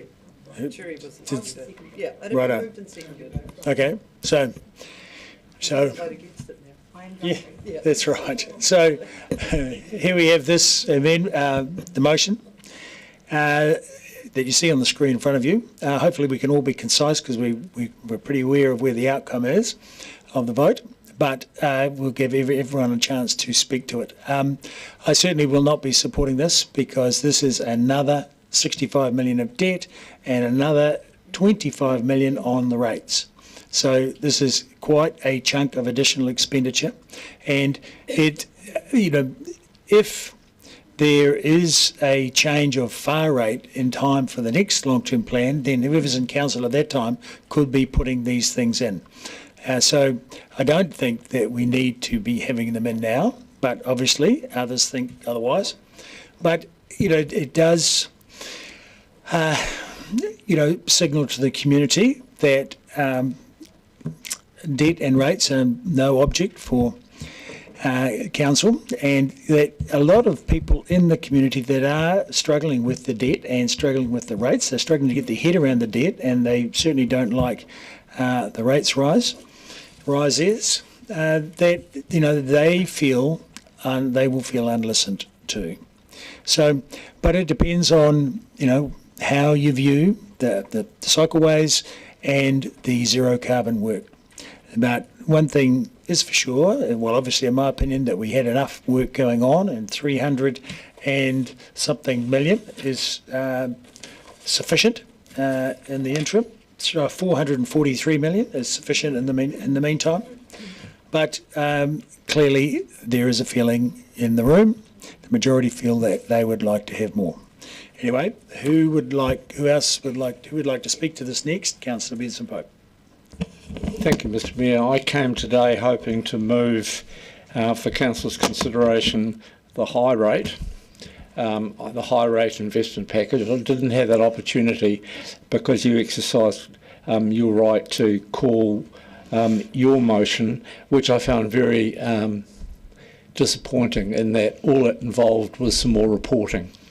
I think the community made it quite clear to us that one, they felt shortchanged by not being able to be consulted on the two packages that we had asked staff to go away and prepare, and I think we did ourselves a disservice and a disservice to our community by not giving them the opportunity of making clear statements about various packages, the two packages, and also a disservice to our staff given their professionalism and the amount of work that had gone into the packages that we saw detailed again today.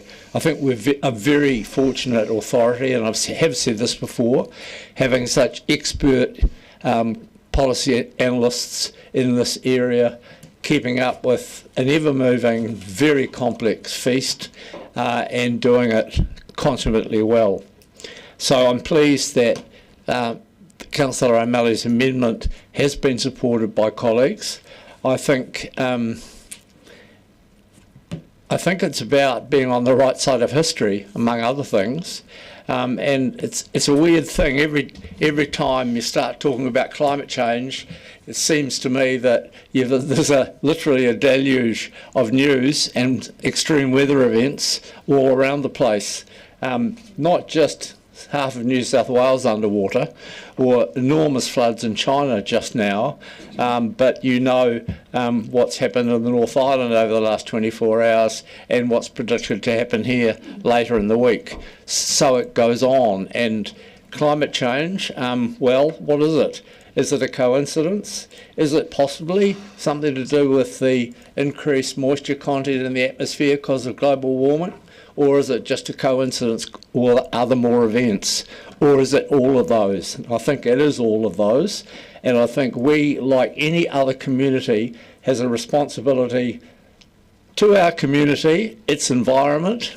Every one of the well-beings is affected by these sorts of events, and we know in terms of the economic well-beings how much it will cost us and government whenever we have the misfortune to be hit by one of these major weather events, especially like some of us who live on the peninsula, not me, know how susceptible to slips our peninsula soils are, all our coastal soils, and eventually there will be an event of the catastrophic kind here that we've got to face up to. So everything that we can do is a plus for our community and for the sustainability of our city. What's more, everything that we can do is also a message to central government that we want stronger policies around the environment and around protecting our environment, and indeed in our case in supporting us with the challenges that we face in South Dunedin. I sat at this table, not this one but the one over there, when we moved not only a climate crisis but also that Dunedin should be a nuclear-free city. Before that was mainstream. And initiatives like that were initiatives that helped make that highly prized policy that we're all proud of part of our New Zealand attitude to the world still.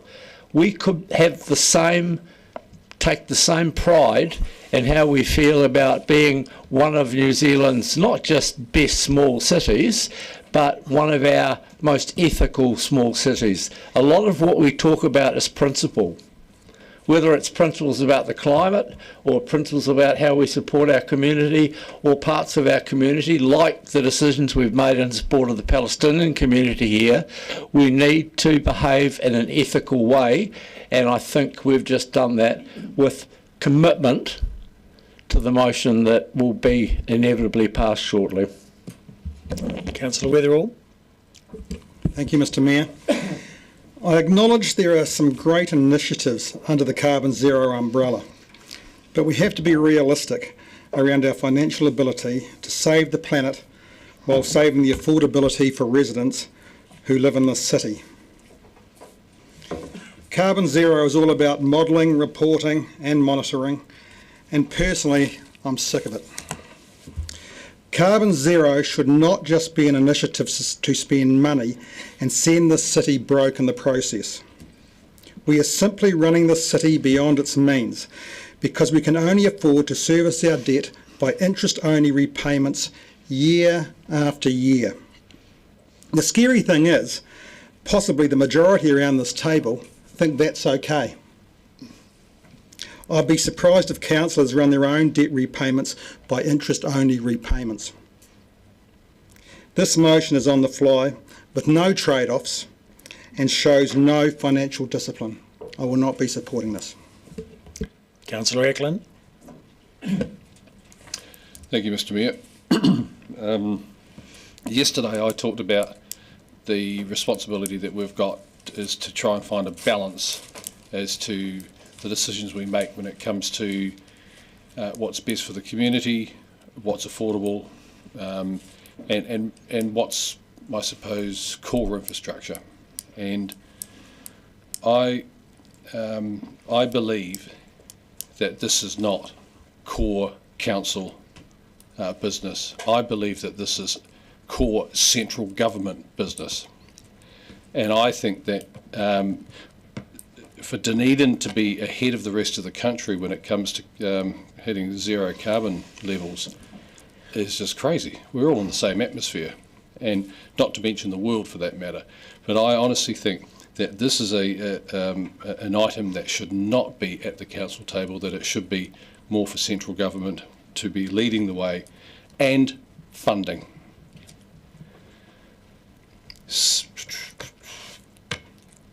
My next comment is in relation to the outcomes. It's already been said, I think the Mayor said it just before, that the difference between business as usual outcomes and even the high level investment, which this isn't, there was not much difference at all.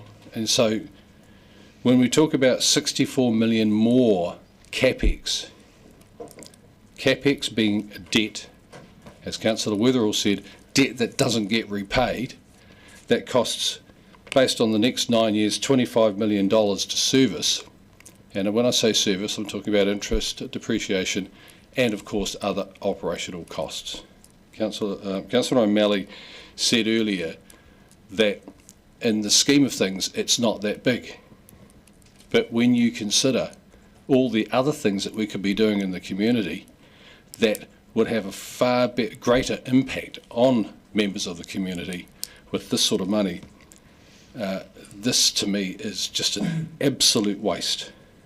So I will not be supporting this, and anybody who is of a mind to change their mind because of the responsibility that we have to be financially prudent, to watch our debt blowouts, and to keep the operational costs at a level in which we can manage the rate increase to be as low as possible. So if those are the things that you think are important to our community, consider changing your vote. Thank you. Councillor Walker. Yeah, thank you. I came in today feeling rather gloomy, actually, because I assumed this was going to go in a direction that thankfully it hasn't gone in. So in my head I prepared lots of things to say, and they were angry, and I'm not quite as angry as I was when I came in this morning. And the original motion prior to the amendment, to me, exhibited a tremendous lack of ambition, actually, related to our zero carbon aspirations, and I felt was an insult to the many, many hundreds of people who submitted during the process we've just had, and over the years it was an insult to the many thousands of people who have come to submit or hit us up, some of us up individually over the years, asking for us to be brave and set the city on the right course. And for us, I guess, I'm referring to what Councillor Benson Pope said, for us to become a city that's a leader and a standard bearer in the climate change mitigation and resilience sphere. And I think earlier, before we even got onto this stuff, the Mayor referred to the motion prior to the amendment as there was a bunch of reportage, I think it was the word he used in there. And to me, when he said that, it just made me feel like we'd get a bunch of reports and regular updates related to the consequences of our inaction. And that inaction will cost, obviously, not only in terms of impacting as the consequences around the world of climate change will do, impacting primarily on the most vulnerable in communities, but also financially. And if Councillor Vandervus was here, and actually Councillor Weatherall and Ackland have mentioned it as well, the finances, you know, none of us around this table are dumb, and we're all aware of the financial implications. But if it is about financial prudence, I just redirect you back to the papers we've had, and there's many of them, and the Deloitte commentary in there, and I'll read it out actually. Our papers are clear when they state that the Deloitte estimates that inadequate climate action could cost the New Zealand economy $4.4 billion by 2050, with losses becoming exponentially worse after that. On the other hand, decisive climate action could deliver, for those of you who like money, $64 billion to the New Zealand economy by 2050. And I think that's quite telling. So on to the amendment. Thank you to the mover and the seconder for that, because it has cheered me up. And it does now show some, I mean, it's not perfect, don't get me wrong, but if we do nothing, then there's nothing. But it does now show a greater commitment to our zero carbon aspirations, and of course the voluminous amount of people who have hit us up and fed back to us that they want something done. And I think the mover of that amendment made an important point, and others did actually, in reminding us how we did previously lose out on the dollars around the infrastructure funds when they were made available. And I think having it in there, even though it's in the latter years, at least gives us the opportunity to grab money if and when it arrives. More importantly to me now, this is a challenge to we've got an election this year, guys, unless you haven't noticed. It's a challenge to the public out there now that they can look at that and maybe speak to those candidates who might commit to doing something about this when years 2027, 28 roll around. And I've got 55 seconds left because I want to talk just briefly about the tunnels, trails, stuff in there. And I'll be bringing a motion later on today or tomorrow. The Tunnels Trails Group, we've been promised much money before, 10 million, 20 million, and nothing's happened. And even if it was included in this, they're still looking, that's another promise that tantalizingly hangs out there in year 2028. So my motion later will give that group, driven by them actually, and what they've said to us, the opportunity to go and drive that project themselves, not with us as a foundation, but sort of out the way. So that's why that's in there, and they're the ones that have championed and asked for that. So we're going to hopefully vote later on or tomorrow to give them that opportunity. Thank you. Councillor Houlihan. Thank you, Mr. Mayor. There will be people, there's no doubt, that will be furious with this vote. They'll be concerned and worried that it might impact on their rates. And, in later years, it will have an impact. But I think there's going to be more people who will be pleased about this vote. People in our city want to see action on the environment and the climate, as far as, and particularly, I would say, businesses should be. They might not all be, but they should be taking note.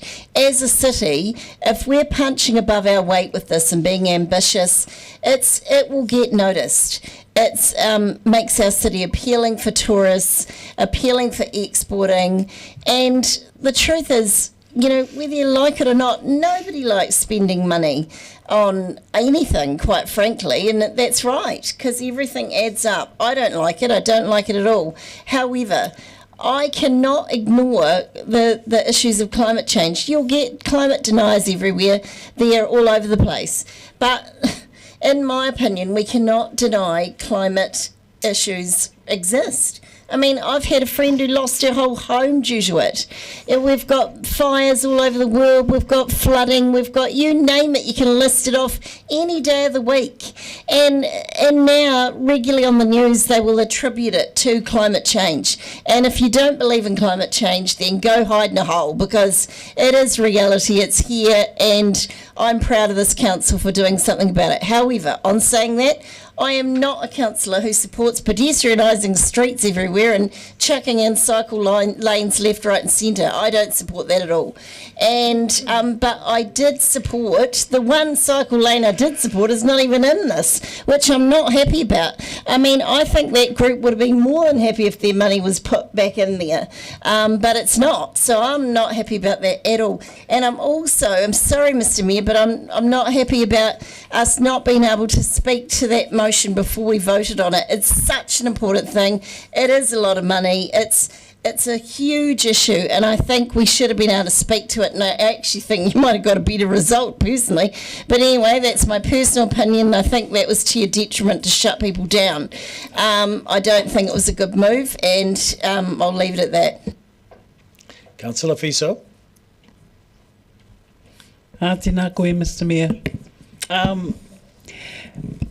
I too was coming along to this to today thinking that we were not going to even look at the high or medium packages. So I'd really like to thank the mover and seconder for the mahi that you did to get us talking about this. Now, as I said yesterday, our decisions are always a test of our values and our principles and the political will. Whether we have the political will or not to commit to the work that we have to do. So I really want to acknowledge the work of the Carbon Zero team, because they've had to endure a whole lot of mahi and a whole lot of questions and satisfy, I guess, our need to know and about the whole process. And whether this investment, I don't call it debt, it's an investment in our people. It's not about saving the planet to me. The planet, I believe, will go on forever. It's humanity's existence that's at threat. And when I talk about political will, it was, as I said yesterday, and I voted for it, the investment in all the young people and their families in terms of repairing or whatever it is that we did for Edgar Centre. That was not a spending, it was an investment. And the same goes for this as well, as far as I'm concerned. I've had a comment from a voter, a community member, who has been on the edge of survival. And as far as she's concerned, she is angry about the Edgar Centre decision because she's on the edge of survival, and her thing is money is a tool.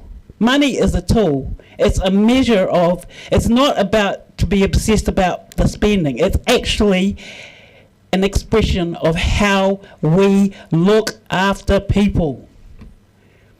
So, as Kate Raworth, who did Donut Economics, said, for over 70 years, economics has been fixated on the GDP as its only measure of progress. That fixation has been used to justify extreme inequalities of income and wealth, coupled with unprecedented destruction of the environment.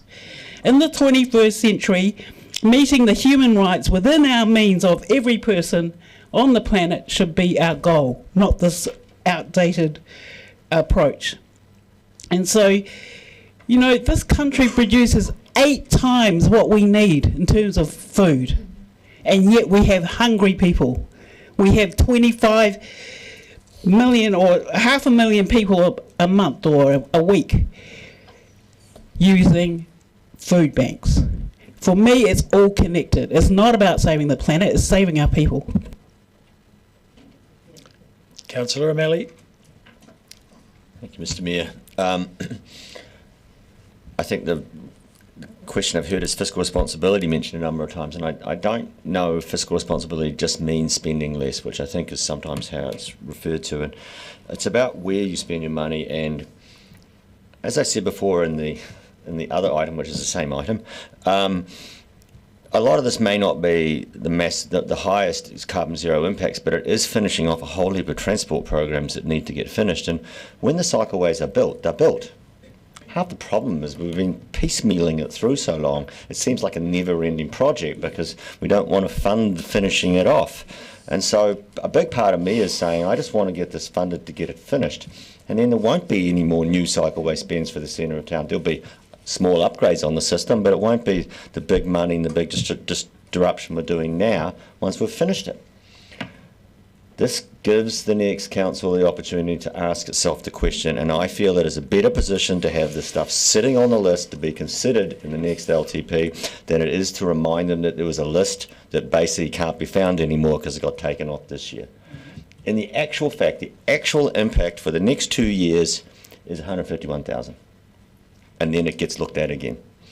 And to be honest, I think that is the best we could do today, because if we hadn't done that, then it would have just been wiped off the table entirely. And I do need to take to another thing. It's a national attitude towards debt. We are the least indebted of the OECD countries, and we have the most crap economy. I'm about to lose all 3 of my children to Australia. You know? And why? Because we don't invest in our country. We underinvest. And what we're trying to do here is invest in the city, because I tell you what, this city does not have the eye of Wellington. If we wait for Wellington's patronage for everything, we'll get nothing done. So some of the times we're going to have to go ahead and do it ourselves. But at this point, we're putting it aside to see if we can get the government's attention in the next 3 years. And if we can't, that council will then make a decision on what it wants to do. But if it's not on the list, it won't get considered. We're really only doing $151,000 impact for the next 2 years. Councillor Barker. Thank you, Mr. Mayor. And there was a comment that we didn't do any trade-offs, and we did. We took pretty much everything that was non-transport out. We $12 million out of the non-transport options and just kept that $151,000 for the blue-green networks plan because that works in with the sequestration, which is 0.06% of a rates rise. So there's no rates impact for the next 2 years. Wanted to make that quite clear. And altogether we took $34 million out of the high package to try and make sure that we actually had some sensible placeholders. And we stripped out all of the operational costs from all of the projects as well when we came in with this package. And I know that we did it in a hurry, and I know that maybe it appeared somewhat piecemeal. However, we had a lot of advice from the zero carbon team, from the transport team, when we asked the questions about how those priorities came into being. The key thing for me is that it won't necessarily be a $64 million addition on debt, and that's for the next council decision to make if there is a far rate of $32 million. So I just think we need to hold that in our heads. A core council business is actually to make our city livable.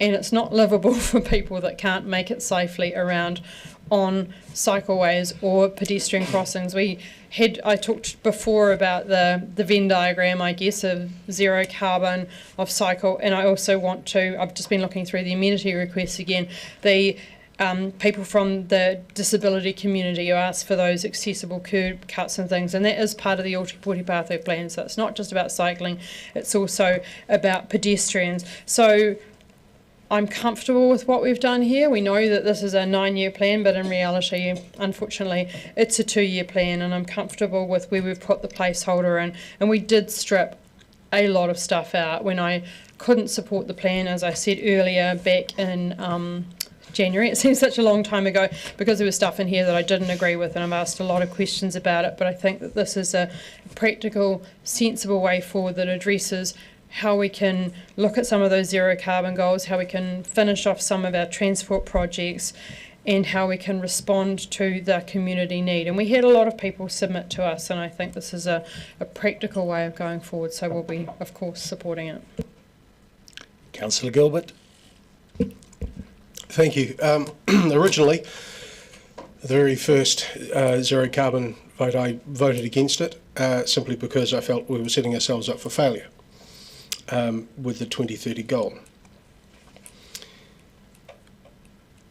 Then I voted to say, well, we need to actually do something. One thing that has struck me about this is that it does seem to me to be something of a middle ground in terms of not doing everything, doing some things. I had spoken about there are some things in the plan that I would remove instantly. There are other things that I would leave in instantly, and many of those are covered here.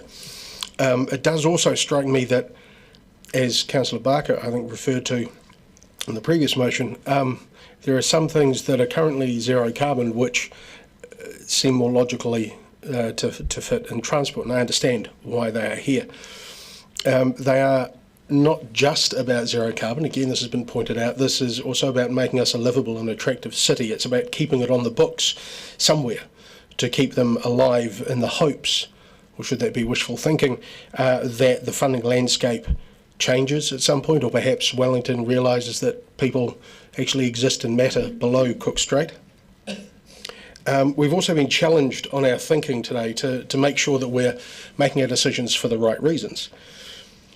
Having been elected to represent all of Dunedin, mine is on the submissions that have come in and the conversations that I've had over the last few weeks, months and even years. From the day I put my hand up to the biggest conversation I had and the biggest commentary I got from people was do something and have the courage and the will to have long-term thinking.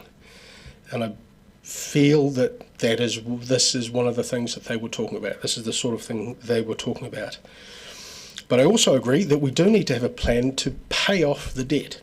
So I do look forward to that conversation in short order coming up to put some form of debt repayment plan in place. Councillor Gary. Thank you, Mr. Mayor. One of my colleagues said earlier in the debate, we have to be realistic. Well, tell that to the people who have experienced the impact of climate change. And for a moment, I'm just going to give a personal story and then I'll go to the wider city issues. As I navigate Natural Hazards Commission for a second time, due to the weather event last year and climate change, as I contemplate a huge capital spend that I had not planned, that will involve debt, do I have a choice? No. Is it stressful? Hell yeah. Is it going to give resilience in the long term? Yes, it will. But it ain't easy and it's costly. And so to the people who say we have to be realistic, well, yes, we do have to be realistic about what we're facing. And those who say we can't afford to, well, I say to you, we can't afford not to. And thank you, Councillor Walker, for reading out the Deloitte, the paragraph about Deloitte.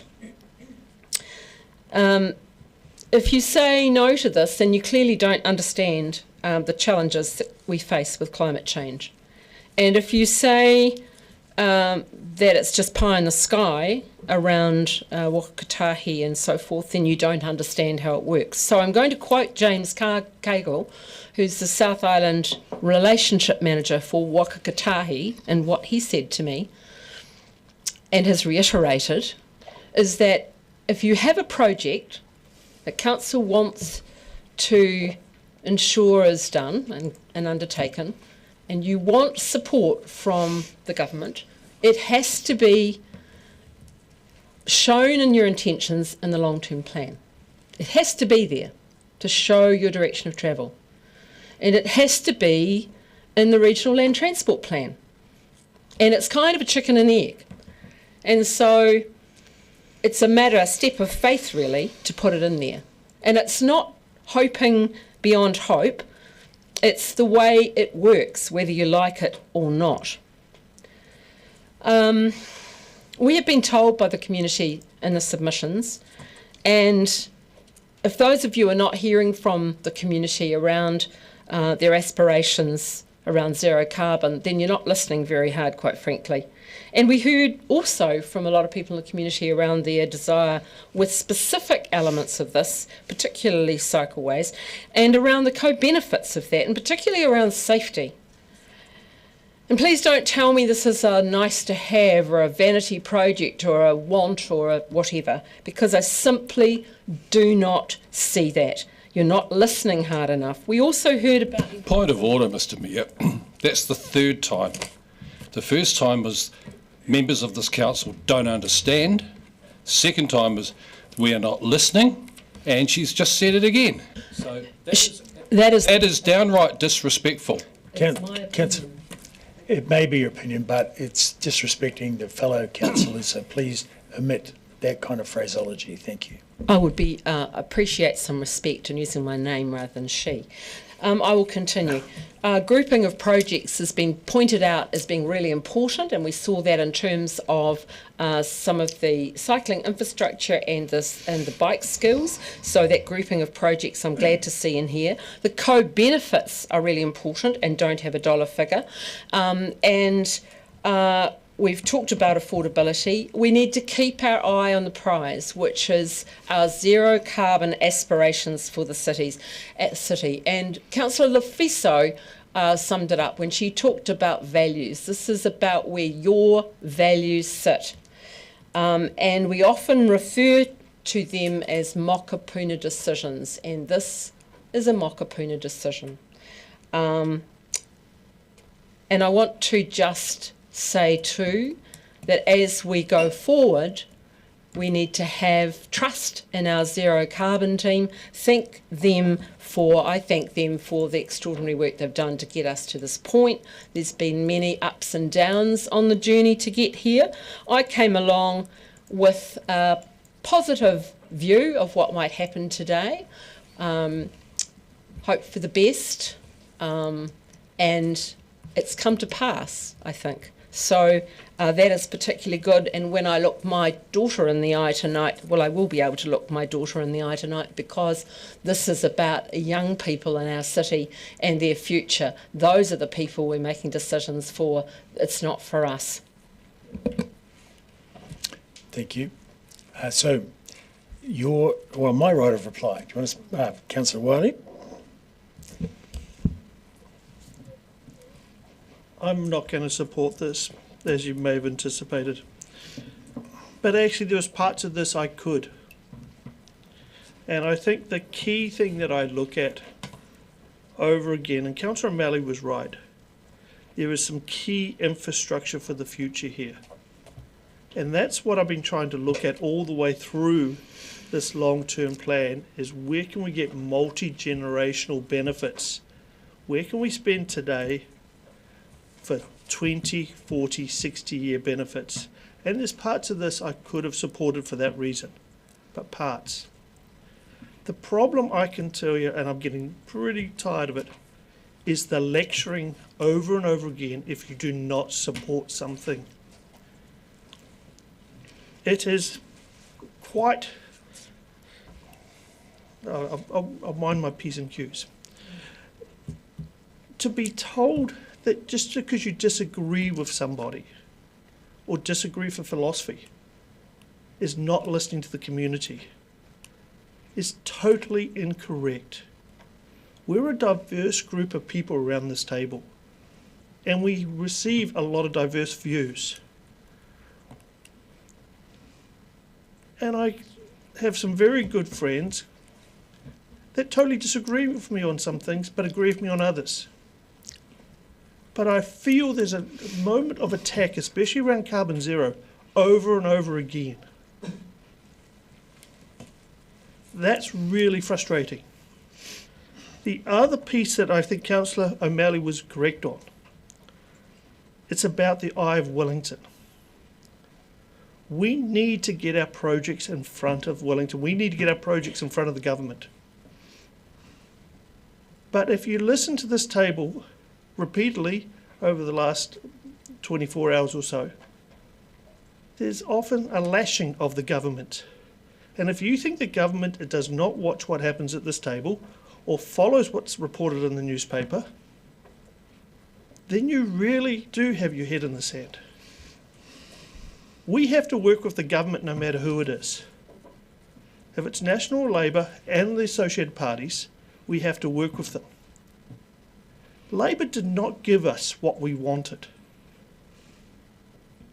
We had people at this table telling us they had the ear of the ministers and we were going to get this and we were going to get that.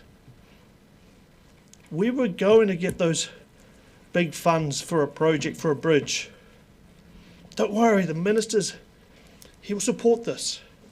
The Shane Jones Fund will come and rescue us. Didn't happen. Support whatever political party is in power to get the best outcomes for the city.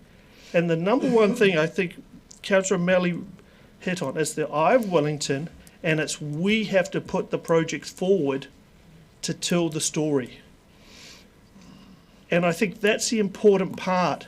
Do not lash the government, whether it's National or Labour and those associated parties. But let's start putting our projects in a better case to get the funding to move forward. And I think that's going to be extremely important. Clarification, because we did actually get that 20 million.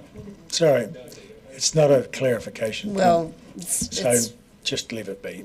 Thank you. Are we done, Councillor? You finished? No. Yep.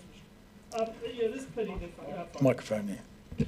It is a pity that Councillor Van der Vis is not here, because when we look at the cycle infrastructure and the road safety improvements around the city,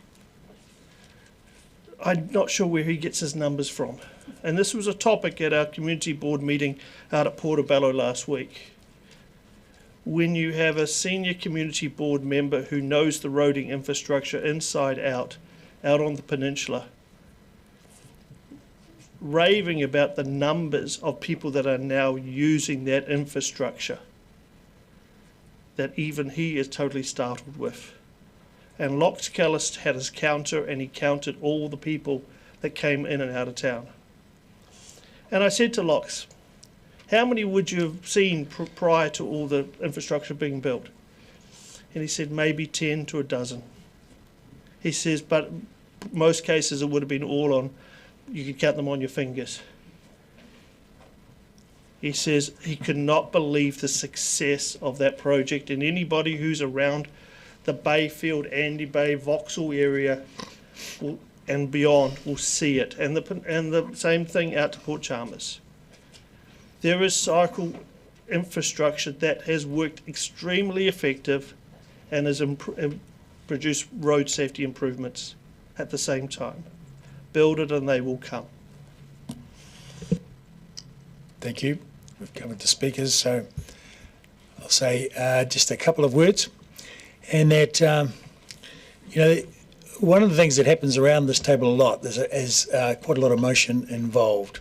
And I just urge people to be mindful of their P's and Q's, as Councillor Wiley said, and, trying to keep things away from personal and away from personal attack and focus on the topic at hand. And, one of the reasons why, of course, we debate so many emotive things is because many in the community feel very emotional about some of the things we discuss. So just as there are many people in the community that are very keen to have extended cycleways and blue-green infrastructure and a whole lot of other infrastructure improvements for active transport. Similarly, there's a whole lot of people that want, faster roads and more parking and other things. And there's also a bunch of people that are primarily concerned about the rates. The rates rise and the debt. So it's always about a balance. And so we are constantly tasked with striking a balance and keeping things in our community in balance, but also trying to have a budget in balance and a budget that isn't escalating out of control, especially towards our debt limit, but also to have our OPEX come into balance. So we are on a track to get that into balance, and at least one thing about this resolution, it doesn't add much to the near-term rates.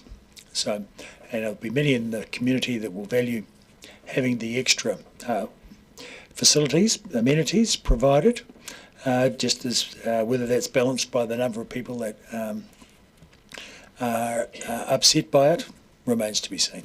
Anyway, with that, we'll take the vote by division. Councillor Ackland. No. Councillor Barker. Aye. Councillor Benson Pope. Aye. Councillor Gary. Aye. Councillor Gilbert. Aye. Councillor Houlihan. Aye. Councillor Lefiso. Deputy Mayor Lucas. No. Councillor Mayhem. Aye. Councillor O'Malley. Aye. Councillor Walker. Aye. Councillor Weatherall. No. Sorry. No. Councillor Wiley. No. Mayor Raddick. No.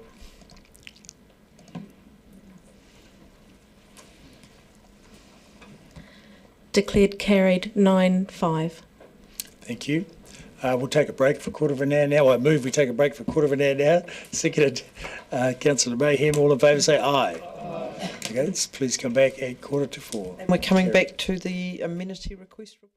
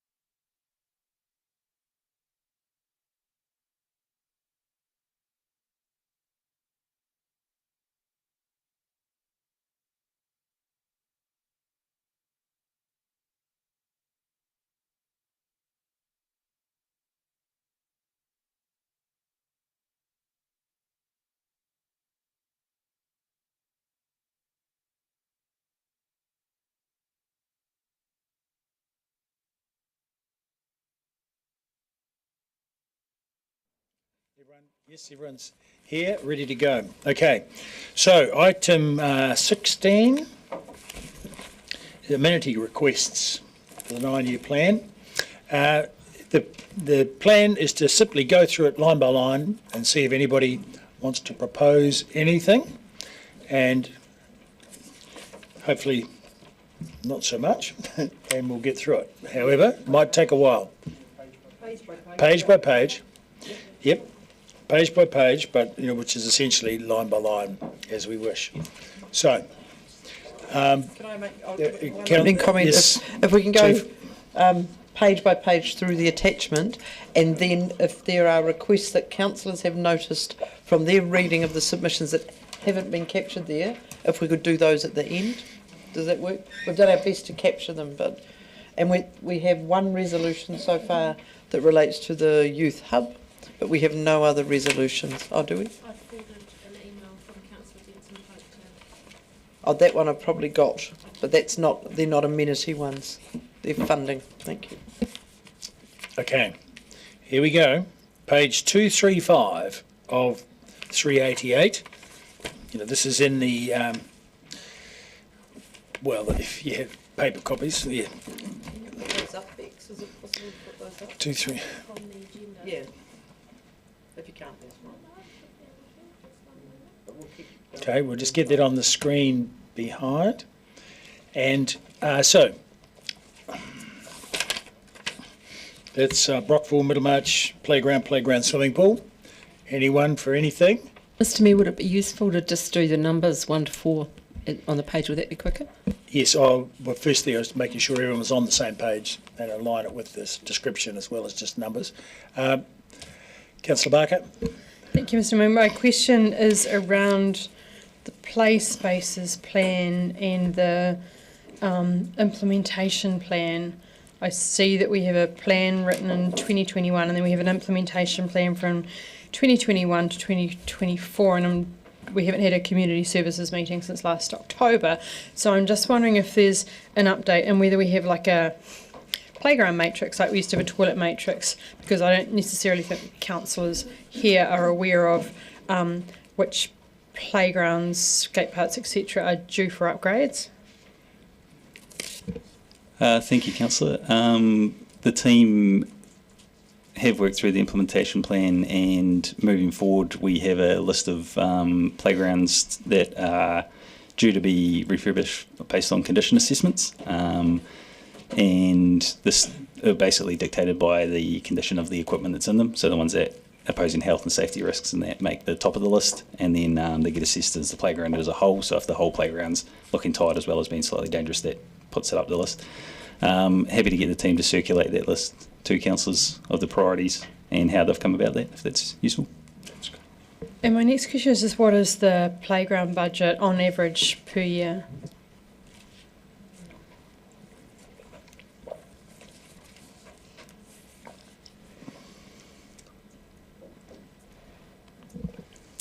Thank you, Councillor. So for the first 3 years, it's around 1.1 for renewals, 1.1 million in the first, 1.4 in the second, and 1.2 in the third year, and then it drops down from that year on to around 600,000 on average from there on out. That's renewals, Heath, is the new capital as well?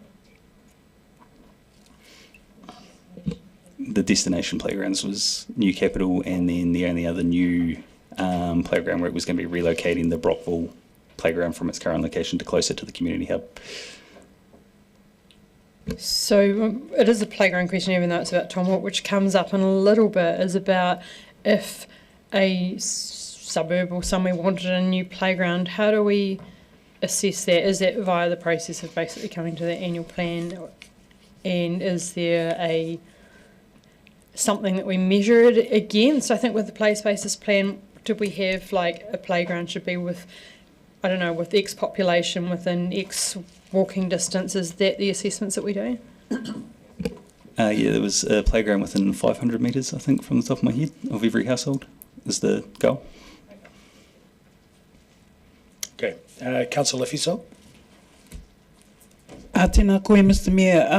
This is with respect to all amenity requests, not just for here. Aroha mai for repetition, but this question was asked yesterday. But in terms of amenities that are requests that are already being fulfilled, at what point do staff follow up with the submitters and let them know that that's happening?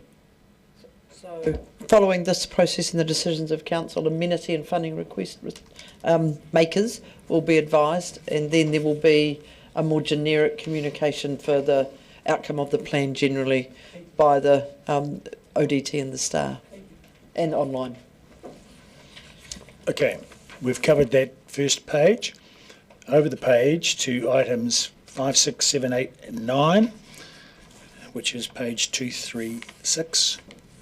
Any questions? I see none. Councillor Barker. Just thinking about the mountain biking track, and I know that we give Mountain Bike Otago $80,000 a year, I guess, to deal with mountain bike tracks. Would the people who requested, the Tauri Network who thought about requesting a mountain biking facility, would they talk to Mountain Bike Otago about that rather than council?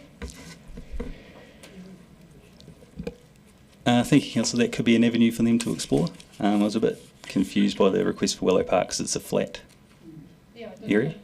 But Can I have a question? Certainly. And just following up on Councillor Barker's question, Heath, is the Mountain Bike Otago money tagged to Signal Hill? Is that where they spend it, or do they do a variety of our trails? I'm just checking. Good. Rachel's not here to answer. generally Signal Hill is where they spend it, but it doesn't dictate that money has to be spent there. I think they did Nichols Creek as well, didn't they?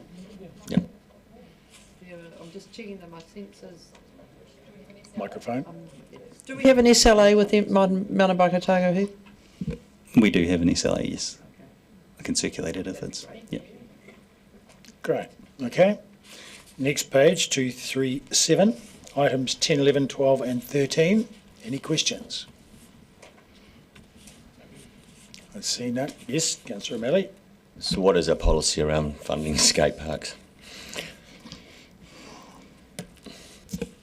We don't necessarily have a policy. We don't have any money for skate parks in the current budget. We could do some work at Thomas Burns with our hard surfaces renewal budget, but outside of that we haven't got any budget or plans to do any work on any of the other skates. Seems like 4 years ago we might have had some interaction with the skating community at that point, but it didn't develop onto anything formal.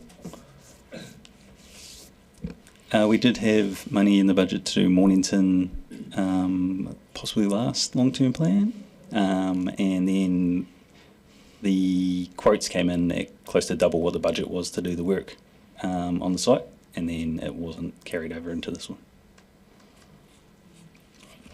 We feed back to the skating community where we are.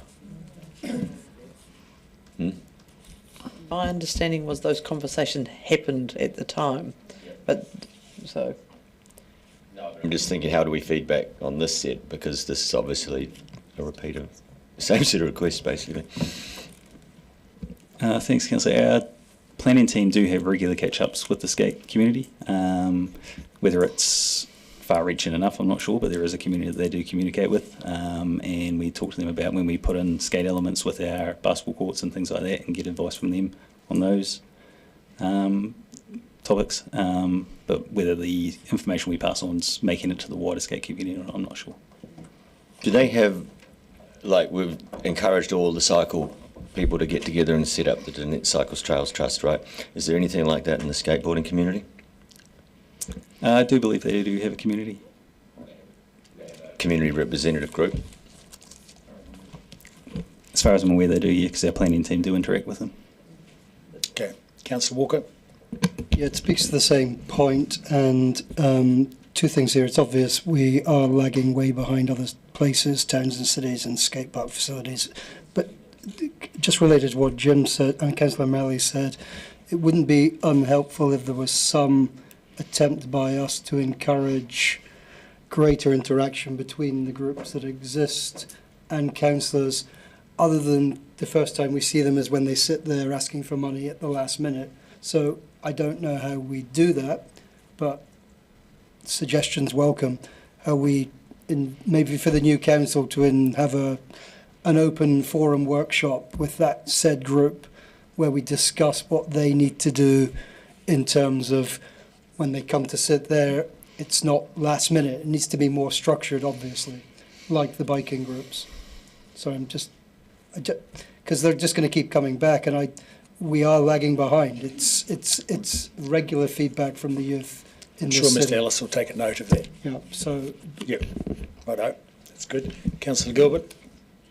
Oddly enough, on the same topic, given that's more or less what is on the page, to that end, I know that the Dunedin Indoor Skate Park is been helping Danny out a little bit there, pointing him in a couple of directions, and they're talking about it's not just skateboarding, it's the wheeled sports.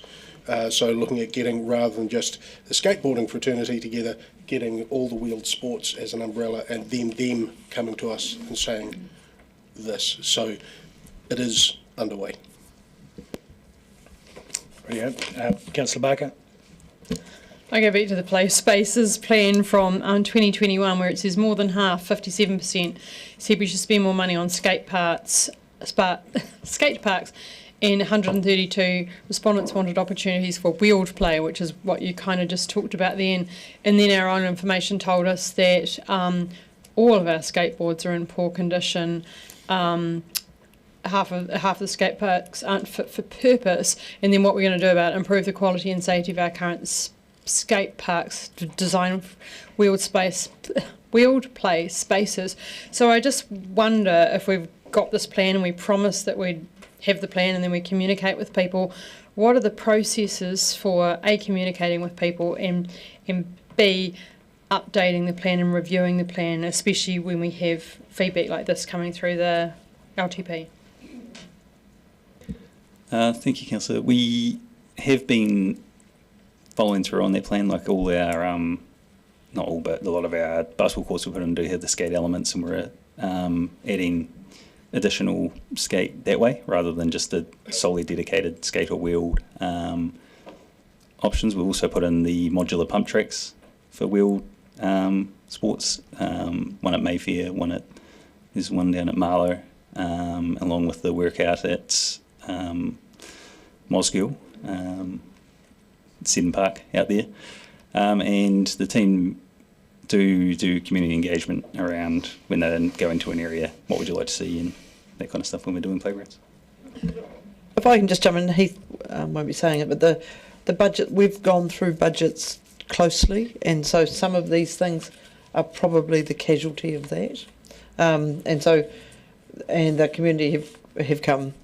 This is their opportunity to talk to you about what they are seeing with the lack of funding in those areas. This is a budget meeting, so, and he's not saying it, but there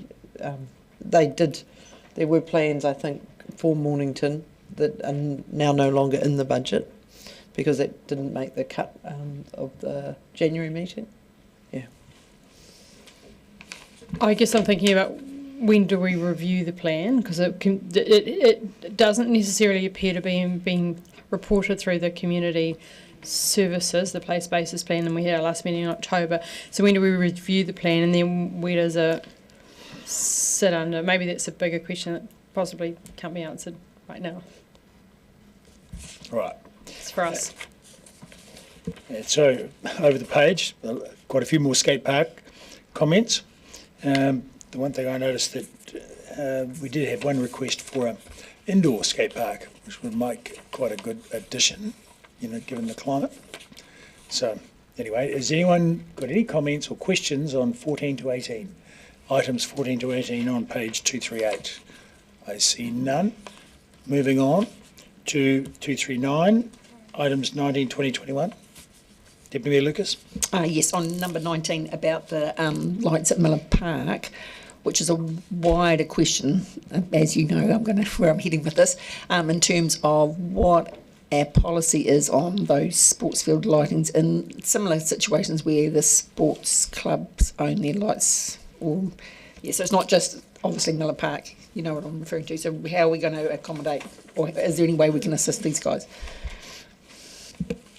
Thank you, Deputy Mayor. So in current budgets, we can maintain our own lights. We don't have any budget to maintain lights owned by third parties on any grounds.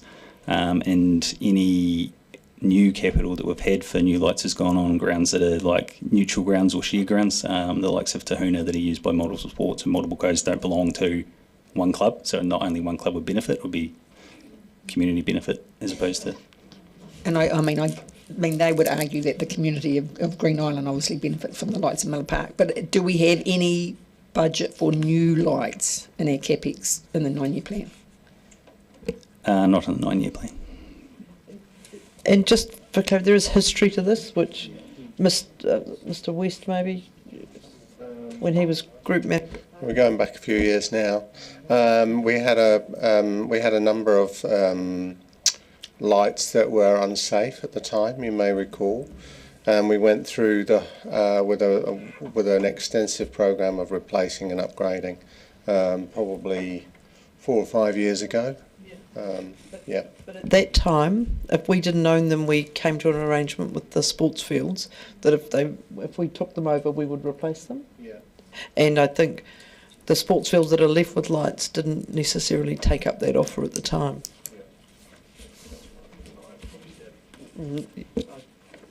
Okay, over the page to 240. Nope, question. Number 20, Tomahawk.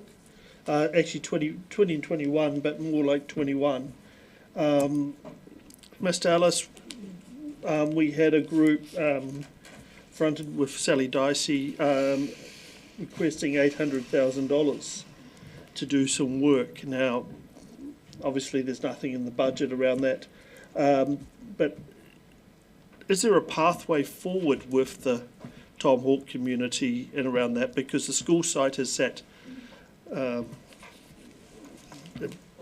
frankly neglected, and we've got a group here that wants to actually, which is quite strong in the community, to do something with it, and especially with the area growing, with the new sections being sold and a real community coming together.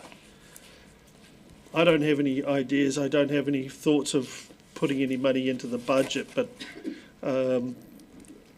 again, there's going to be a lot of development contributions going into that and in that area, etc.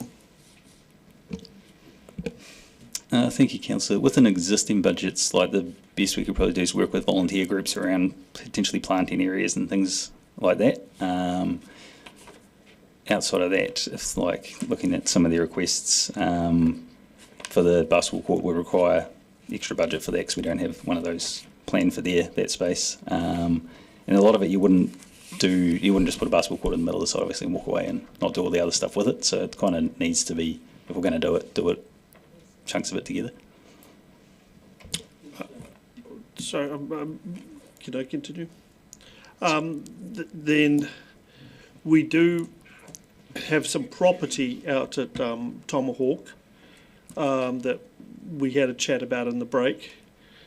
And if there was an option or a possibility to basically sell that and repurpose the funds or something along those lines. But, and again, I know Miss Nielsen, I'm not even looking at her because I know what she'd be thinking. But we need to find some way of supporting that community beyond just planting. Thanks, Councillor. The property, from what we understand now, is on reserve land. So while it is possible to sell reserve land, it is quite a process to go through. And yeah, it wouldn't be anytime soon that we're able to get through that. Okay, thank you. Councillor Benson-Pope. Is there no potential to use some of Mr. Dippy's development contributions for a community playground in the area?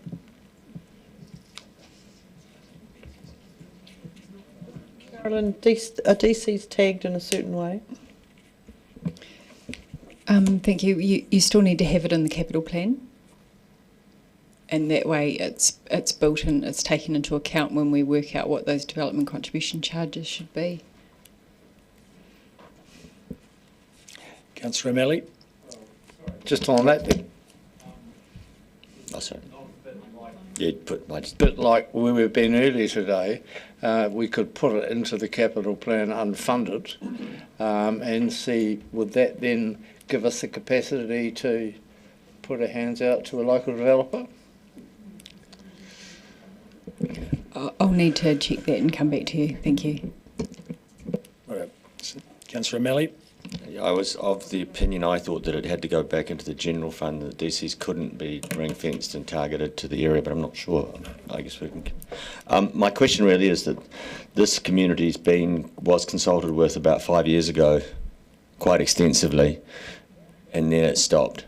So I guess from their perspective, they would be seeing this as the council started a conversation with them about the community hall, about the Grants Brace football team club, and quite literally about the space around the school, and then it completely stopped. So what can we do to get it going again? Because I think to say there's nothing in the budget and there's nothing for the next 9 years would mean we'd be 14 or 15 years out from when we started with them, which is a lifetime for a child.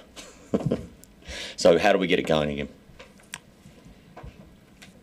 Thank you, Councillor. The planning team have remained in touch with the group and provided advice to them. And the recommendation's always been that they come back to annual plan and make their submission when they have a design. And I did think it took, from what I understand, it took some time for them to get on the same page with what they wanted. There was conflicting interests out there, but now I guess they've come together as a united front, and that's why we're seeing what we're seeing come through the request. They come back with a plan. Is that the next step for them? Yeah, they've kind of have with the 800,000 with their request there. They've got a plan. They've got an idea of what they want. I guess they could work with the planning team around exactly how that looks, what particular plants work well in that area, and the layouts and whatnot. Anna, I think Ms Nelson has something. Have you got a microphone, or just come jump in with me? You might as well come up because property's next. So.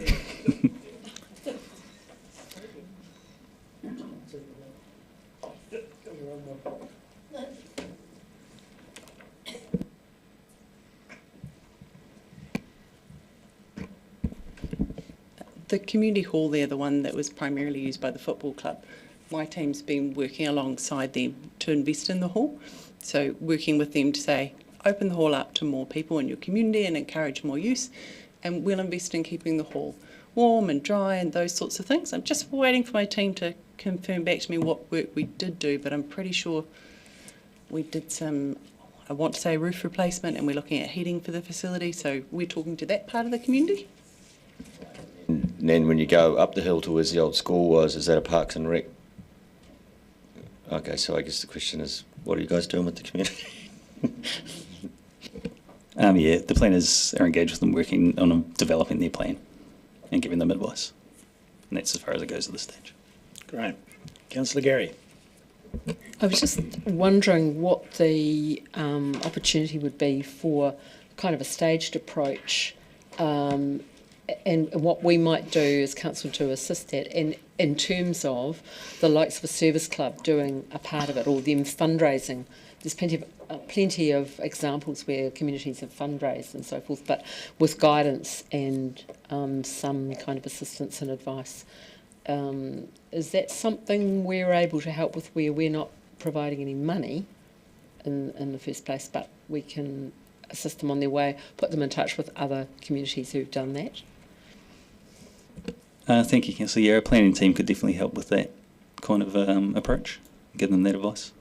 I'd just add that the plan, as Councillor O'Malley has alluded to, the original plan was to focus on the hall and to form a community group that we could then have a conversation with to discuss the use of the old school site. But we've struggled, and I've not been involved for some time now, to get a consistent community view on it. So the idea was to get a community group to take over the running of the hall, and then use that group as a leveraging to have a conversation with the community about the area, the old school site. So it's been ongoing piece of work. Okay. Deputy Mayor Lucas? Mr West has just answered my question. He must have read my mind. Thank you. Fantastic. Has he answered Councillor Wiley's question? No, but I'm just thinking, can we park this and come back to this one tomorrow? I think there's a couple more things I want to tease out first. Is that a possibility? Yeah. Thank you. If I might, I'm reflecting on what Councillor Barker was saying as well, and if you want to capture actions, even if they're not funding actions, it might pay that you resolve something so it's captured, because we don't know who's going to be around this table or the executive table in the next year, 2 years, 3 years. And if there's something that you want, for example, I think we just need to make sure that we are capturing those things now, because a commitment to looking at place spaces implementation or reviewing that, well, Heath's team are probably doing it, capturing it, having a time frame, clear understanding of when councillors can expect to see those things, I think would be helpful. Don't know, just an observation as the debate has unfolded. Yes, so does that mean we'll come back to it tomorrow with some discussion? Righto, so we'll leave that. Can I just ask my quick question, because I think it might be helpful, is that would Tomahawk fit within the parameters of playground provision? Because when you were talking about a playground within 500 metres of everyone that serves a certain number of households, I just want an overview of that. Sorry, as in what they're proposing, would that be qualified as a playground? I guess, we've got DCs and development contributions, and I see there's about $119,000 in there for DC fund costs for growth for playgrounds, and Tomahawk is an area of growth. So if we were assessing that a suburb was growing and it needed a new playground, would Tomahawk fit within the parameters of that 500 metres, the number of households, etc.? I don't expect you to answer it right away, just ponder on it. Something we can talk about tomorrow. Yeah. All right. And last one, 22, the last one under amenity request for Parks and Rec. Tunnel Beach. I realise this is more a dock issue than it is a DCC issue. And I saw a Stuff article, must have been last week, around this. Are we putting any pressure on DOC? Because it seems like it's going to be a long time before they do anything. It was supposed to be doing the seismic work, or the testing was supposed to be done in April. Has that been done? And I don't know, what's the relationship between Parks and Reserves and DOC?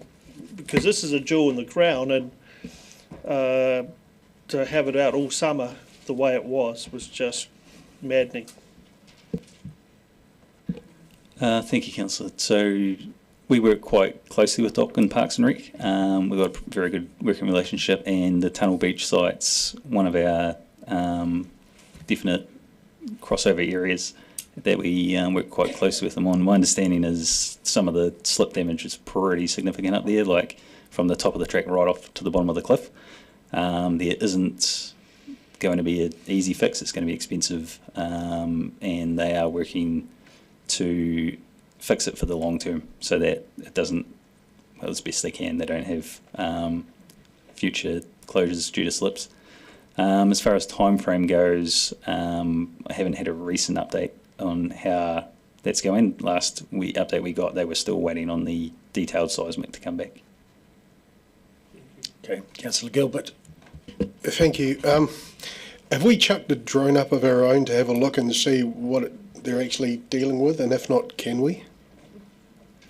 Look, I'm going to jump in there. We probably could, but we probably shouldn't, because it's not our responsibility to fix, and we need to rely on working with our partners around this. I understand that, Chief, but we've got the community that is baying, and if we can at least show, rather than saying we're told that, we can show images of. I think we need to work with our partners, and I'm happy to have a conversation higher up the food chain if it hasn't been working at an officer level. But they're bound and constrained by a whole series of criteria, and I just don't think we need to work in partnership with DOC on a whole range of things. I would be really loath for us to do that. Yeah, if I may, I deal regularly with the area operations manager. It is a really important site for DOC as well. But being a big national beast, they have a lot of other sites that were heavily impacted to a much greater degree and at a national scale, draw more visitors and that sort of thing. Some of the Great Walks were really impacted by weather events over the last couple of years. So they too have to prioritise. So whilst it might be frustrating at the local level and for the staff at DOC as well, some of that prioritisation goes to other areas. But they are really committed to getting that track open and much more resilient as soon as they can. So, but I'm happy to continue to keep that line of dialogue open with them. All right. I might ask if they've got drone footage, if they're happy to share it with us, which is different than us doing it, but maybe if we can reach out and do that and maybe help with a little bit of publicity about just how bad it is. Yeah. Okay. Page 241. Items 1, 2, 3, 4. The property amenity requests. Questions? Thank you, Mr. Ellis. Councillor Ackland. We know what's happened with the Eager Centre in terms of the roof, but I was just wondering, what about the courts? Hasn't that been raised? Or was that somewhere else? I must have seen it somewhere else, it's not in this part. There was talk about of the wooden courts somewhere. They were being leaked on, I think. Was it just leaked on? Was it? Yeah, they were being leaked on and they put 2 more wooden courts in, as is. There are 2 more. Yeah. No, they're not allowed. No. Great. Councillor Melly. I think number 2 is actually a transport question from Waikawati Coast, which, because I didn't prepare the community thing, first time I've really seen it. But do we have, I know we don't, so the answer is no, but we have a park and ride developing from the south, from the south of the city. But do we have any plans or has we done any transport planning around park and rides or mode transfer from the north? And likely to, or should the community board should that be what the community board actually does in its next request? I think we probably have to inform ourselves a little bit more about what the trigger point might be in terms of community because that is huge from the south. But at the moment we don't. Okay, so just to answer what you just said to no, Mike. So you're basically saying that the volumes from the south are clear and apparent, and we have yet to determine that from the north. Do you think we'll be able to get some estimate of that by the next long-term plan, 2 years' time? Or should the community board request that, I guess, is what we're trying to have? Yeah, no, I think we could by the next long-term plan, but I think you would, if I'm being very honest, you would have to prepare for the fact that the volume may not necessitate the need for a park and ride as it does south of the city, but we can definitely look at the volumes. Yeah. Yeah, no, certainly from my recollection, it's a quarter coming in from the north compared to coming in from the south. Yeah, thank you. Righto. That's that page 242. Items 5, 6, 7 and 8. Any questions? Councillor Barker. I'm just trying to think about this one as the Middlemarch train station, and I think they brought it up in the context of Heritage Precinct and how we look after the Middlemarch destination. And I know that we don't own the train station and it's excessively complicated about who owns it. Is that right? Is that why we can't go in there and try and help with restoring the train station because the ownership of it is complicated? There's a range of complications with it, but I do know that as part of Council's resolution to restore full train services, that DRL have this on their radar to look at, because part of, if you remember, part of what they've said is they want to create Middlemarch as an attractive destination, so that will be working through all of that, including the water tank and the train station, that whole historic precinct bit. So in our staff comment that is just as the Middlemarch train station is not owned by the DCC and there's no funding in the draft budget. So in the response to them, would that be fleshed out with, and we're looking at doing it with the train? We'll get DRL up there to provide an update. We've responded in terms of budget discussions here only. Councillor Benson Pope. Somewhere I recall a discussion that talked about, it may have been the community board presentation, that talked about the desire to have a community-led plan for the development and management of that and other attractions mooted for when the train runs. So perhaps the community board's the best vehicle for getting something happening on the ground.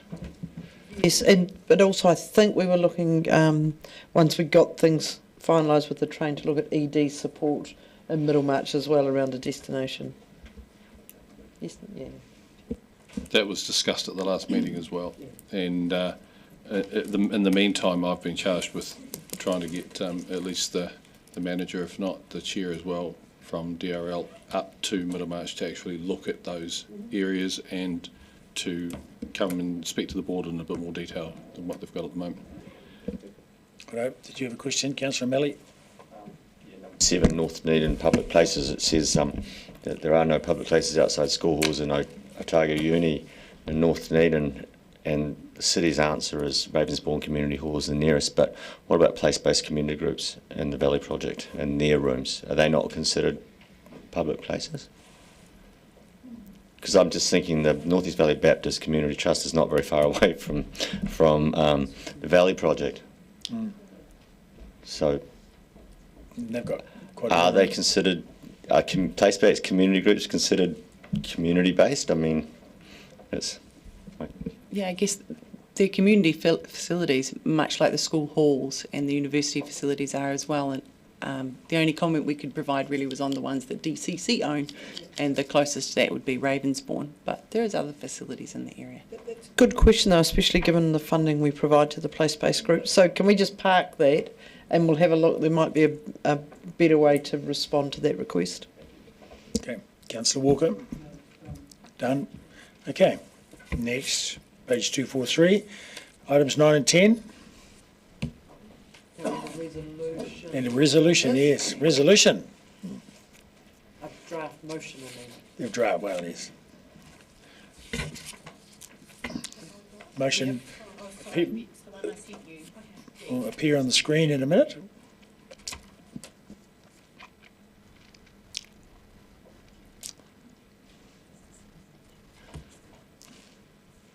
Okay, this has been vetted. You mean, have I seen it? Yes. Yes. So there we go. It's a good... Are there any questions about the resolution? Councillor Malley. Time put on it? Like in time for the next year's annual plan?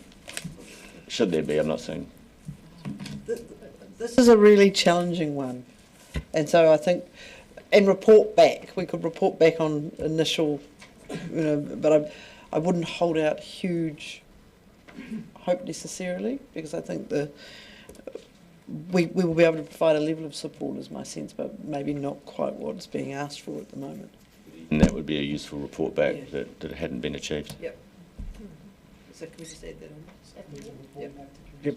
And report back to council on progress. Okay, Councillor Barker. Cool. Sorry. During the process, both in the submissions and in the hearings, we heard youth and others talking about a youth action plan. And I note that last year, Councillor Fiso moved on the 28th of May, so it's not quite the anniversary, for staff to develop a draft Ōtepoti Rakatahi, is it Taiohi? Young People's Action Plan, and then it said in October, report on progress will be presented to the November 2024 council meeting. And I asked this question because that's the overarching mothership, for want of a better word, at this time of the afternoon. So where is that action plan at? Is there anyone that can answer that? Yes, it's been an aspiration of community development to start the development of that plan, but unfortunately we haven't had capacity to do so, and no budget. So there is a subsequent resolution under grants around trying to support the youth, the development of that. We've got a resolution that's come through to fund specifically the development of that plan. Oh, so that's for to fund a council role to develop that plan? I've only just seen that particular one, and I hadn't been. So, but what I would say is park this until we get to the money, and we'll see what comes out of it. But I think there was timing last year with the team and various things that happened that really meant that that youth action plan was difficult because it was the bus hub incident. I can add a wee bit more to that. Because it's a youth-driven action plan, it was difficult to get some action from that community at that point in time. Okay, so where are we at here? Questions, Councillor Levisov? Tēnā koe, Mr Mayor. It's not actually a question so much as a commentary on the resolution that I moved for the annual plan is actually in response to Te Hauora Whānau Services submission to the annual plan. Okay, so we have this motion. So you got a question, yes? Councillor Wiley has a question. Councillor Gilbert moved it. Yes. Is there not another? I thought I saw something in the ODT the other day or somewhere about a second youth hub. Okay, I'm all right. That's good. Thank you for confirming that. Yeah, well, they can all work together. I'm just trying to. Maybe somebody can talk about it and speak into it, and give me some clarity on.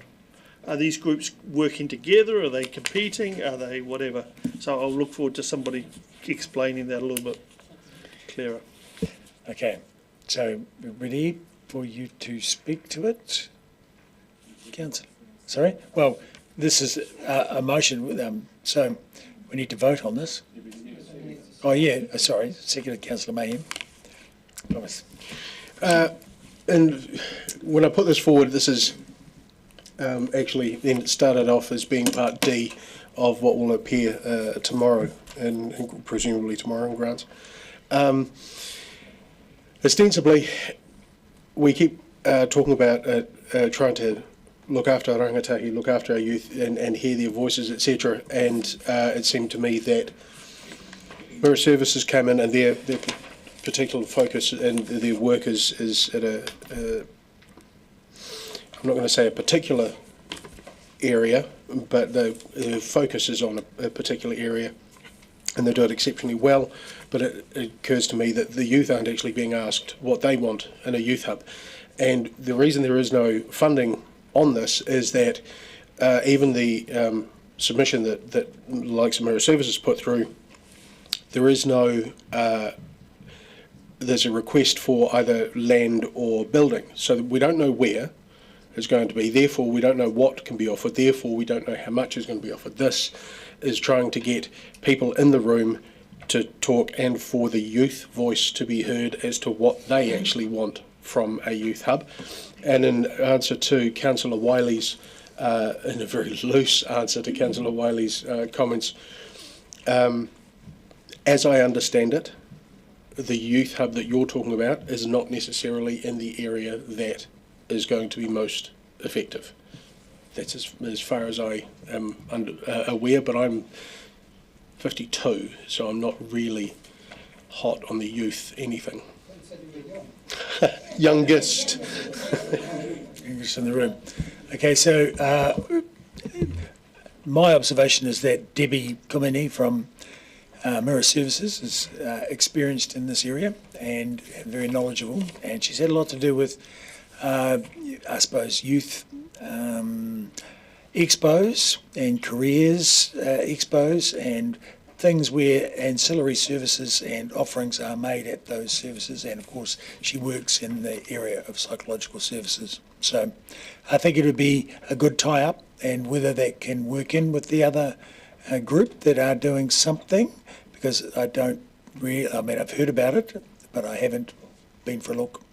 But there's quite a demand currently from the youth for somewhere, and having it, I suppose, positioned in terms of location, and positioned in terms of what goes on there, and positioned in terms of what support services are also available is quite important. So it'd be good to be having discussions about it, and this is a good place to start, I think. So, Councillor Barker. Councillor Wiley reminded me that yes, there had been a something in the paper, the ODT. I think it was in. I'll just look at the date of it. January, where the Otago Community Trust had given $425,000 to the Pacific Trust Otago, I think it was, to do some work with a youth-led approach, and they are planning on a 2-storey hub in St Andrew Street. So I didn't know if the mover and the second would want to add in direct staff to work with the Pacific Trust Otago as well, or that will be taken as a given, given that they're already working in this sphere. That's a question in the middle of a sort of speech, but just had to look that one up because there is obviously some work being done in that sphere. Certainly not opposed. Okay. Councillor Fiso.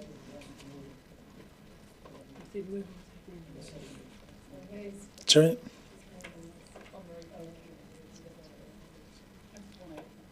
Yeah, commentary. Yeah, we're having speeches at this point. We're done with questions. Yeah, just make comments. Tēnā koe, Mr Mayor. I'd like to thank the mover and the seconder. It is a moving feast, and I understand the need to be responsive, and I support it in principle. And I'm going to be voting for it. But I just want to remind us, yes, there are hubs that are working and have been convened by Rakatahi Māori, for Rakatahi Māori and Pasifika Youth. And yes, it is going to be close to the bus hub. However, that doesn't, in my opinion and experience, give us the right to horn in on that, if you know what I mean. And so we need to be collaborative, yes, and we need to understand that there need to be a number of youth hubs right throughout the city, south, central, north, and in the hill suburbs as a network, because we know that one place isn't going to meet the needs of all the rakatahi who are on the move. And then I just want to call to our attention also, I can't remember when this was, I think it was last week. There's an article headlined, "The Commissioner Backs Proposed Youth Hub." And that's a response by the Chief Children's Commissioner, Dr. Claire Ahmad, endorsing Mirror Services' call. And Mrs. Fraser Kumene said that the youth hub would be designed by youth and for youth and have multi-agency involvement with the social housing function. So also that charity, the St Andrew Street Hub, Tamariki Together, TNT, that's the one that's been organised by the young people, and it also incorporates a music heals program. So there's a number of approaches, and they have been involved by Rakatahi for Rakatahi. So thank you. Deputy Mayor Lucas. I think Councillor Lafiso she's spoken to what I was going to speak about. I was going to speak about the work that TNT Hub was doing, and they also got some $85,000 from the Lottery Grants Board. And what I was asking the mover and the seconder, and I think what Councillor Lafiso was saying is to work not just with Mirror Services, but to work with other providers. I think, Councillor Lafiso, I'm looking at you, within, as you're saying, there needs to be more than one youth hub, and these different demands for different sectors of our youth, and so it's not just necessarily with Mirror Services, it's with other providers. in our community. Okay. Any further comments? In which case we'll put the vote. All those in favour say aye. Aye. Against? Carried. It'll need to be. You are comfortable to just take it that staff will have heard that and will be slightly more inclusive, but without writing a list. So we, we will do. Right. Just looking at the clock. Dog park across the page. Item 1, regulatory amenities. More dog parks. Any commentary? Any questions? Over to the next page. Amenity transport, amenity requests. Portobello, Mosgiel, Waikouaiti Coast. Any questions? Councillor Benson Pope. It's a transport thing in Portobello. I know there's been mention of, and I couldn't find it anywhere else, but seeing this one prompted me. There is an issue with the toilets across the road, as you know. Someone talked about it. I think apologise. Take it back. Yeah. Forget that. Okay, moving on. Next page. 5, 6, 7 and 8. Councillor O'Malley. I want to clarify what the transport response to the Waikouaiti Coast Park and Ride will be, which I believe is going to be that we'll assess the we'll assess the need from the north, because at the moment it's not quite as that. It's warrants the investment, but actually we probably want to actually assess the volume of traffic. Could we? That's correct, Councillor. And Mr Mayor, if I might just make one prefacing comment on the transport amenity list. A lot of transport amenity we fund out of the low cost, low risk budget, because it's things like minor safety improvements, pedestrian crossings, the famous bollards that we see around the place, and I think Councillor Walker is having a. But I just want to make it really clear that budget is. I talked to you when we set the budget that there is no co-funding from Waka Kotahi for that. That was pulled. They pulled out of that co-funding in the GPS, so it is entirely 100% local share funded. So my flexibility to move around the circle of these minor amenity things that sometimes mean quite a lot to the community is reasonably limited at the moment. Okay, over the page. Items 5, 6, 7 and 8. Any questions? Were addressed, I think, today, weren't they? Yep. Next page, 9, 10 and 11.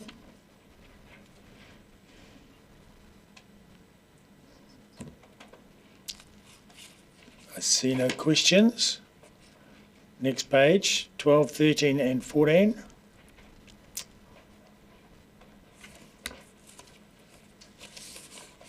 Councillor Gilbert.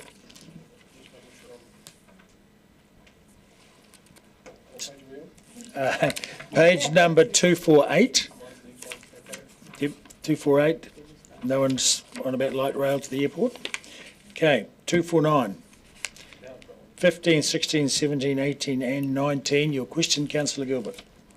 Thank you. The rail link between Port Chalmers and Dunedin train station is fully utilised by freight. Fully utilised.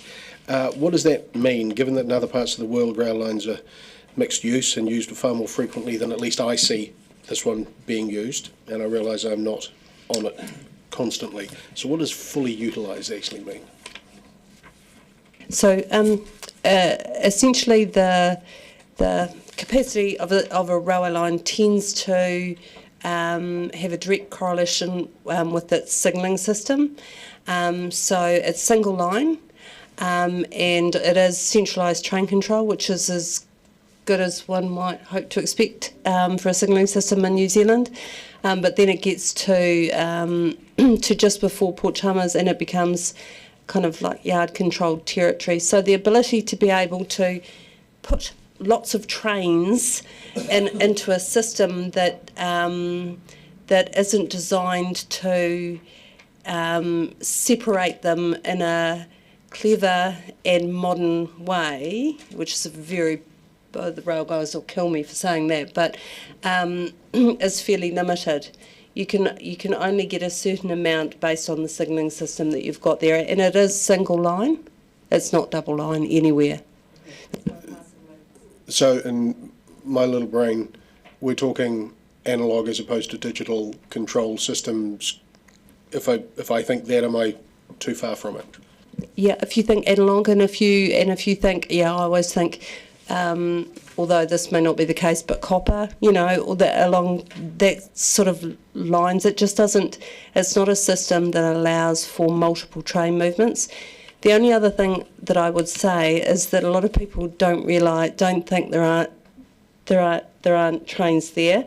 Anyone who lives there or anyone who cycles along that path after about 2 o'clock in the afternoon knows that the freight trains go up and down there all the time between 2 o'clock in the afternoon and about 0200 in the morning. Yeah. All right, Councillor Fiesel. Tēnā koe, Mr Mayor. Tēnā koe, Ms Benson. This is a kind of idle question in a way. It's with respect to 19. Please put the barn stance back at the cargo corner, and I can see the rationale for not. Previously, when we asked a long time ago, maybe the previous triennium, I think the explanation given then was because it's such a busy intersection for motorists, there's no way a barn stance could be put in. Okay, so when we have queries from the public, do we get to tell them that, or okay, all right, thank you. Absolutely, Councillor Murphy. Across the page is the answer. We're also pleased if they want to come to our signalling team who've got like a one-pager that describes. Yep. Follow up. Did we look at the extending the timing at the crossing slightly? So yeah, we did do that to make the crossing time longer for pedestrians to get them across. Okay, Councillor Gary. Just on that, it occurred to me that it says there's a low number of pedestrians, but wouldn't that be because it's not very safe if there's a low number of pedestrians, or is that not the case? It just seemed to me like, cause and effect, because people have identified it as being, they're not feeling very safe there. So why would they use it, or is it more about the number of businesses on that other corner? So I think I haven't got any data to support that, but I would say anecdotally, yes. People are probably choosing not to cross there. Right. Page 250. Sorry, more question, yes. So at the moment, our position is that we're not going to do anything there in terms of barn stance, isn't it? And that's it. That's our permanent position at this point. I mean, the one thing that, back to signalling technology, again, that I hope is that eventually we move forward in that technology, and we could maybe revisit it then, but at the moment, yes. Speaking as someone that uses that intersection most days, there's often long queues of cars, and so the system as it is works well to get them through. I've been forced down there by the postal system because there's nothing in North Dunedin anymore. And I noted that, and that is the traffic assessment, isn't it? That if you get that longer pedestrian cycle, you will completely stop the traffic moving in King Edward. Thank you. So, Councillor Houlihan, did you have a question? Thank you. Yes, just can I ask on another number in here? It's just around the rail. If we do nothing with it now, does that mean it just disappears off any of the plans, or will it sit there? We have to make a decision now, do we, if we want something to happen with it? Number 15, there's something around rail there. Just the passenger rail thing, I don't want it to disappear. I'm just wondering what our options are. Any suggestions? No. Yeah, I heard You can't get any. just because of the freight. They let one train in the morning, one train at night. But what for the about cruise ships. Mosgiel to? Well, it's still rail.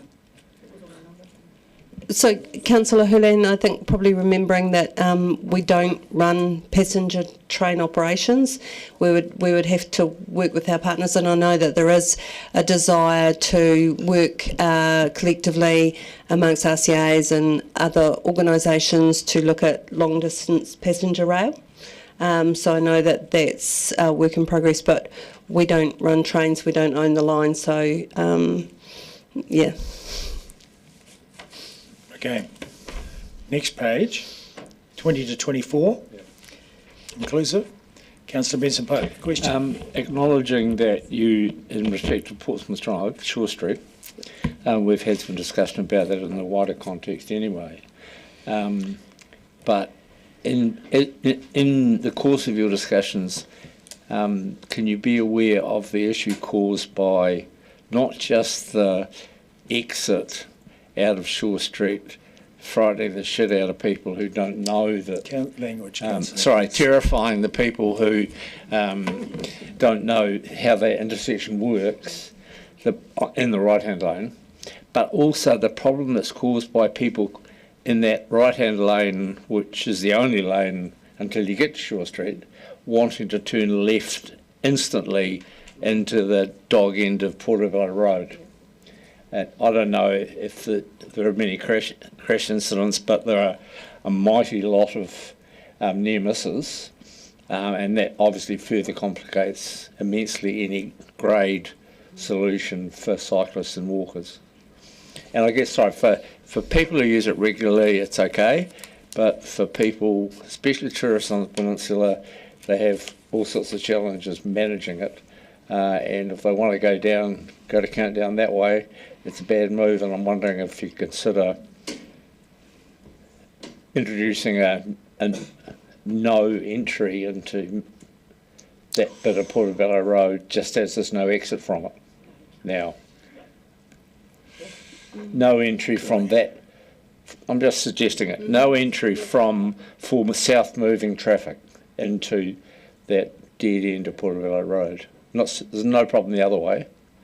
If I could offer an observation on that, that's really challenging, because that would be all the traffic coming over the causeway from the peninsula who are trying to get to that other part of the city, and then you can't easily turn at the next intersection either, but because then it directs you backwards or onto Andy Bay in a way that's really irritating. But I think that would be a hard change to make.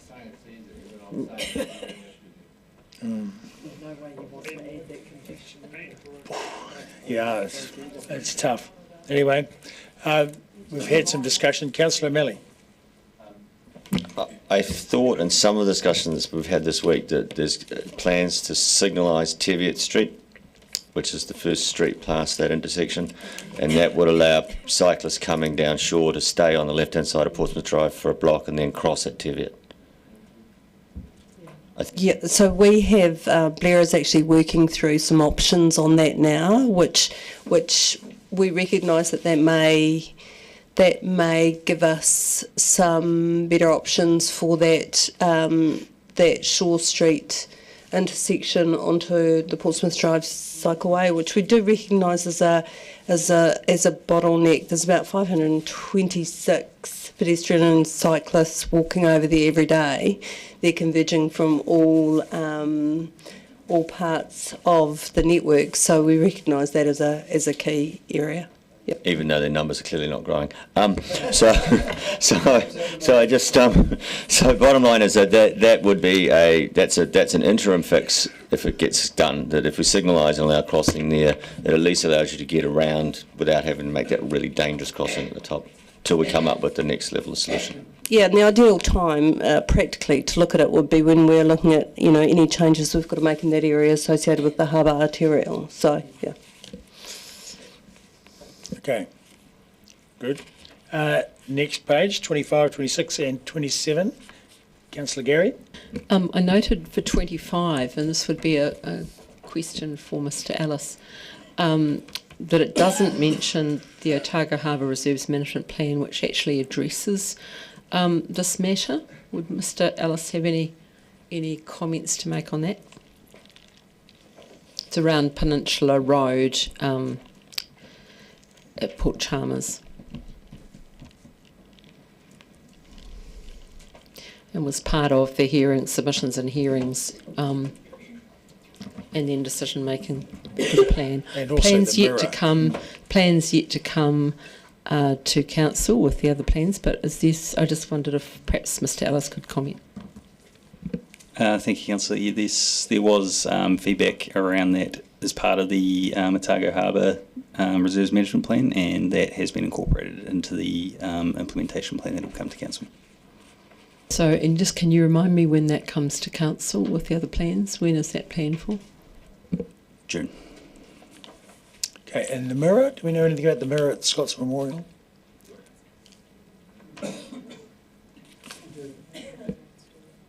Oh, we no longer install convex mirrors. Golly, I put in reading because of the vandalism. Okay, shame. Is it okay for the public to install their own, with the community board, for instance? Is that a question? It is? Okay, thank you. Councillor O'Malley, do you have a question? Burnside Underpass. So there is an old underpass, stock underpass, that's near the Baptist Church grounds, and I don't believe that they're not. I think that's even still a paper road through there. So is that what we're looking at when we're looking at this staff working through strategic walking and cycling review? How far? Because I think it's been 3 years since the community come here in the past about that. So are we looking to go under State Highway 1 using that old stock underpass, or is it just still completely under review as to even where we would cross? No, I think we'd be wanting to use the the existing infrastructure that's there. Existing infrastructure is a road, right? Whereas that's actually a large. I can't really see it as you drive over it, but I mean it had a road leading into it, so it must be very wide and very big. But that's not being considered. We would definitely be considering that in the round. I would have thought that we'd probably be looking at that location when we got a little bit further through the tunnels trail, and in terms of from a network effect, how we're connecting out those communities. But no, we haven't done any work on it to date. Councillor Gilbert. Thank you. Sorry, back to the mirror. I thought I'd heard somewhere that it was either being installed or had just been installed. Is it maybe a local? This one? Yes. Okay, thank you. I was going to ask the question. So after the submission process, there was a communication and the mail came back from the senior contract supervisor that the mirror has been ordered and is on order and we will be installed in 3 to 4 weeks' time. So that's the update on that. And just going back to the first part, Peninsula Beach Road is just the end of the road I live on. And over the years, that has improved incredibly. It used to be 50k zones. Advocacy over the years reduced it to 30. And the public has, over the years, asked for traffic calming. But to be honest, it's way, way, way calmer now, simply because it's way better used. So there's many more walkers and cyclists and dog walkers there, which in and of itself has slowed down traffic, which is now not a rat run, and because it's quite bumpy, the boy racers who used to come round don't come round anymore. So that's the local update.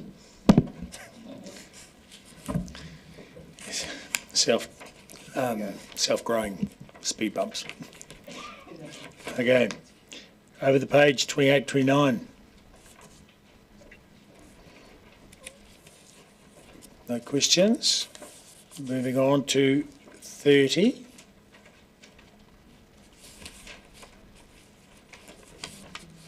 And across the page to 31 to 34.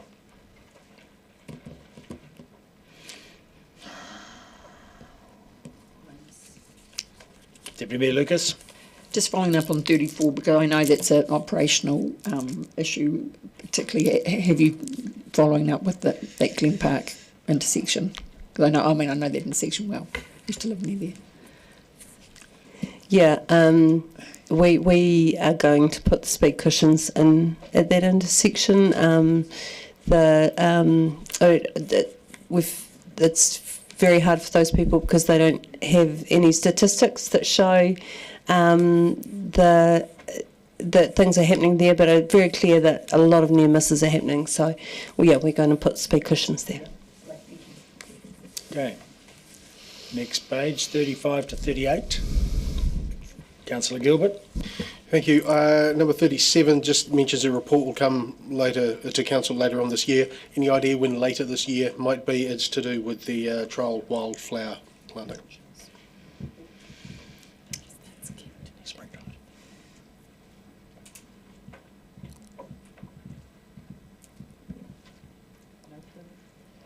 Springtime when the flowers grow. Is it a parks or transport one? I've got a great space for you if you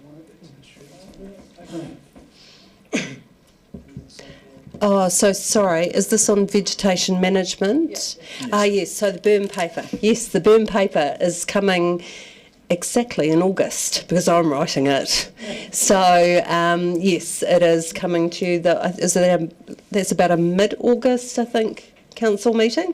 Yeah. Great. Councillor Bishop-Pope. I've just got a question, if I may, about a safety issue. That's what I thought was Portobello, but it's McBay.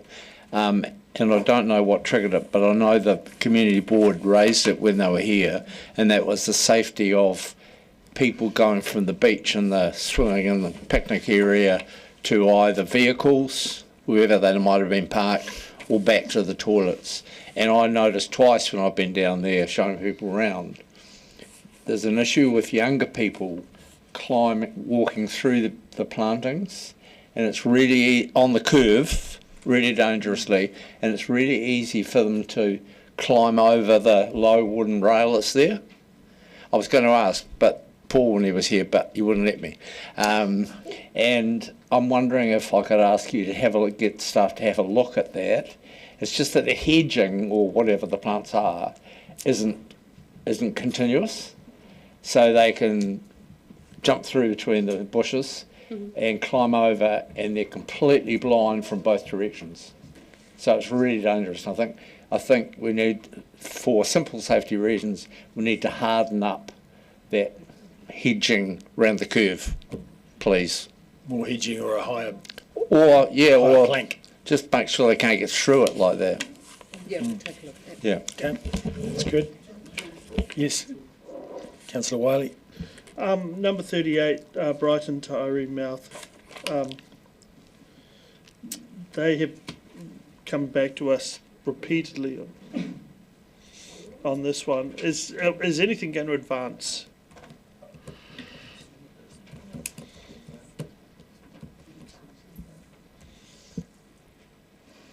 So Councillor Wiley, this is on the coastal plan?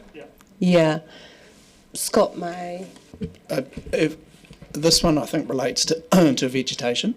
So we know through our work with early in the Freedom Camping days, a lot of that roadside strip belongs to Department of Conservation, I think.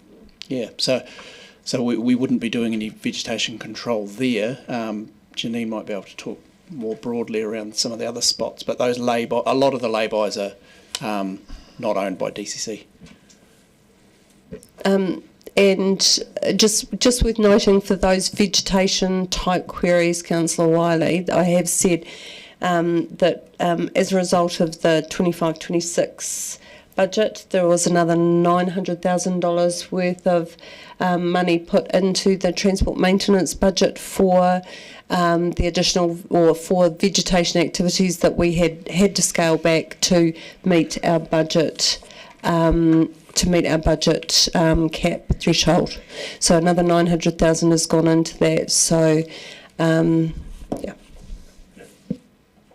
Okay. Done? I sent something to the CEO who may not have looked at it. But we're parking today. We'll come back. So I've sent it to staff just to check. But at this time of the day, so because Andrew has something on. Oh, sorry, Councillor Wiley has something on Tomahawk that he's parked.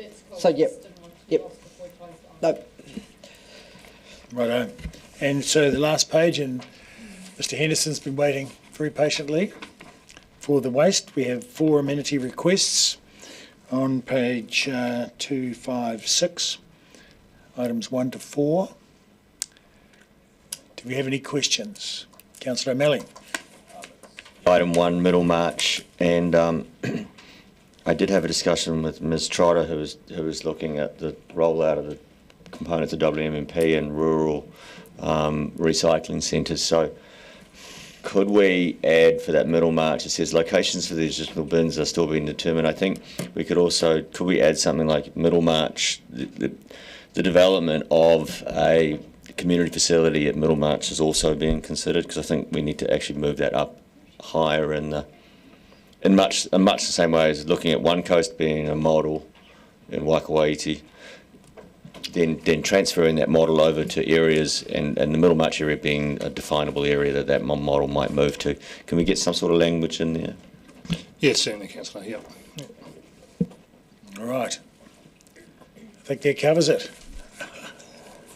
Very, very patient.